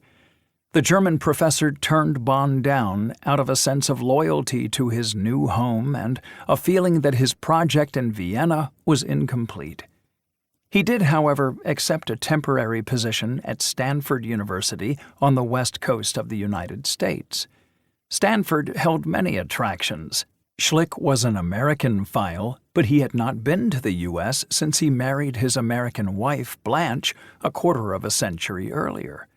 The invitation was for the summer term, and Schlick was both a sun worshipper and desperate to have a break from teaching and administration. In the months that he was away, and without letting him know, members of the Circle began to draw up what they called a manifesto. It was to serve as a campaigning tool to spread their beliefs, and it was to be presented to Schlick upon his return, to honor him and to thank him for remaining with them in Vienna. The manifesto went through various iterations. Its chief authors were Neurath and Carnap and Feigl, with input from Hahn and, to a lesser extent, from Weissman and others. It was probably Carnap's idea, and Carnap and Neurath signed off on the final version. Entitled The Scientific Conception of the World, the Vienna Circle, Wissenschaftliche Weltauffassung, der Wiener Kreis, it states in the preface that it was only when Schlick was faced with the opportunity to leave that he and others realized that there was such a thing as the Vienna Circle conception of the world. Once they saw that they had a new approach to philosophy, they wanted to show it off. Philipp Frank later wrote, "As every father likes to show photographs of his baby, we were looking for means of communication." In this document, the name Wiener Kreis appeared for the first time. This was Neurath's label, designed to conjure up pleasing Viennese connotations, the Viennese waltz, the Viennese woods, and other things on the pleasant side of life. The manifesto set out a long list of intellectual precursors to the movement. It identified Leibniz, Hume, Comte, Mach, and Boltzmann, and from more recent times, Einstein, Russell, and Wittgenstein as the leading representatives of the scientific world conception. As for the Circle itself, not a single member, the manifesto stated, was a so-called pure philosopher. All of them have done work in a special field of science. What united them? What was distinctive about their beliefs? According to the manifesto, the Circle's basic orientation was science free from metaphysics. The aim was to provide a better understanding of the aims and methods and claims of science than currently existed. The scientific world conception knows no unsolvable riddle. Their targets were the pseudo-problems. A genuine problem was empirical or it was nothing. The claims of psychoanalysis were among those singled out. If someone asserts the primary basis of the world is the unconscious, we do not say to him, "What you say is false," but we ask him, "What do you mean by these statements?" The Circle combined its empiricism and positivism on the one hand with logical analysis on the other. Ordinary language can often mislead us. The role of philosophy was to clarify problems with the use of the new tools of logical analysis. In doing so, it could help secure the foundations of physics, geometry, biology, and the social sciences. It is worth highlighting two aspects of the manifesto in particular. The first was its tone. It was not a modest affair. The Circle stood for modernity against the forces of tradition, and its task was removing the metaphysical and theological debris of millennia, not errors committed by a few contemporaries, but those that had bedeviled philosophy from its inception. The second was its activism. The manifesto claims a link between the Circle and attempts to bring about new economic and social relations and educational reform. These endeavors, the manifesto claimed, were regarded with sympathy by the members of the Circle.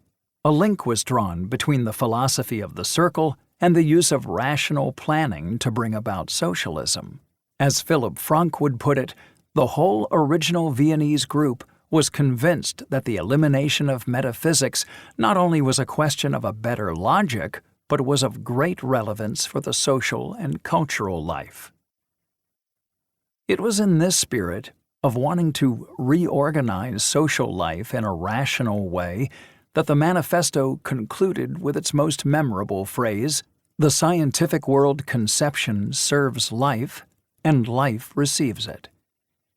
There followed a list of Vienna Circle members in alphabetical order: Gustav Bergmann, Rudolf Carnap, Herbert Feigl, Philipp Frank, Kurt Gödel, Hans Hahn, Viktor Kraft, Karl Menger, Marcel Natkin, Otto Neurath, Olga Hahn-Neurath, Theodor Radakovich, Moritz Schlick, Friedrich Weissmann.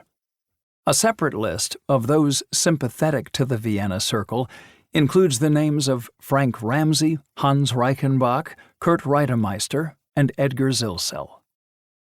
The Vienna Circle had now entered the public domain and was now no longer just a private academic seminar. That would make it more influential, but also more threatening to the state and so more vulnerable. As Carnap finished typing the final version of the manuscript in July 1929, a thunderstorm broke out. Many of us will have had the awkward experience of receiving an unwanted gift from a friend or family member, a thoughtless present that we have no interest in receiving.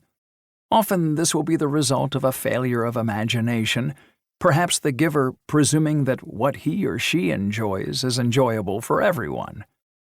The manifesto was such a gift. The stridency and confidence of the manifesto was in tune with the times. The influence of Karl Kraus is immediately apparent. Still, a little reflection should have given the authors pause. It was not the approach of the mild-mannered man it was written to honor and to whom it was dedicated. Schlick had returned from the U.S. and was holidaying in Italy when he received his bound copy sent through the post by Carnap. Though touched by the gesture, he felt uneasy. Although he had by now presided over the circle for 5 years, and in a 1923 letter to Bertrand Russell, he described the circle as a working union of philosophers, he had become perturbed by the idea of philosophy as a team sport. He viewed the circle as a set of like-minded philosophers meeting to thrash out problems, but without losing their individuality. Their group was not a gang or squad. He disliked conflict. He also opposed agitation. He thought it was enough to pursue the truth and was optimistic that the truth would win out. He was the circle's most apolitical member, whilst the manifesto was a blatantly political document penned by 3 highly politicized individuals. Cynics might assume that there was an attempt to hijack the circle, to integrate it into the socialist movement. But it is more likely to have been the product of naivete, and, on Neurath's part at least, irrepressible exuberance. Until the publication of the manifesto, those who attended circle discussions had no need to see themselves as belonging to a movement. But from that moment, fissures within the circle began to deepen. With hindsight, we should see the manifesto as marking less the circle's public establishment and more the beginning of its end. Schlick was not alone in finding the content and/or the tone irksome. There had been no time to ask for permission from each of those whose names were listed. Objectors included Menger, who requested that he now be listed only as an associate, not a member of the circle, Viktor Kraft, and Kurt Gödel. The latter began to show up to meetings less frequently. No one objected to the manifesto more than Wittgenstein. It was the lack of humility that most vexed him, the bellicose tenor. That was a matter of style, but he also opposed the substance. Weissmann had been in contact with Wittgenstein about the manifesto, and Wittgenstein wrote back to Weissmann, "Just because Schlick is no ordinary man, people owe it to him to take care not to let their good intentions make him and the Vienna school which he leads ridiculous by boastfulness. When I say boastfulness, I mean any kind of self-satisfied posturing, renunciation of metaphysics, as if that were something new. What the Vienna school has achieved, it ought to show, not say." Wittgenstein was not clubbable, nor was he a committee man. The philosopher is not a citizen of any community of ideas. That is what makes him a philosopher. The Cambridge Apostles had several times tried to co-opt Wittgenstein into their secret society. This had not gone well. His objections were many, including loathing the display of cleverness as an end in itself, and although Wittgenstein's own writings brooked no uncertainty, he abhorred any self-satisfaction or overconfidence in the writings of others. As for the project to unify the sciences, including the social sciences, this was not one for which he felt any sympathy. The Circle now set about pushing its agenda. It did so through various mechanisms. One was the Ernst Mach Society. The majority of talks, including from Carnap and Neurath, were delivered by philosophers from the Circle. Not all. Philipp Franck's brother, Joseph, the modernist architect, spoke about architecture and Marxism, whilst the Social Democrat politician Otto Bauer also gave a talk.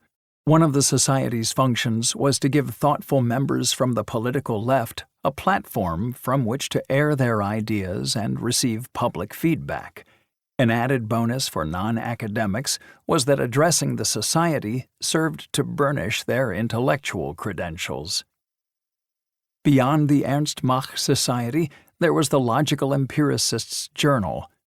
In 1930, Hans Reichenbach from the Berlin Circle and Carnap took over Annalen der Philosophie, Annals of Philosophy.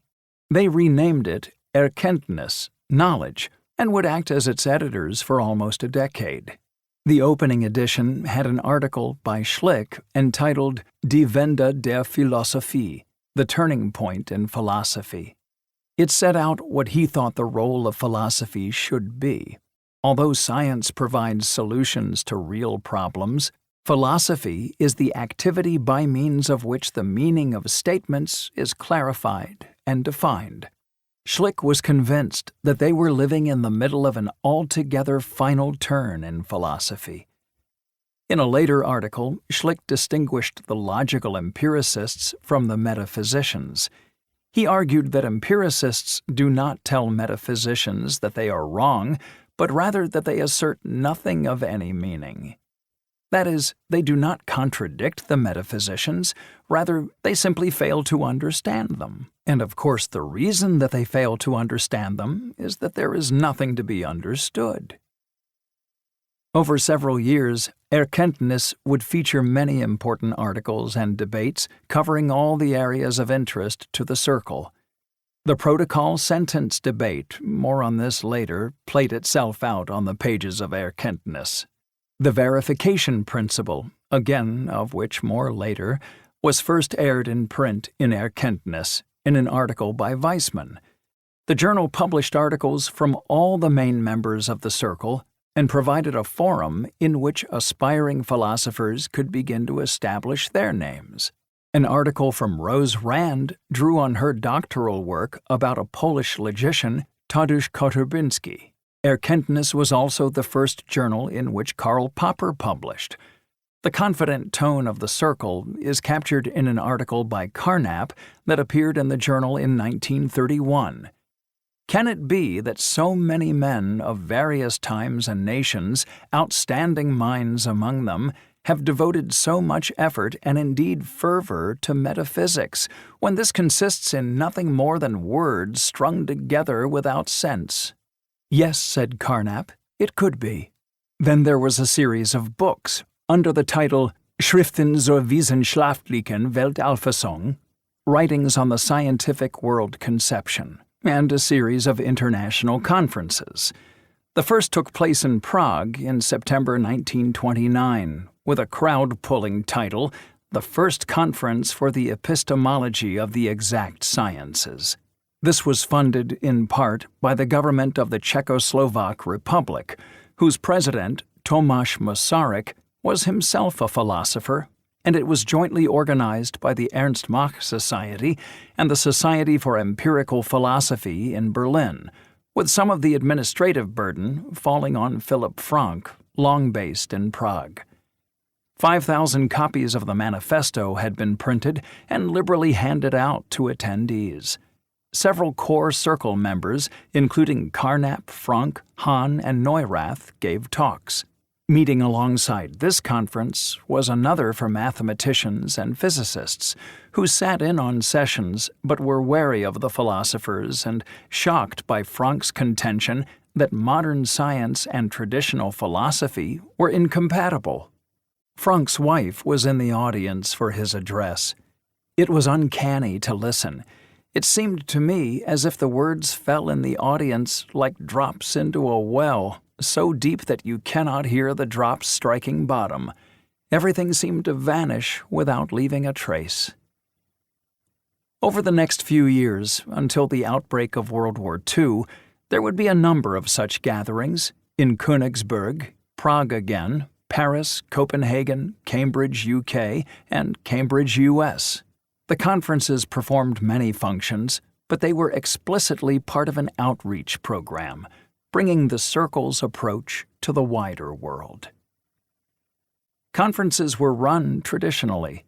That is, there were delegates and discussions and papers, one or two of which were of historical importance. In the follow-up conference to Prague in Königsberg, September 5th to 7th, 1930, focusing on the foundations of mathematics, both Carnap and Weissman were speakers, the latter giving an exposition of Wittgenstein in The Nature of Mathematics, Wittgenstein's Standpoint. In ordinary circumstances, this might have been expected to be the talking point of the conference. There were rumors that the great man's ideas were evolving, and here was a chance to hear the latest news from his messenger on Earth. But Königsberg was also where a short but seminal paper was delivered by Kurt Gödel. Circle members had had some forewarning. Carnap and Gödel would meet in a coffee house every few days. They were together in Vienna in the Café Reichsrat from 6 p.m. to 8:30 p.m. on Tuesday, August 26, 1930. Weigel and Weissman were there too. Carnap's diary entry that day is a model of understatement.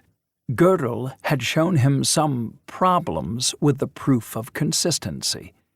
It was a result that is now widely regarded as being the most important in 20th century logic. In essence, Gödel was showing that whatever axioms were posited as the foundation blocks of mathematics, there would inevitably be some truths within mathematics that could not be proved. A mere 24 years old, Gödel was a diffident young man, and it was only in the final session of the conference on September 7th, as part of a roundtable on the foundations of mathematics, that he publicly revealed his incompleteness finding. There was no fanfare, and it was understandable that most delegates were nonplussed.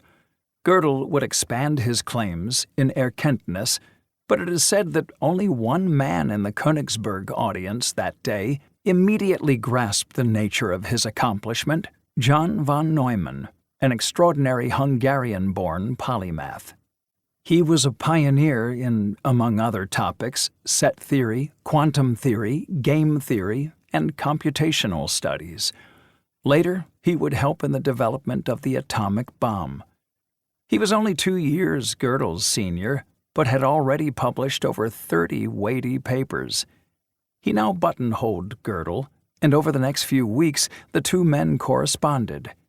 In that time, the magnitude of what Gödel had proved had become evident. It is now regarded as one of the most significant, if not the most significant, breakthroughs in logic. Present, too, at Königsberg were Professor Stanislaus Jolas and his wife Adela. They were the couple with whom Wittgenstein had stayed during his spell in Berlin, 1906 to 08. Their relationship with their lodger had been affectionate. Stanislaus felt protective and paternal toward little Wittgenstein, as they called him. But, as so often with Wittgenstein, there had been a rupture. And, typically again, it seems to have arisen from Wittgenstein's perception that his hosts had fallen short of his exacting standards. He had adjudged some aspect of their behavior inauthentic, which for Wittgenstein was a capital offense. The Jolases had heard a little about Wittgenstein since then, but by 1930 had lost touch. After attending the conference, Adela was moved to write to the man she had known when he was a teenager. We went again for the first time in many years to a scientific congress in Königsberg, and there I met a number of Viennese from the learned fraternity and found out in this way that our former friend, our ex-friend would be a ruder but more accurate expression, little Wittgenstein had, after all, turned into something more than a village schoolmaster and was very highly thought of there. Now, whether or not this is a matter of indifference to you or even unwelcome, I have to tell you how exceptionally, really exceptionally pleased I was. Wittgenstein posted a long letter in reply. It mirrored other letters he would write over his lifetime in its confessional tone, in owning up to personality failings and asking for forgiveness. To Adela, he said that he and the Jolises lacked a mutual understanding, yet he now recognized that this was trivial compared to the virtues of gratitude and loyalty. He confirmed, however, her suspicion that the good opinion of professors of philosophy and mathematics was a matter of indifference to him. In 1934, the conference returned to Prague, but this time plans were afoot to change the title. At a side meeting in Prague, attended by Frank, Carnap, and Neurath, a decision was taken to launch a series of gatherings under the rubric of the Unity of Science movement, aiming to bring together scientists of both the natural and the human world, physicists, chemists, biologists, and social scientists. The first full international Unity of Science conference took place in Paris at the Sorbonne in 1935, backed by grants from the French government and some French foundations. It was a star-studded event with 170 participants and an opening address delivered by Bertrand Russell. He later called it a remarkable and encouraging occasion. My first impression on seeing the opening session was one of surprise that there should be in the world so many men who think that opinions should be based on evidence. My second impression on hearing the papers and discussions was one of further surprise to find that the opinions advocated actually conformed to the rule. I did not discover any of the signs of unfounded and merely passionate belief which hitherto has been as common among philosophers as among men. Among the figures from the Vienna Circle were Schlick, Carnap, Frank, and Neurath. Reichenbach came from Germany, Charles Morris and Ernest Nagel arrived from the U.S., Chicago, and New York, respectively, while the neo-Marxist group of thinkers who have become known as the Frankfurt School sent along the cultural theorist Walter Benjamin. In all, 20 countries were represented, and the sessions were the meat and drink of logical empiricism, language and pseudo-problems, induction and probability, the philosophy of mathematics. A.J. Ayer gave a paper on the analytic movement, but the revelation was Alfred Tarski from Poland. Both Carnap and Popper had discussed Tarski's work on truth, and Carnap persuaded Tarski to present it in Paris. The paper caused so much buzz that an additional session was hastily arranged to discuss it further. Tarski argued that the notion of truth, as applied to ordinary languages, inevitably entangles us with the liar paradox and sentences such as, "This sentence is false." But he argued that we can give a consistent account of the notion of truth as applied to sentences in restricted, ambiguity-free, idealized languages modeled on those used by mathematicians. We can theorize about such a formalized language, L, from the outside, in a so-called meta-language that allows us to talk about being a true sentence of L. How do we do this? For some limited but still interestingly rich languages, L, Tarski shows how to construct in our meta-language a theory that entails correct so-called biconditionals of the form S is true in L if and only if P, where S is replaced by a sentence of L and P is replaced by a sentence that means the same as S, that is, the same empirical content. Arguably, Tarski's technical theory then defines true in L, while bypassing debates about, for example, the relationship between propositions and worldly facts. Success for Tarski is demonstrating how truth can be a useful and meaningful concept without entangling us in contentious metaphysics. However, his theory was contentious even at the time and remains a subject of debate. Some believe that he does not really sidestep metaphysical debates about truth, but just smuggles them in a word-world relation through the back door. 4 years later, Tarski was at the University of Science conference in Harvard. His decision to attend probably saved his life, for he was not in Poland when war broke out. Indeed, among the benefits of such conferences were the friendships and connections they fostered across nations. These were to prove invaluable, and not just for Tarski.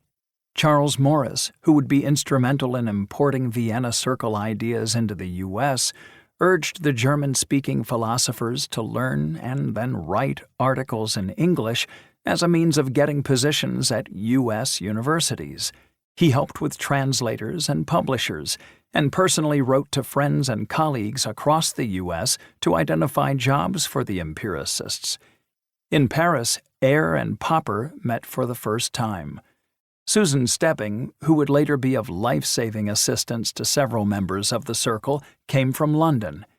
Eyre witnessed a conversation between her and the Circle's most valuable member. One of my pleasant memories of this conference is that of watching Otto Neurath being gallant to Miss Stebbing, speaking to her in English and saying, "I have always been for the womans." It was the only occasion on which I saw her at a loss. Beyond the conferences, there was another project afoot, spearheaded again by Neurath, who had always believed in the unity of science. That is, he saw the existing division of science into biology, chemistry, physics, and so on as purely practical. Fundamentally, these various branches were engaged in the same enterprise, understanding the physical world. That was true, too, of the social sciences. Humans were as much a part of the physical world as anything else. Neurath was not alone. A similar thesis is manifest in a book Felix Kaufmann published in 1936 on the methods of the social sciences. The gap between the natural and social sciences was exaggerated, he argued. What they had in common, such as the central place of prediction, was more important than what divided them. At Paris, there was a vote to approve an ambitious series, an international encyclopedia of unified science. The allusion to the French encyclopédie, the colossal Enlightenment project in the second half of the 18th century, which had aimed to document all of the world's knowledge, needed no spelling out. Never one to aim low, Neurath planned 200 volumes, as well as 10 supplemental volumes of A Visual Thesaurus. The first title, Foundations of the Unity of Science, would appear in 1938 and include contributions from Bohr, Carnap, Morris, and Russell, as well as Neurath himself. John Dewey, the American philosopher and educational reformer, was persuaded to participate by Neurath, despite Dewey's initial skepticism about logical empiricism and his rejection of the idea that there existed atomic facts or atomic propositions. Neurath visited Dewey in his home and in faltering English earnestly declared, "I swear we don't believe in atomic propositions." Carnap and Morris became Neurath's co-editors, with the University of Chicago as publisher. His rousing address at the Paris conference ended with the words, "Vive les nouveaux encyclopédistes." 10. Strangers from Abroad. What would Wittgenstein say here? Moritz Schlick. In the 1929 Christmas holiday, just a few months after the publication of the Circle Manifesto, Wittgenstein was back home in Vienna. He met Schlick and Weissman on December 22nd, and they discussed the meaning of the quantifier all. I shall first speak of the ordinary all. For example, all men in this room are wearing trousers. How do I know this? The sentence means Professor Schlick is wearing trousers, Weissman is wearing trousers, Wittgenstein is wearing trousers, and no one else is present. Every complete enumeration must end with the words "and nothing else." What does this mean? There is a conception here according to which one says, Mr. Carnap is not in this room, Mr. etc. Wittgenstein's animosity toward Dr., not Mr. Carnap, meant he had already been excluded from the room. Wittgenstein met Schlick and Weissman at least 6 times over that Christmas period. There were more meetings in 1930 and then again in 1931.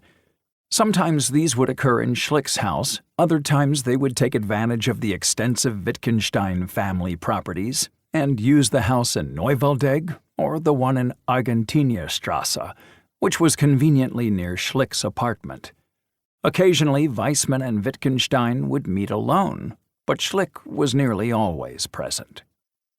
Weissman's principal function was prompt and note-keeper. One philosopher later described his relationship to Wittgenstein as one of glove puppet to controlling hand. A plan had emerged for Weissman to summarize the ideas from the Tractatus in book form for a series entitled Writings on the Scientific World Conception, Schriften zur wissenschaftlichen Weltauffassung, and in a way that made them accessible. Meetings soon began to take on a more formal atmosphere. When Wittgenstein was in Vienna, Weissman would drop his other commitments, including family responsibilities, to spend as much time with him as possible. The never-published book was to be called Logik, Sprache, Philosophie, Logic, Language, Philosophy, and it became sufficiently far advanced to be advertised in the first volume of Erkenntnis in 1930. Wittgenstein was willing, even eager to collaborate. Weissman knew shorthand, and the notes of his conversations with Wittgenstein were collected in school exercise books. There were a few problems. One was the speed with which Wittgenstein's ideas were evolving, so much so that it was impossible to record a fixed position. Examples of thinkers with the courage and open-mindedness to repudiate their earlier academic contributions are rare, especially when, as in Wittgenstein's case, the original work has attained a hallowed status. But that is, in effect, what Wittgenstein did. His philosophy was developing into an entirely different way of understanding the relationship between language and the world. As a result, an expository book on the Tractatus seemed inappropriate. Schlick was at Stanford during the 1931-32 winter, so Weissman and Wittgenstein met alone 18 times. Wittgenstein sent Schlick a letter expressing concern that a lot of things will be presented quite differently from the way I think right. Eventually, the right way would find expression in Wittgenstein's posthumously published Philosophical Investigations, 1953. His picture account of language from the Tractatus was shelved. Instead of asking what a sentence pictures, we should focus on its use. Words, in particular, can have a variety of uses.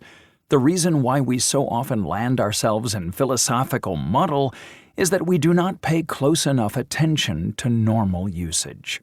We try to deploy language in alien ways. We try, as it were, to take language on holiday, when we would do better to leave it at home. We ask strange questions, such as, "Can I know I am in pain?" without recognizing that our own sensations are not something we can know, since knowledge presupposes the possibility of doubt. This new approach to language sees it as embedded in a way of life. Philosophical problems take on an anthropological flavor. Language cannot be studied in isolation. we must observe the rules it follows in practice. Among Wittgenstein's scholars, the extent to which Wittgenstein's later philosophy is foreshadowed in the Tractatus remains a topic of contention. But one way of summarizing Wittgenstein's philosophical evolution is this. In the Tractatus, he had a monolithic conception of language and a monolithic conception of the correct philosophical method. That is, there was a single way of dissolving philosophical pseudo-problems. But by the end of his life, he had embraced a pluralistic conception of language and was open to employing a range of philosophical methods to dissolve pseudo-problems. From the perspective of later Wittgenstein, the author of the Tractatus was himself trapped in a kind of philosophical illusion. An anecdote Wittgenstein himself repeated illuminates why and how he came to rethink philosophy. He was in Cambridge talking to his friend Piero Sraffa, an Italian Marxist economist. Wittgenstein was explaining that a proposition, for example, the cat is on the mat, and what the proposition was about, the cat being on the mat, must have the same logical structure. Sraffa flicked his chin with the back of his fingers, so they made an arc, an Italian gesture of contempt. "What is the logical form of that?" he asked. What lesson did Wittgenstein take from this question? That understanding a gesture requires understanding not its logical form, whatever that could possibly mean, but its use when it is deployed, what it is designed to convey. Sraffa's gesture led Wittgenstein to acknowledge that language could be used in multiple ways. With Wittgenstein's growing doubts about his earlier views on language and logic, a new plan for the Weissman book was concocted around 1932. It would be co-authored and would explain Wittgenstein's recent thinking. But the second problem was Wittgenstein's jealousy, his guarded ownership of his own ideas. This needs accurate characterization.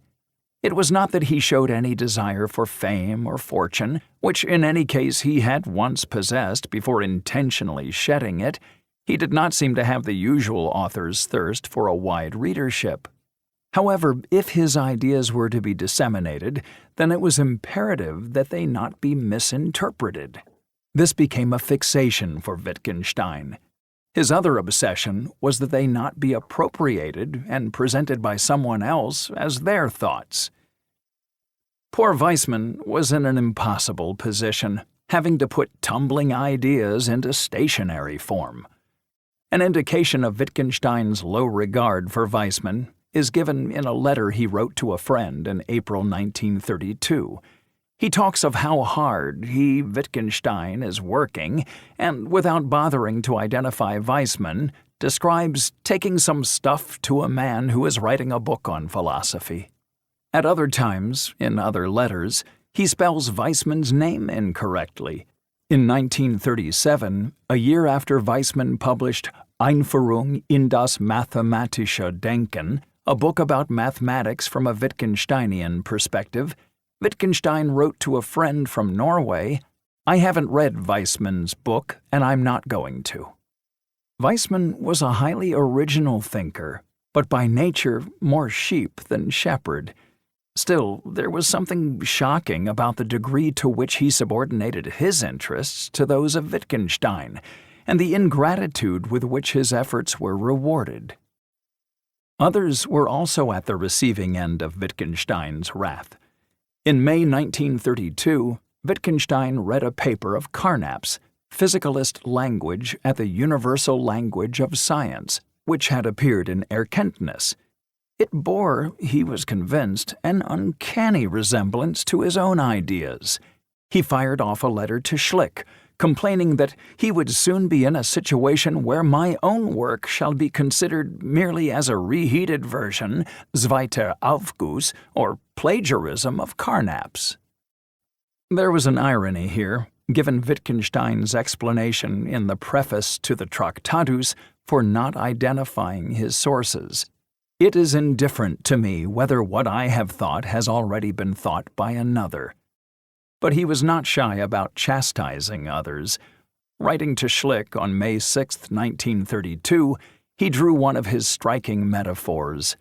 "If I have an apple tree in my garden, then it delights me and serves the purpose of the tree if my friends, for example you and Weissman, make use of the apples. I will not chase away thieves, but I am entitled to resent that they are posing as my friends or alleging that the tree should belong to them jointly."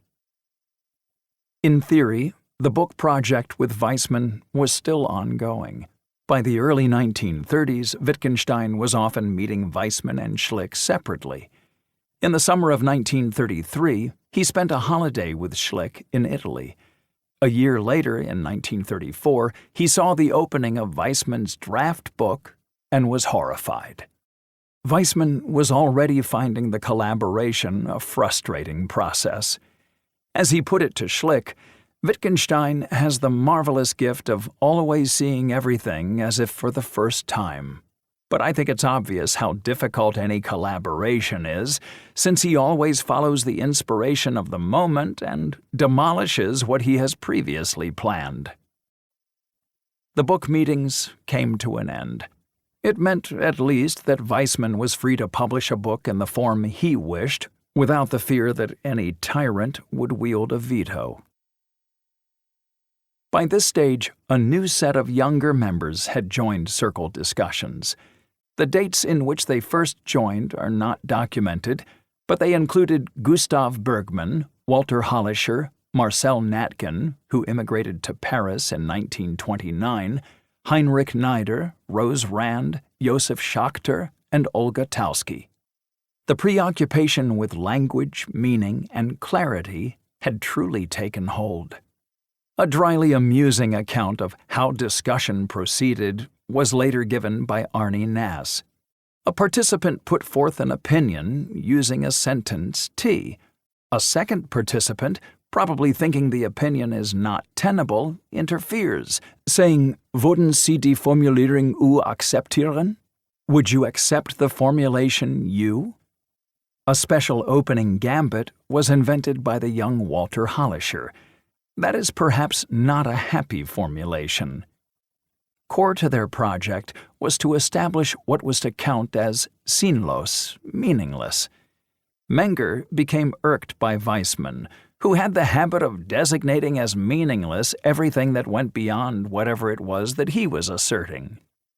Between November 1932 and March 1933, Rose Rand ran what we would now call a color-coded spreadsheet in which she noted down which of 6 Circle members, Schlick, Weissman, Carnap, Neurath, Hahn, Kaufmann, either agreed with particular propositions, blue, disagreed, red, or found meaningless, green. Neurath and green was a common combination. Nonetheless, Wittgenstein continued to hold a mythical status within the Circle. Of course, the Circle members had been discussing Wittgenstein for years, so this fact appeared far more startling to newcomers, particularly foreigners, than to the old guard. After the Circle had gone so provocatively public with its manifesto, philosophers outside Austria began to take note. The Circle had received regular visitors from Berlin, for example Karl Hempel, and Prague, Philipp Frank. Now, some of the most brilliant young philosophers from further afield became curious enough to travel to Vienna to witness this revolutionary movement for themselves. They would return whence they came to pollinate their home culture with positivist ideas.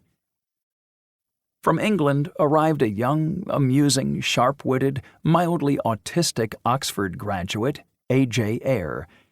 In Oxford, Ayer had studied under Gilbert Ryle, a young Don who would later become best known for his book The Concept of Mind, an attack on the idea, emanating from Descartes, that the mind and body are 2 separate entities and that mental phenomena are non-physical. Ryle ridiculed this notion, coining the phrase, "the ghost in the machine," to mock the claim that something non-physical occupied and interacted with something physical.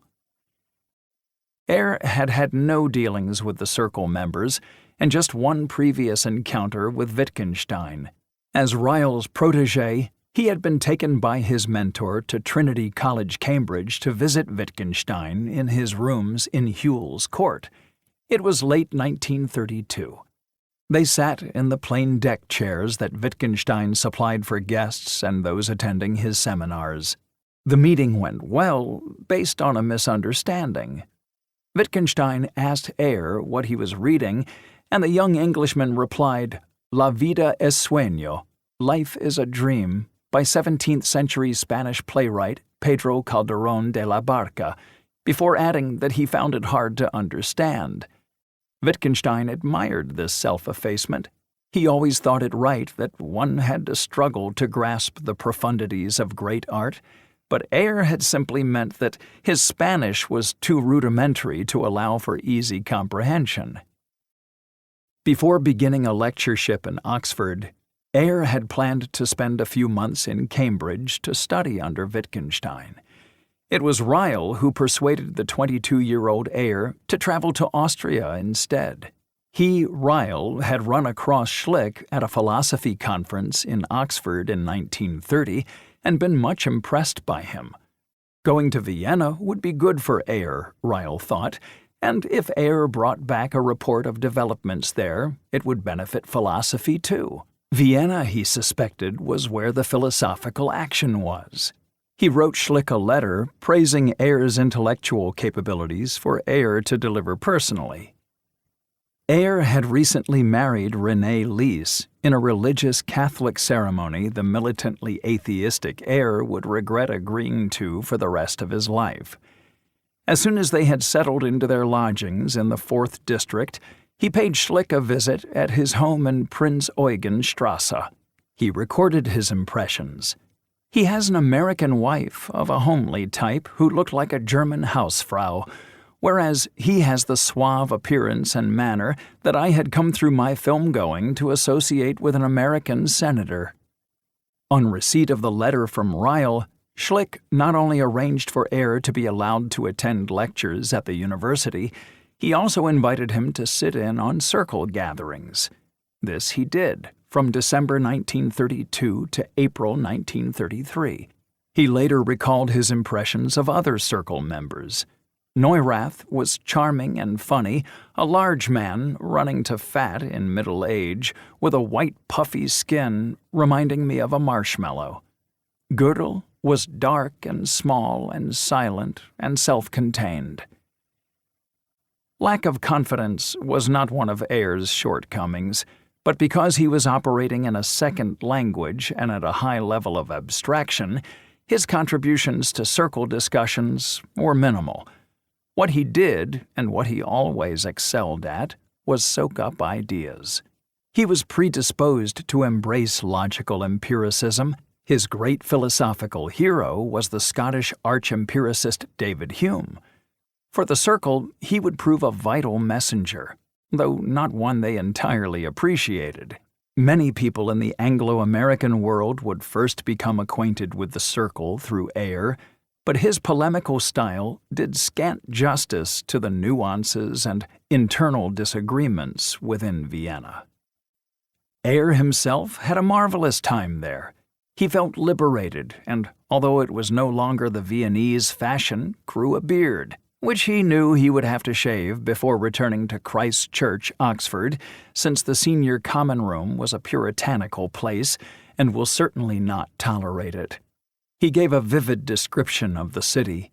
He loved the crowded tramways, the cafes where you could sit indoors for hours over a single cup of coffee, reading the newspapers which they provided, the cellars where for very little money you could drink liters of white wine of the newest vintage, the unpretentious nightclubs, the popular dance halls where you could ask strangers for a dance. It was at one of these dances that I first realized with a shock of excitement that I might be attractive to other girls besides Renée, and attracted by them. I danced with a girl only once and never saw her again, but the memory stayed with me. She may indeed easily have had another motive, As a foreigner, I might be supposed to be comparatively rich. In fact, we had little money to spare.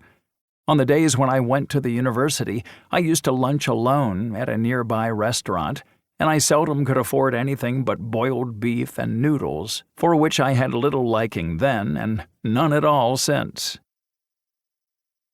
A.J. Ayer overlapped for 5 weeks in Vienna with another out-of-towner who initialized his name. W.V.O. Quine had recently earned a Harvard doctorate on some aspects of Principia Mathematica. Ayer was a decent linguist who, within several months, had achieved a respectable degree of proficiency in German. But Quine was much quicker still. He picked up languages, including German, with ease, so much so that he could understand Schlick's lectures and, by January 1933, was able to address the circle in German and then participate fully in a 90-minute discussion. At that meeting, he first saw Ayer. Born in 1908, Quine was 2 years Ayer's senior. He had been raised in Akron, a medium-sized town in Ohio, and came across Bertrand Russell's writings while at Oberlin College. One of the appeals of Harvard, where he decided to pursue his graduate studies in 1930, was that Russell's co-author of Principia Mathematica, Alfred North Whitehead, had been teaching there since 1924.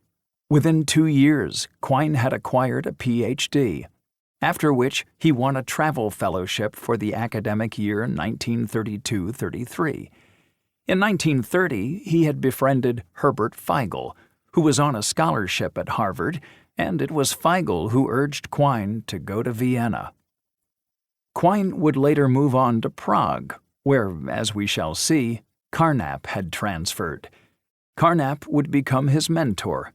Quine said he quickly discovered what it was like to be intellectually fired by a living teacher rather than by a dead book. In Vienna, Quine was not particularly happy.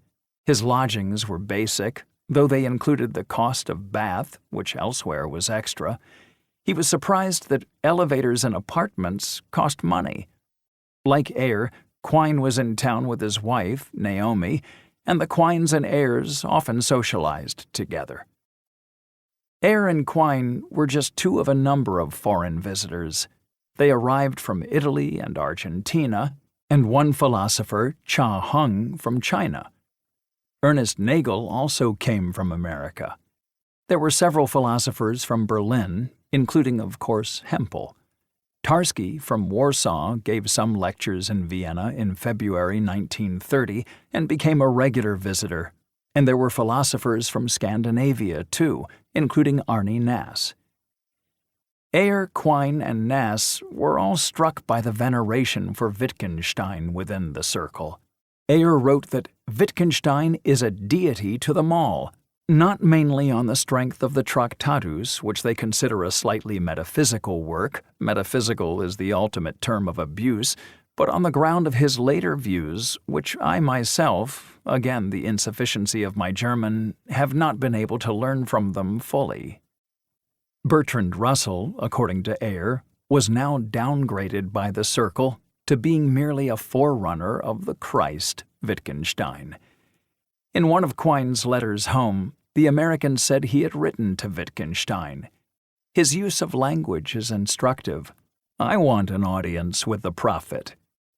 This may have been tongue-in-cheek. Still, nobody, not even Quine, would have described Carnap, for example, as a prophet. Supporters of Carnap and critics of Wittgenstein might say that that was because Wittgenstein's style lent itself to multiple interpretations. Arne Naess, who attended the Circle seminars in 1934, recalled that Schlick did not talk much, but when a discussion led us into an impasse, he might ask, "What would Wittgenstein say here?" When somebody offered a quotation from Wittgenstein's writings, or from his appearance in seminars or private conversations, it was clear that only very, very clever interpretations could be accepted, like interpreting Ibsen in Norway. Since members of the circle only had access to Wittgenstein's latest thinking through Weissmann and Schlick, It was to be expected that they, Weissman in particular, become the acknowledged authorities on Wittgenstein's philosophical positions, the correct Wittgensteinian view. They would report on their meetings as though delivering messages from the Oracle of Delphi. Of course, Weissman was acutely sensitive to Wittgenstein's fear of misrepresentation. At meetings, he would caution his remarks with, "I shall relate to you the latest developments in Wittgenstein's thinking, but Wittgenstein rejects all responsibility for my formulations. Please note that." His interpretations of Wittgenstein were picked up by others and quoted in papers and at conferences. In this way, as in Chinese whispers, Wittgenstein's influence grew. But since the mysterious philosopher himself was rarely seen, and certainly not at philosophical conferences, questions began to be raised, only half in jest, about whether he really existed. It was Weissman who first introduced Wittgenstein's thoughts on what became a key tenet of the Circle: verificationism. Wittgenstein had explained his ideas on verification to Weissman and Schlick in late 1929 and early 1930, and Weissman then made them public in an article he wrote for the first volume of Erkenntnis. Verificationism offered a criterion for what was meaningful. Its proponents were motivated by the desire to make all domains of inquiry scientific, and so banish metaphysics from the domain of meaning. It claimed that unless something was open to being verified, it was meaningless. This needs some unpacking, not least because in the early 1930s there was some confusion about how the verification principle was to be understood. Slowly, it became clear that there was a distinction between a Carnap version of verificationism, adopted by Neurath, Frank, and Hahn, and a Wittgenstein version, adopted by Schlick and Weissman. Putting to one side analytic statements that are true by definition, all bungalows have a single floor, the Carnap version stated that whether a synthetic sentence, for example, "God is all-powerful," was empirically meaningful or cognitively empty depends on whether there were criteria for verifying it. The Wittgenstein version was that the meaning consisted in the conditions of its truth. What is the meaning of "the moon is made of raspberry yogurt" or "water boils at 100 degrees centigrade"? According to Wittgenstein, these claims are to be understood in terms of what would have to be the case in the world were they true. In the end, the Carnapian version won out. It is difficult to exaggerate how radical a position verificationism was. "The moon is made of raspberry yogurt" is a testable statement. It is meaningful, but false. There are ways of checking its veracity. But fairly standard statements about God, such as "God is everywhere," "God is all-powerful," fail at least one rigid interpretation of the verificationist test. They have the surface appearance of sense, but according to the verification criterion of meaning, they are in fact nonsense. Not nonsense like a string of random squiggles or sounds such as "exvedop og diplix," but a type of nonsense nonetheless. This is not to preclude the possibility that they may have cultural meaning. Clearly, certain non-verifiable phrases are intoned all the time in churches and mosques and synagogues and temples, but they have no cognitive meaning. They have no truth value. Much the same can be said of aesthetic and moral statements. Moral claims such as "killing innocent people is wrong" do not lend themselves to being tested, nor do aesthetic judgments. Art connoisseurs might have a heated dispute over the claim Gustav Klimt was a finer artist than Egon Schiele. Disputes over the aesthetic value of a piece of music or of a film, play, building, or poem are commonplace. When we engage in such debates, we believe we are exercising our critical judgments. We may even take a harsh view of those who think differently. We may regard them as stupid or vulgar, insensitive, or imperceptive.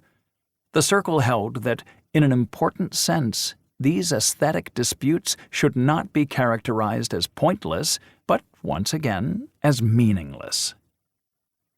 Accompanying various statements about God, aesthetics, and ethics down the garbage chute were several metaphysical disputes with which philosophers had long engaged. Take Immanuel Kant's well-known dichotomy between the phenomenon and the noumenon. The phenomenon is a thing as it appears to us. That table looks to me to be rectangular and black, but appearances can be deceptive, and in any case depend on our faculties. We cannot detect sounds that a bat can detect. We cannot see what eagles see. But Kant also coined the term noumenon. This was the thing in itself, Ding an sich. The thing in itself exists independently of all experience of it. We cannot access it directly. We can speculate upon it, but ultimately, knowledge of the noumenon necessarily eludes us. The Circle's verdict? Nonsensical. We cannot empirically test claims about the noumenon. Skepticism about whether other people have thoughts and feelings, for example, can I really know you feel pain, became much more straightforward questions about how I can verify your thoughts and feelings. For example, do you say that you are in pain? Are you bleeding and/or screaming? Other long-standing debates were also dissolved by the verification criterion, including that between monists and pluralists. Is the world one thing or many? And that between the materialists and the idealists. Is there a world independent of our mind, or does the world take place entirely within our mind? Both sides, in both debates, have long and distinguished pedigrees. But what empirical test could conceivably settle the matter either way? And what of grandiloquent claims made by Georg Wilhelm Friedrich Hegel, among others, that history has a spirit and is moving inexorably in certain directions? How could this be tested? Carnap delivered some lectures in October 1934 in which he gave examples of metaphysical claims. The essence and principle of the world is water, said Thales. Fire, said Heraclitus. The infinite, said Anaximander. Number, said Pythagoras. All things are nothing but shadows of eternal ideas, which themselves are in a spaceless and timeless sphere, is a doctrine of Plato. From the monists we learn there is only one principle on which all that is founded. But the dualists tell us there are two principles. The materialists say all that is in its essence material, but the spiritualists say all that is spiritual. To metaphysics, in our sense of the word, belong the principal doctrines of Spinoza, Schelling, Hegel, and to give at least one name of the present time, Bergson. Within the Circle, the sense of satisfaction in slaying philosophical leviathans from history was overwhelming. 11. The longest hatred. If any city in the world could claim to be the cradle of modern political anti-Semitism, it is Vienna. Peter Pulzer. Being a university librarian was not Friedrich Weissmann's dream job. He had held it since 1930, but the salary was only 480 shillings, and he had to supplement his income by giving private lessons, including to one of Wittgenstein's nephews. He would far rather have been a university teacher. In fact, any fair-minded assessment of his qualities would have deemed him eminently suitable for such a role. He may not have been the most original thinker, but he published several weighty papers. He had a first-rate mind, with an unusual capacity both for identifying the crux of a problem and for simplifying and making accessible complex ideas. He was conscientious and helpful, and would have made a diligent instructor. He was trained in mathematics and physics, and so not intimidated by the new philosophy. Indeed, he embraced it. But Weissman had two fundamental flaws, which, in the eyes of the university authorities, outweighed his manifest virtues. The first and most basic was that he had developed an irrational fear of being examined or judged, so had delayed taking his doctor's degree, hence the need to accept the role of librarian. The second was that he was Jewish. To understand the history of the Vienna Circle is impossible without acknowledging its Jewish element. The majority of members were Jewish or half-Jewish. They included Bergman, Feigl, Frank, Hollischer, H. Hahn, O. Hahn, Kaufmann, Neurath, Rand, Schachter, Tauski, and Zilsel. Menger's mother was Jewish. Popper and Wittgenstein were of Jewish origin, as were some important visitors to the center, such as Ayer and Tarski. Hans Reichenbach from Berlin was half-Jewish. Others, like Viktor Kraft and Karl Hempel, also from Berlin, could not ignore or escape anti-Semitism because they had Jewish wives. Jews had gained the right to reside in Vienna after the 1848 revolution and had been granted full civil rights in 1867. In that year, the Vienna census registered only 6,000 Jews. By 1936, the Jewish population of Vienna numbered around 180,000, or 9% of the population, the highest population in the German-speaking world. In Europe, only the cities of Warsaw and Budapest were home to more Jews.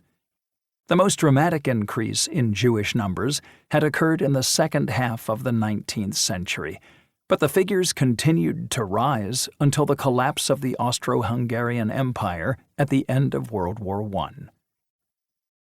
Friedrich Weissman was born in Vienna, his father having come from Odessa in Ukraine, then part of Imperial Russia. He was a difficult Jew to categorize. Crudely put, Vienna's Jews could be split into two, the Thais and the Kaftans. The Kafta Juden were more religiously observant, more traditional, much poorer, and tended to be recent arrivals from the eastern fringes of the Austro-Hungarian Empire, particularly from Galicia, an area that now straddles Poland and Ukraine. The Galician Jews had begun to arrive in the late 19th century, but the numbers accelerated with the outbreak of World War I when Tsarist troops marched into Galicia. The Cossacks were the most violently anti-Semitic of the Russian troops. There was a devastating pogrom in December 1918. Fearing other pogroms, hundreds of thousands of Jews fled. Included among them was the family of future Circle member Rose Rand.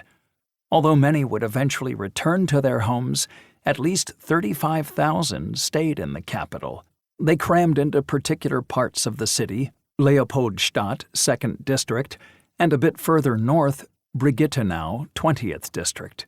These Eastern European Jews were proud of their distinctiveness and wanted to retain it. Those few who abandoned the community brought shame and dishonor to their families. The Thai Jews, the Krawatenjuden, were better off and more assimilated into Viennese life. Many had come from Czechoslovakia and Hungary a generation or two earlier. Olga Tauski was only 3 when her family moved to Vienna from Moravia, but her father, an industrial chemist, was representative of a type. The Krawatenjuden revered German culture, and religion was likely to play a more peripheral role in their lives. Berlin meant more to them than Jerusalem. They were more likely to read Schiller than the Talmud. They were more ambitious for their children to enter the gymnasium than a yeshiva. The gymnasium was a gateway to the university, which itself was the route to paradise, also known as the bourgeoisie. Weissman had dispensed with most of the rituals of Judaism. In that sense, he could be classified as a Thai Jew, but like Rose Rand, whose origins were also in Eastern Europe, his financial position was precarious. Rand was left stateless by the collapse of the Austro-Hungarian Empire. Similarly, although Viennese-born, Weizmann did not have Austrian citizenship and, as a foreigner, had to find foreign fees for his university studies. But the Vienna Circle was dominated by wealthier Krawattenjuden. They were almost all secular. Josef Schachter, a rabbinical scholar, was unusual in this regard. Logical empiricism and religion were not natural bedfellows. The Circle was by no means exceptional in having such a strong Jewish presence. Jews played a disproportionate part in many other areas of Viennese life, in finance, business, the arts, and the liberal professions. Already by the 1880s, they accounted for more than half of the city's doctors and lawyers. In 1936, they made up 62% of the city's lawyers, 71% of its newspaper editors, and almost 100% of its advertising executives. Some professions were far harder for Jews to enter, particularly those controlled by public officials. The civil service was a profession almost entirely blocked to Jews. In 1934, there were only 700 Jews among Austria's 161,000 civil servants. Meanwhile, Friedrich Weizmann exemplified the difficulties at the University of Vienna. As has been described, when Moritz Schlick was being considered for the chair in the inductive sciences in 1922, the University Committee of Professors checked to see whether he was Jewish. 2 years later, one of the Austrian papers published a list of Jews teaching in higher education, a not-so-subtle signal to society at large that the Jews surely had had enough of a presence in the university already. In 1923, the right-wing German Students' Union in Vienna proposed that all books by Jewish authors be branded with the Star of David. They also published a list of professors who, for political and other reasons they deemed undesirable. It included Schlick. In 1930, an official attempt by the university rector to limit the number of Jews failed after it was ruled unconstitutional. Still, Jews had to be significantly more qualified than non-Jewish candidates to be awarded a post. Even renowned Jewish scholars were denied promotion.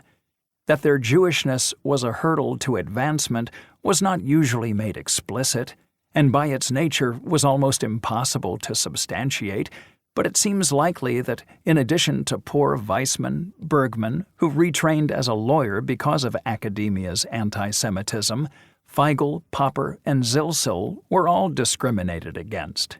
Every one was of a higher caliber than others who had been appointed to the university when they were not. Poor Zilsel was not awarded his habilitation.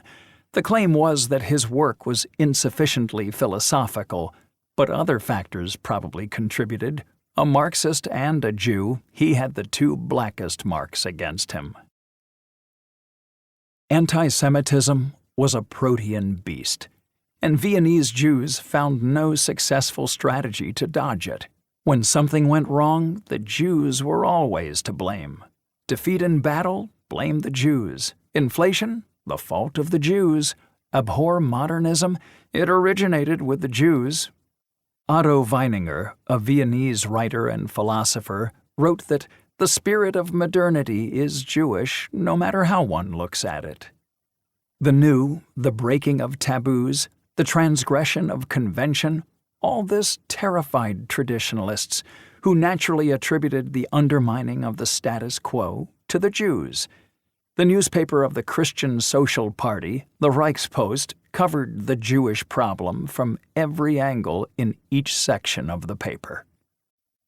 There was a rich tapestry of stereotypes: the war profiteer, the grasping capitalist, the scheming puppeteer, the subversive communist, the fawning subordinate, Weizmann, the oily scrounger, the lascivious decadent.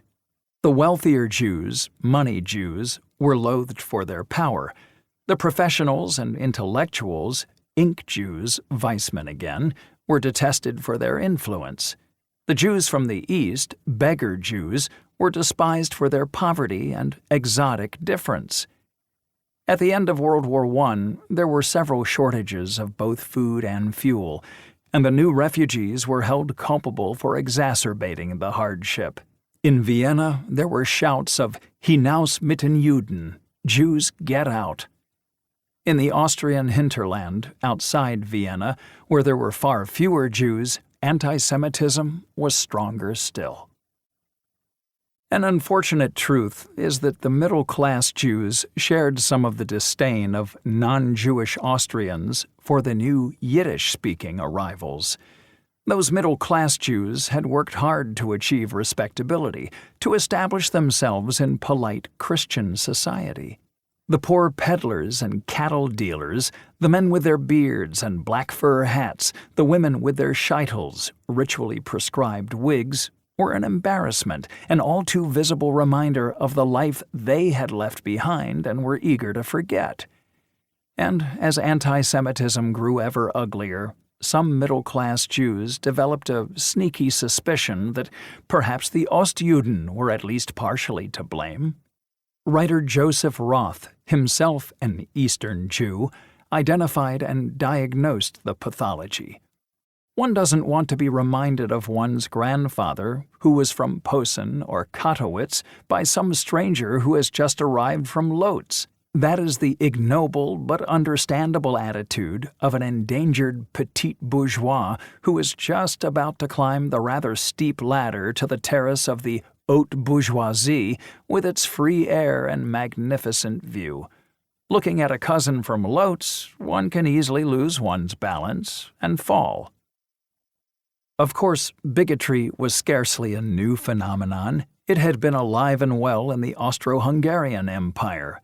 Karl Lueger, the charismatic mayor of Vienna who presided over the city during the fin de siècle era and who was credited, among other achievements, with bringing it spring water through a network of pipes, boosted his popularity by running cynical and vicious anti-Semitic campaigns.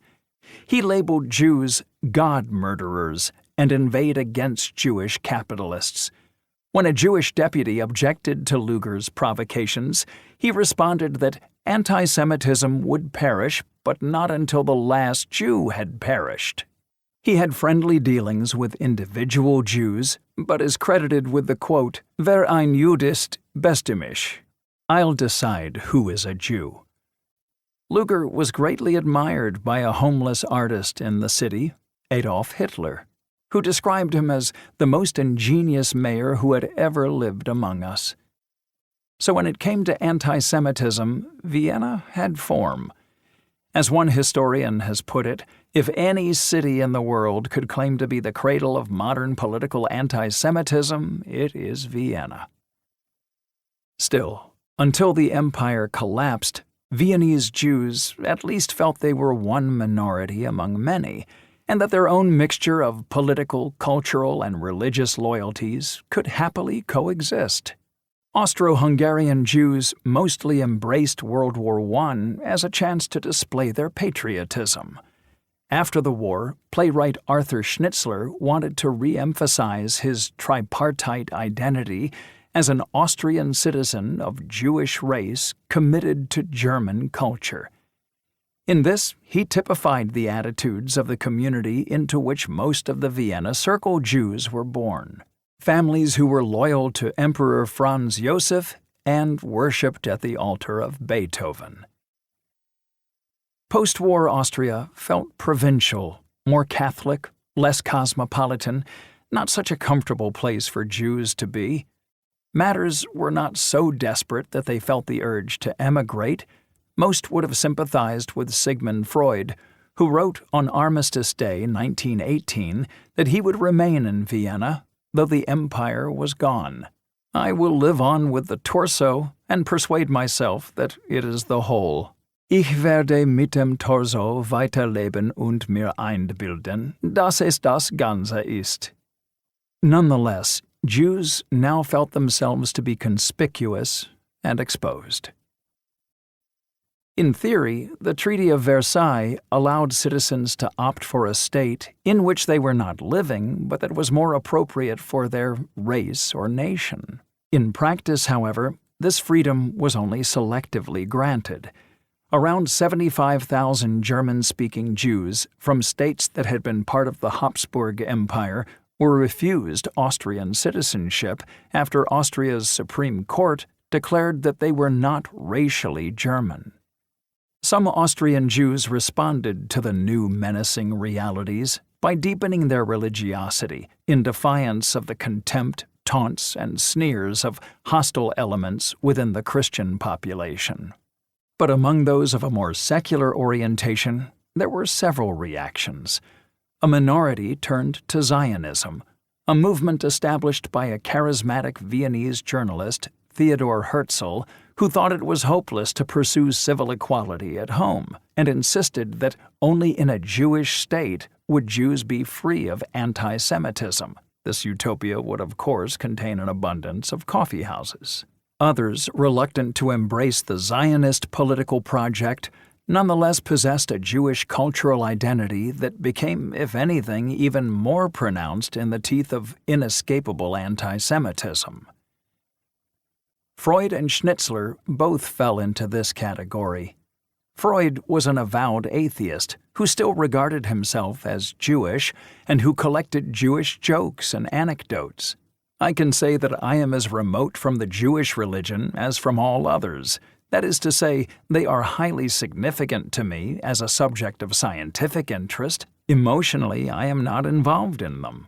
On the other hand, I have always had a strong feeling of solidarity with my people and have also fostered it in my children. We have all remained in the Jewish confession. Likewise, Arthur Schnitzler felt deeply Jewish, though again there was little Jewish ritual in his daily life.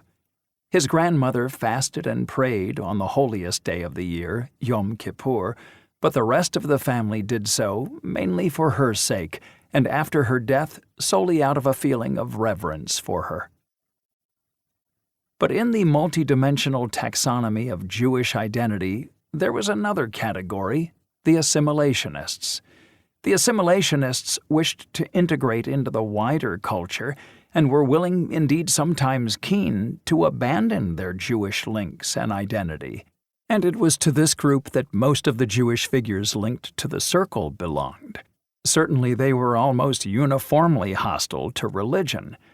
Herbert Feigl wrote that his father was an outspoken atheist, which made my own emancipation from Judaism at age 8 quite easy. Emancipation being a pointed choice of word.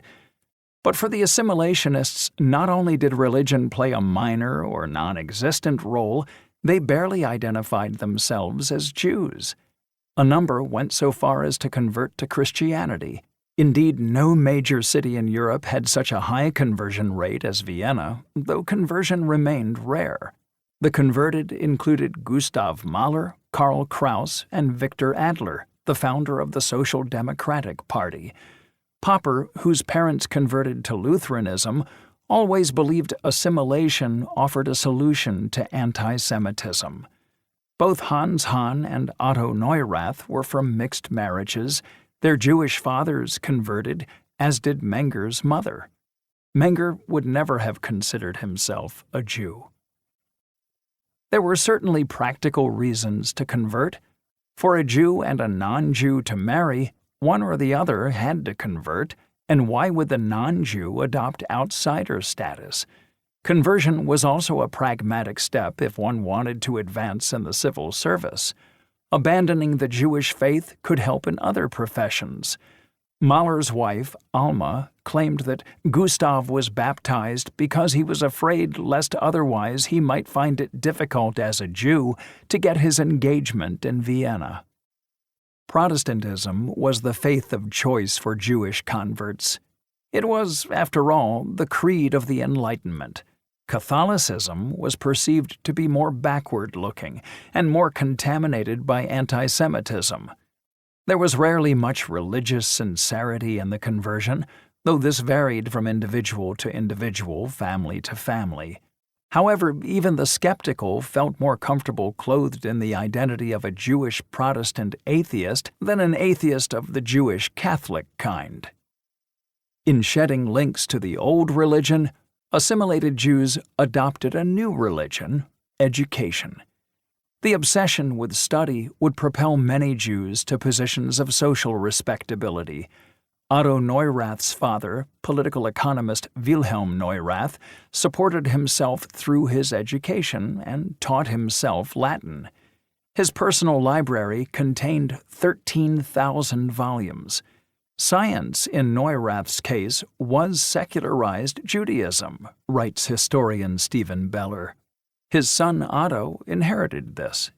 Karl Popper, too, benefited from growing up in a household with a major library, though estimates differ on whether it fell short of or surpassed the Neurath collection. The condition of semi-liberation may have been the perfect incubator for Jewish success. Jews were free to study, but blocked from many routes to social standing. To achieve, they had to overachieve. Nonetheless, the degree to which the Jewish factor was central to Vienna's intellectual and cultural flourishing in the first 3 decades of the 20th century remains a contentious topic among historians. Certainly, Jews were massively overrepresented among the cultural and intellectual elite. Equally, there were numerous notable non-Jews, including Austria's 3 most significant artists, Klimt, Schiele, and Kokoschka. Talk of Jewish Vienna used to drive the Vienna-born art historian Ernst Gombrich to distraction. He complained that of the Viennese artists of the era, it goes against the grain to inquire whether any of them were Jews or of Jewish extraction. I prefer to leave that enquiry to the Gestapo. The Jewish element in Viennese affairs was the subject of a satirical book, imagining the city without its Jews. The life of the author, Hugo Bettauer, captured some of the contradictions in Jewish identity, and his death eerily presaged a similar death that would mark the end of the Vienna Circle. Bettauer was born into a Jewish family, but as a young adult in 1890 was baptized a Lutheran. He was a prolific, best-selling novelist, and several of his books were adapted into films. He was also a journalist and a publisher of magazines. Both his books and magazines contained sexually explicit material. His best-known work appeared in the year Moritz Schlick arrived in Vienna, 1922. Within 2 years, The City Without Jews had sold 250,000 copies. It describes a political demagogue, Dr. Karl Schwertfeger, who bore a none too subtle resemblance to Karl Lueger, and who rises to power through attacks on Jews. The neat solution is to expel the Jews, who are blamed for all the problems of post-war Vienna. Then, one day, at 1 o'clock, whistles proclaim that all the trains carrying Jews have left, and church bells ring out to celebrate. But life in the now Judenfrei space is not as blissful as the mayor or the city's inhabitants envisaged. Vienna becomes dull. Its spirit and energy vanished. Almost immediately, the city begins to disintegrate. Chic shops go bankrupt for want of custom from fashion-minded Jewish women. A customer sits in the Café Imperial complaining to the head waiter that the place is now so empty a fellow could freeze next to the stove.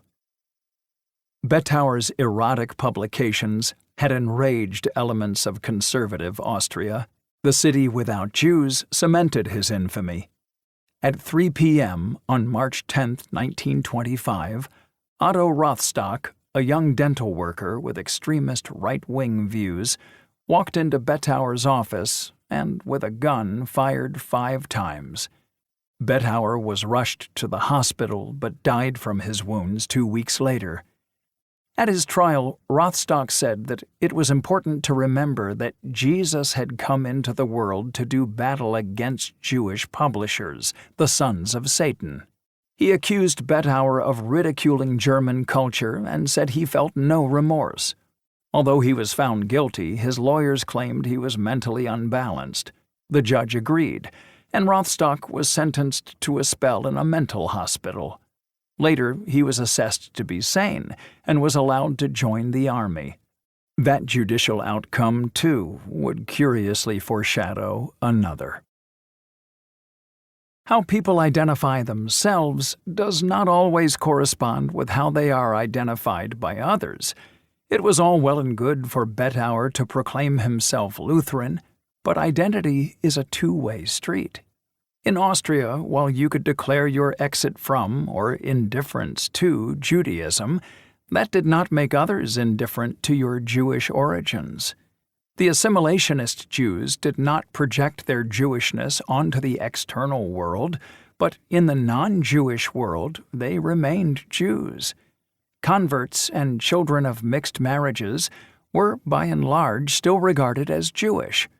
To that extent, the Nazis' 1935 Nuremberg race laws, which defined a Jew by blood, were simply a formal codification of what in Vienna was ordinary practice. As a schoolboy, Popper, despite being raised in a nominally Protestant household, was subjected to so much anti-Semitic abuse by one particular teacher that he moved schools.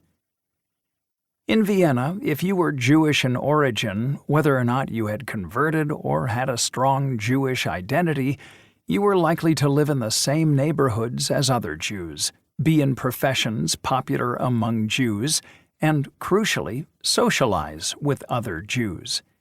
There is scant evidence that Otto Neurath regarded himself as Jewish or even reflected much on the Jewish predicament. Yet he moved predominantly in Jewish circles. The same could be said for Popper. Historian Erich Hobsbawm, raised in Vienna, wrote that although his family was entirely unobservant, we nevertheless knew that we were and could not get away from being Jews. Indeed, Vienna was arguably the most race-conscious city in Europe. A culturally pervasive notion was essentialism, that race was linked not just to physical, but also to psychological traits.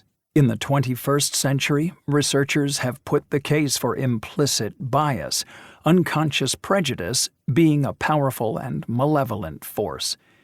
Intriguingly, this bias seems to affect the minority population as well as the majority. Thus, there is evidence that African Americans in the United States carry around the same kinds of prejudices against other African Americans that whites do. Where prejudice is in the air, everyone inhales it to a degree, even its victims.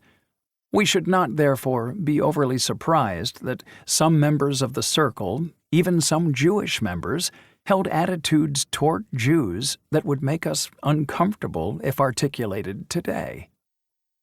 David Bacon, an American psychologist, wrote of Gustav Bergman, "Bergman was a refugee who was deeply wounded in his soul by the Nazis. I have seen many such people, but Bergman's injury was the worst I have seen. He had become profoundly anti-Jewish. He renounced his Judaism. I had been told that if he were sent a Jewish New Year's card, he would send it back. His view was that the only way the Jews could prevent repetition of their various historical persecutions was in a relentless assimilation. This meant that no Jew should ever marry a Jew." Bacon did not know Bergman until after the philosopher's emigration to the U.S. following the Anschluss, and his presumption that it was only with the rise of the Nazis that Bergman developed such views is unlikely and unsubstantiated. There were plenty of Viennese Jews, especially among the assimilated middle class, who maintained a highly ambiguous attitude to their ethnic origins. Perhaps most notorious was Otto Weininger, who wrote the misogynistic and anti-Semitic Sex and Character, Geschlecht und Charakter. Weininger thought there were male and female aspects to our character. The female part was linked to instinct, the male to creativity and intelligence. Jews were essentially feminine. Women and Jews are pimps. It is their goal to make man feel guilty. Our era is not only the most Jewish, it is also the most feminine of all eras. Jews lacked moral instincts, and, like women, had little sense of individuality. There was much more in this vein. Errant nonsense that was guzzled up by half the intellectuals in Vienna, many of whom regarded Sex and Character as a work of lapidary brilliance. On October 3, 1903, Weininger rented a room in the same building in which Beethoven had died. No coincidence, since he was preoccupied with the nature of genius. In the room that same evening, he fired a loaded pistol into his chest. Just 23 years old, he died the following day. In his final year, he had converted to Christianity. His funeral was attended by Karl Kraus, another convert with anti-Semitic leanings. Kraus had written an anti-Zionist polemic, A Crown for Zion, Ein Krone für Zion, lampooning Herzl and arguing that only total assimilation could bring true Jewish liberation. Kraus directed particular antipathy toward the Ostjuden. He said he had an aesthetic repugnance to Yiddish as a language and thought it impure. Notions of impurity, contamination, and disease were commonly connected to Jews. Schnitzler, that proud Jew, nonetheless held the Jews partially culpable for being so hated and in too weak a condition to respond to the onslaught against them because of their excessive objectivity and a certain inclination to self-analysis. Wittgenstein was another to hold an essentialist view of Jews. The Wittgensteins were an unusual case in that their Jewishness was buried through at least 2 generations, and it played little part in Ludwig's upbringing. Even so, he later began to question whether he had deliberately masked his origins. To various close acquaintances in England in January 1937, he delivered some painful confessions, discomforting as much to those who had to listen to them as to Wittgenstein himself. They included an admission that he had allowed people to suppose he was less Jewish than he was. Wittgenstein was in the habit of recommending Weininger's Sex and Character to various friends. No doubt he found its emphasis on brutal honesty with oneself and with others appealing, and its uncompromising style chimed with his own. The characters Wittgenstein associated with the Jewish people were the usual centuries-old slurs. Jews were secretive and liked money. Ironically, the most original philosopher of the 20th century was also convinced that Jews were incapable of originality. Even the greatest Jewish thinker is no more than talented, myself, for instance. It was the least original statement he ever delivered. Kraus and Weininger had expressed the same judgment about Jewish thinking. That Jewish thought was especially parasitic upon that of others was taken for granted by many Austrians. It is therefore not surprising that so many critics of Mahler's music in Fin de siècle Vienna condemned the compositions of this Jewish convert to Christianity for being derivative, or that Wittgenstein thought Mendelssohn derivative. To Karl Popper's credit, he never took these ludicrous racial claims seriously. But he too retained a highly ambiguous attitude toward his Jewish origins. His parents might have been born Jewish, but according to the religion stated at his birth, he was not.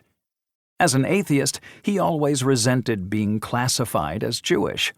In his retirement year, a request by the Jewish yearbook to include him met with a brutal and scathing response. Popper told them that he did not believe in race, and so I do not see on what grounds I could possibly consider myself a Jew.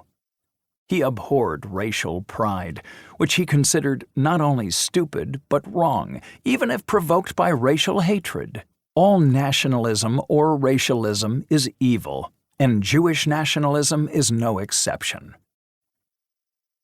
Throughout his life, Popper remained a cosmopolitan. People should see themselves as citizens of the world, he thought. Yet Popper, too, seems to have swallowed some vials of Viennese poison. He may have thought all nationalism was objectionable, but he was particularly intolerant of one version of nationalism, Zionism. And in Untended Quest, 1976, he advances the peculiar argument that given the power of anti-Semitism in Austria, the most effective way for a Jewish socialist to promote the socialist cause was to have stayed out of politics altogether. To have become so prominent in professions like journalism was equally unwise. The virulent strain of anti-Semitism in Vienna needs to be understood in the context of the casual anti-Semitism that existed in other countries. Austria was merely an outlier in this phenomenon. In this regard, the view of some of the visitors to Vienna and the Circle from abroad are instructive. Frank Ramsey, who had gone to Vienna to be analyzed, sent a letter back home describing his first impressions. "I like my analyst, although he is a Jew, but all the best ones are." In his autobiography, meanwhile, W.V.O. Quine confesses to have thought about 3 of his friends, fellow stamp collectors, "What a pity that they are Jews." This, then, was the atmosphere in which the Vienna Circle operated. The lives of almost all those associated with the Circle were directly affected by anti-Semitism, and several others affected indirectly. But to what extent it influenced their ideas is harder to pin down. Some scholars, notably Malachi Hacohen, have made the case for a powerful link. Hacohen, a biographer of Karl Popper, claims that many of Popper's intellectual projects and commitments, including hostility to nationalism, a defense of the Enlightenment, and the advocacy of an open society, are part of his engagement with his Jewishness. Jews were the most loyal of Habsburg subjects. Certainly Popper and Circle members saw the Habsburg era through rose-tinted rear-view glasses. After World War I, they felt that the Jews stood out. In the golden age of the empire, it was different. Everyone stood out.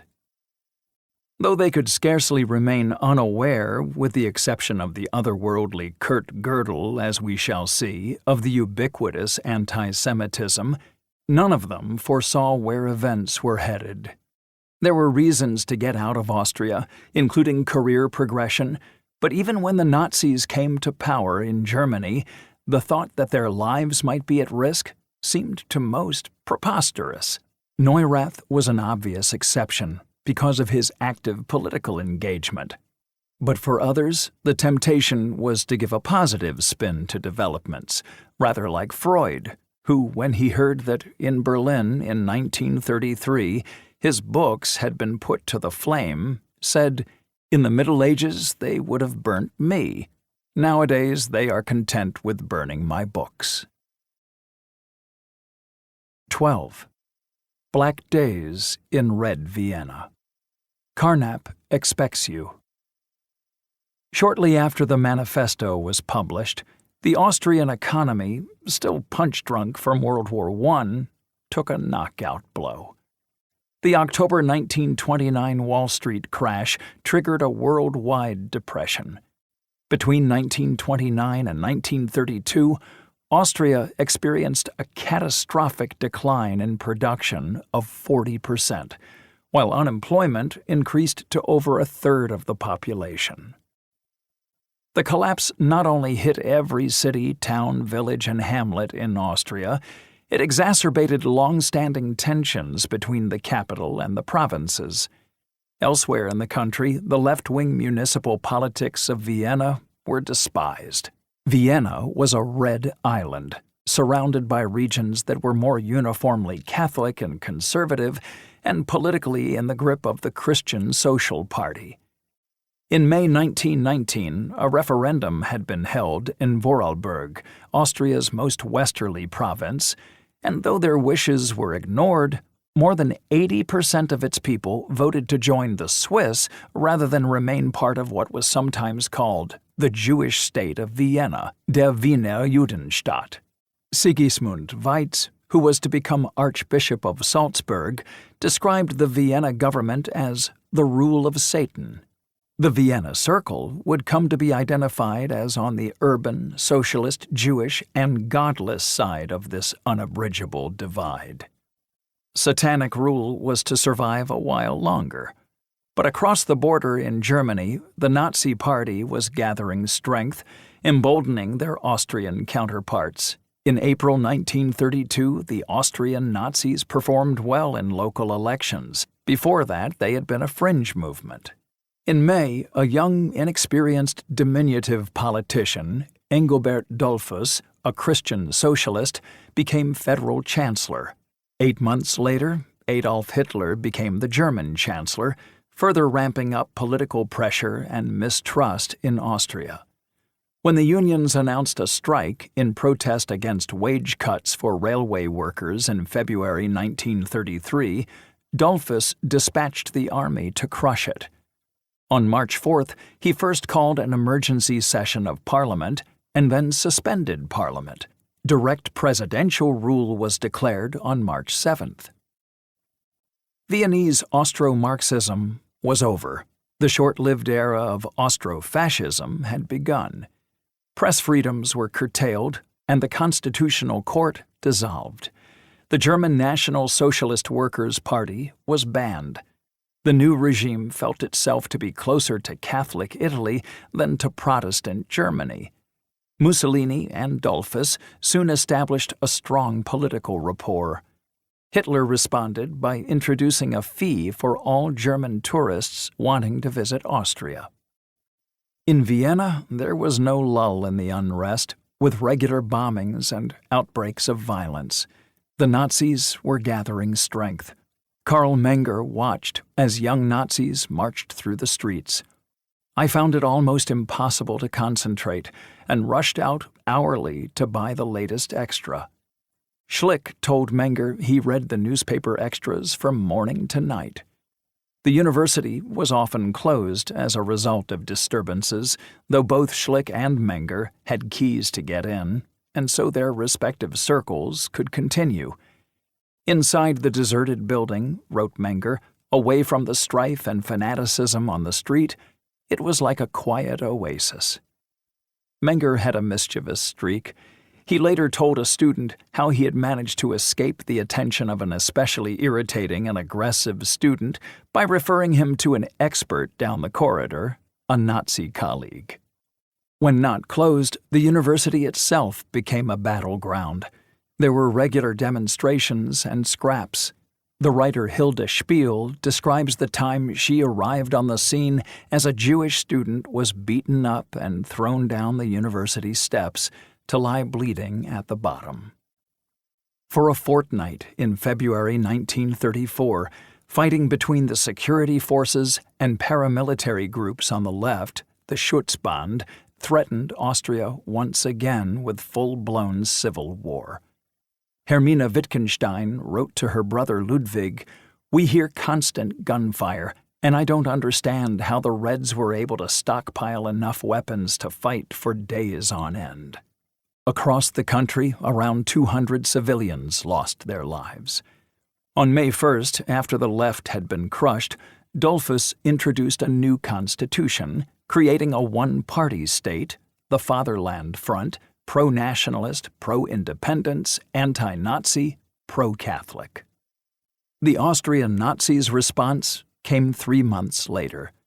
On July 25, 1934, 10 Nazis disguised in army uniforms raided the Chancellery building, and in what turned out to be a botched coup attempt, Dollfuss was assassinated.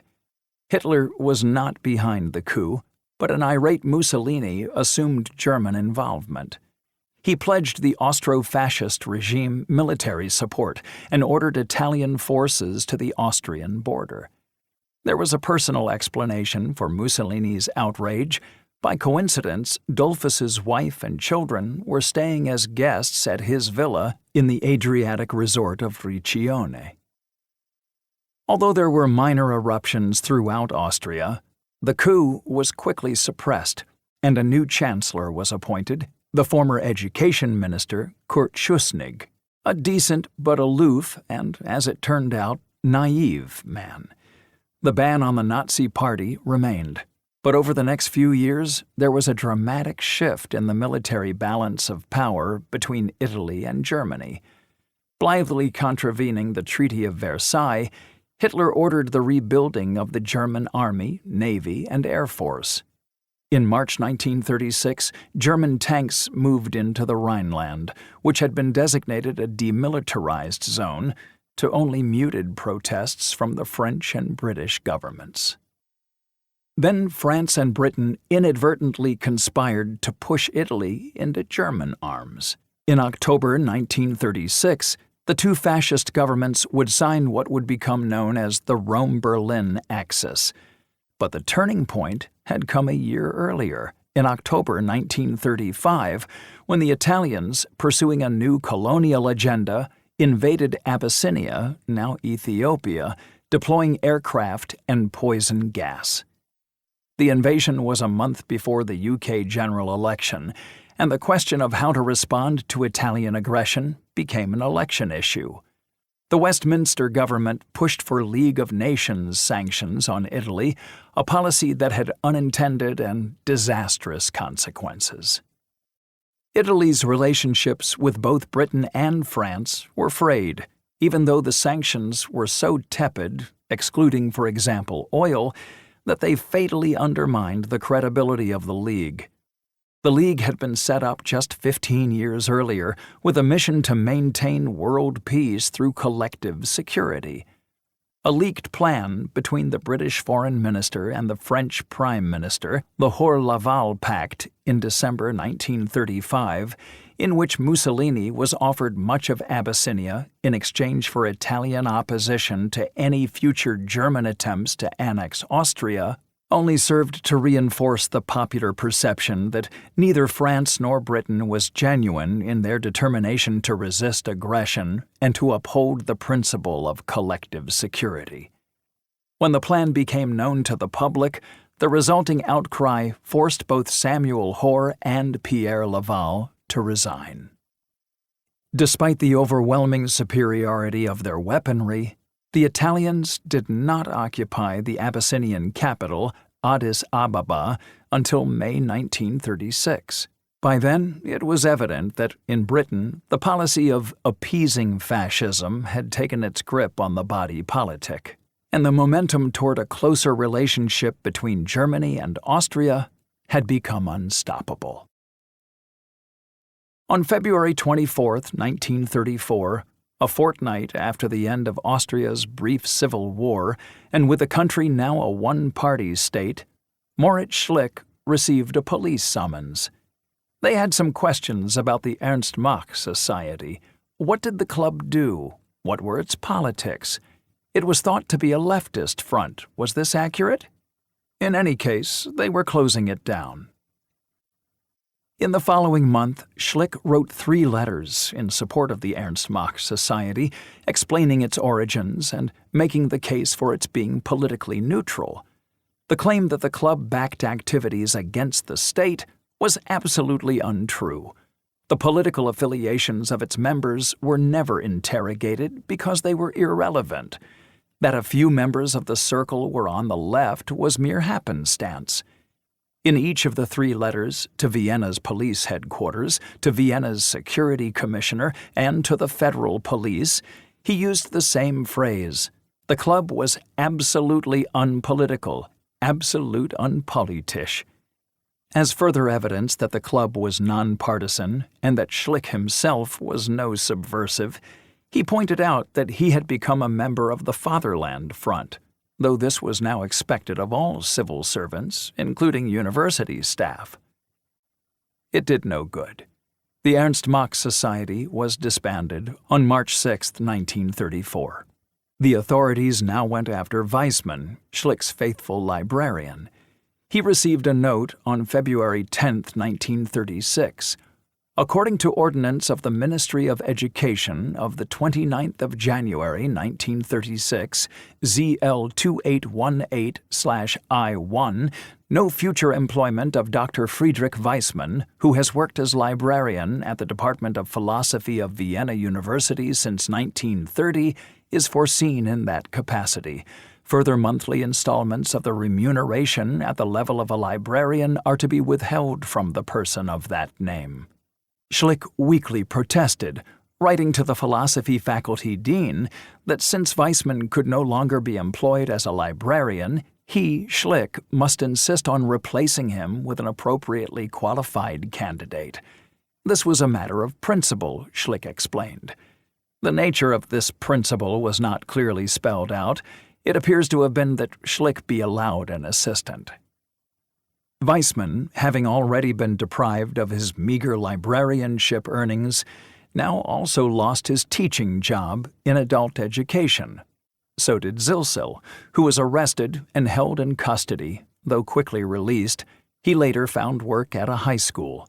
Neurath's beloved enterprise, the International Museum of Society and Economy, was closed down too, its information regarded as dangerously accessible and provocative. Neurath had been sufficiently far-sighted about political developments to make provisions for just such an eventuality. His museum had worked with organizations in the Netherlands, and in July 1933, shortly after Dollfuss had declared he would rule in Austria without parliament, Neurath established the International Foundation for the Promotion of the Vienna Method of Visual Education in The Hague. This fed Neurath's expansionist appetite and, more practically, provided a possible route of escape if events in Austria took an even nastier turn. In February 1934, Neurath was in Moscow on one of his regular trips to the Communist Propaganda Institute modeled on his museum, Eisenstadt. About to return home, he received a telegram from his lover and collaborator, Marie Reitermeister. "Carnap expects you." This was prearranged code. It meant head to Prague. The police had raided his office and rifled through his personal files. She added, letters forwarded to Philip. This meant he was to go to the home of Philip Frank, also in Prague, and she would meet him there. From Prague, he arranged for the transfer of the Institute's belongings to The Hague, which he reached via Poland and Denmark. Marie and Olga, his blind wife, joined him soon after. His arrival was hardly given the red carpet treatment. Sharing a long border with Germany, the Dutch were keen to stress their neutrality and not be seen as a haven for Jewish or political refugees. Neurath, a Jewish political refugee, was doubly suspect. Why could Austrofascism not tolerate the Circle? Was logical empiricism inherently socialist? The 1929 manifesto insisted that there was an explicit link. The Vienna Circle believes that it fulfills a demand of the day. We have to fashion intellectual tools for everyday life, for the daily life of the scholar, but also for the daily life of all those who in some way join in working at the conscious reshaping of life. There could be no doubt that this reflected the sentiment of at least one of the authors.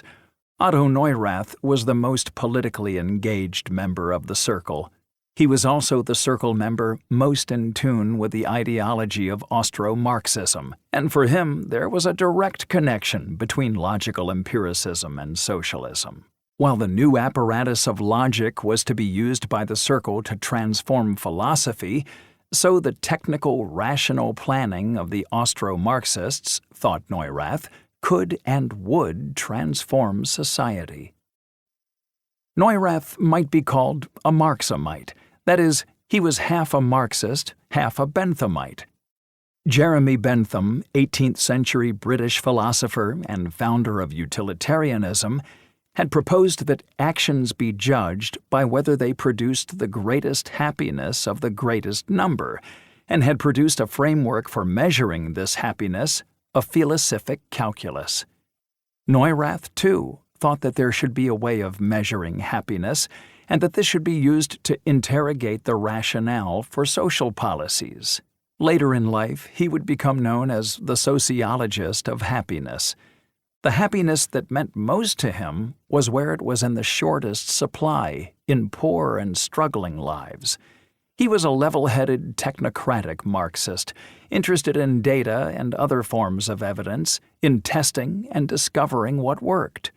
What was the best way to feed, clothe, educate, and house people? He embraced the term social engineer to sum up his own activities. He looked at everything, ideas as well as facts, through an often distorting lens of socialist philosophy. But within the circle, he was far from alone in his political orientation.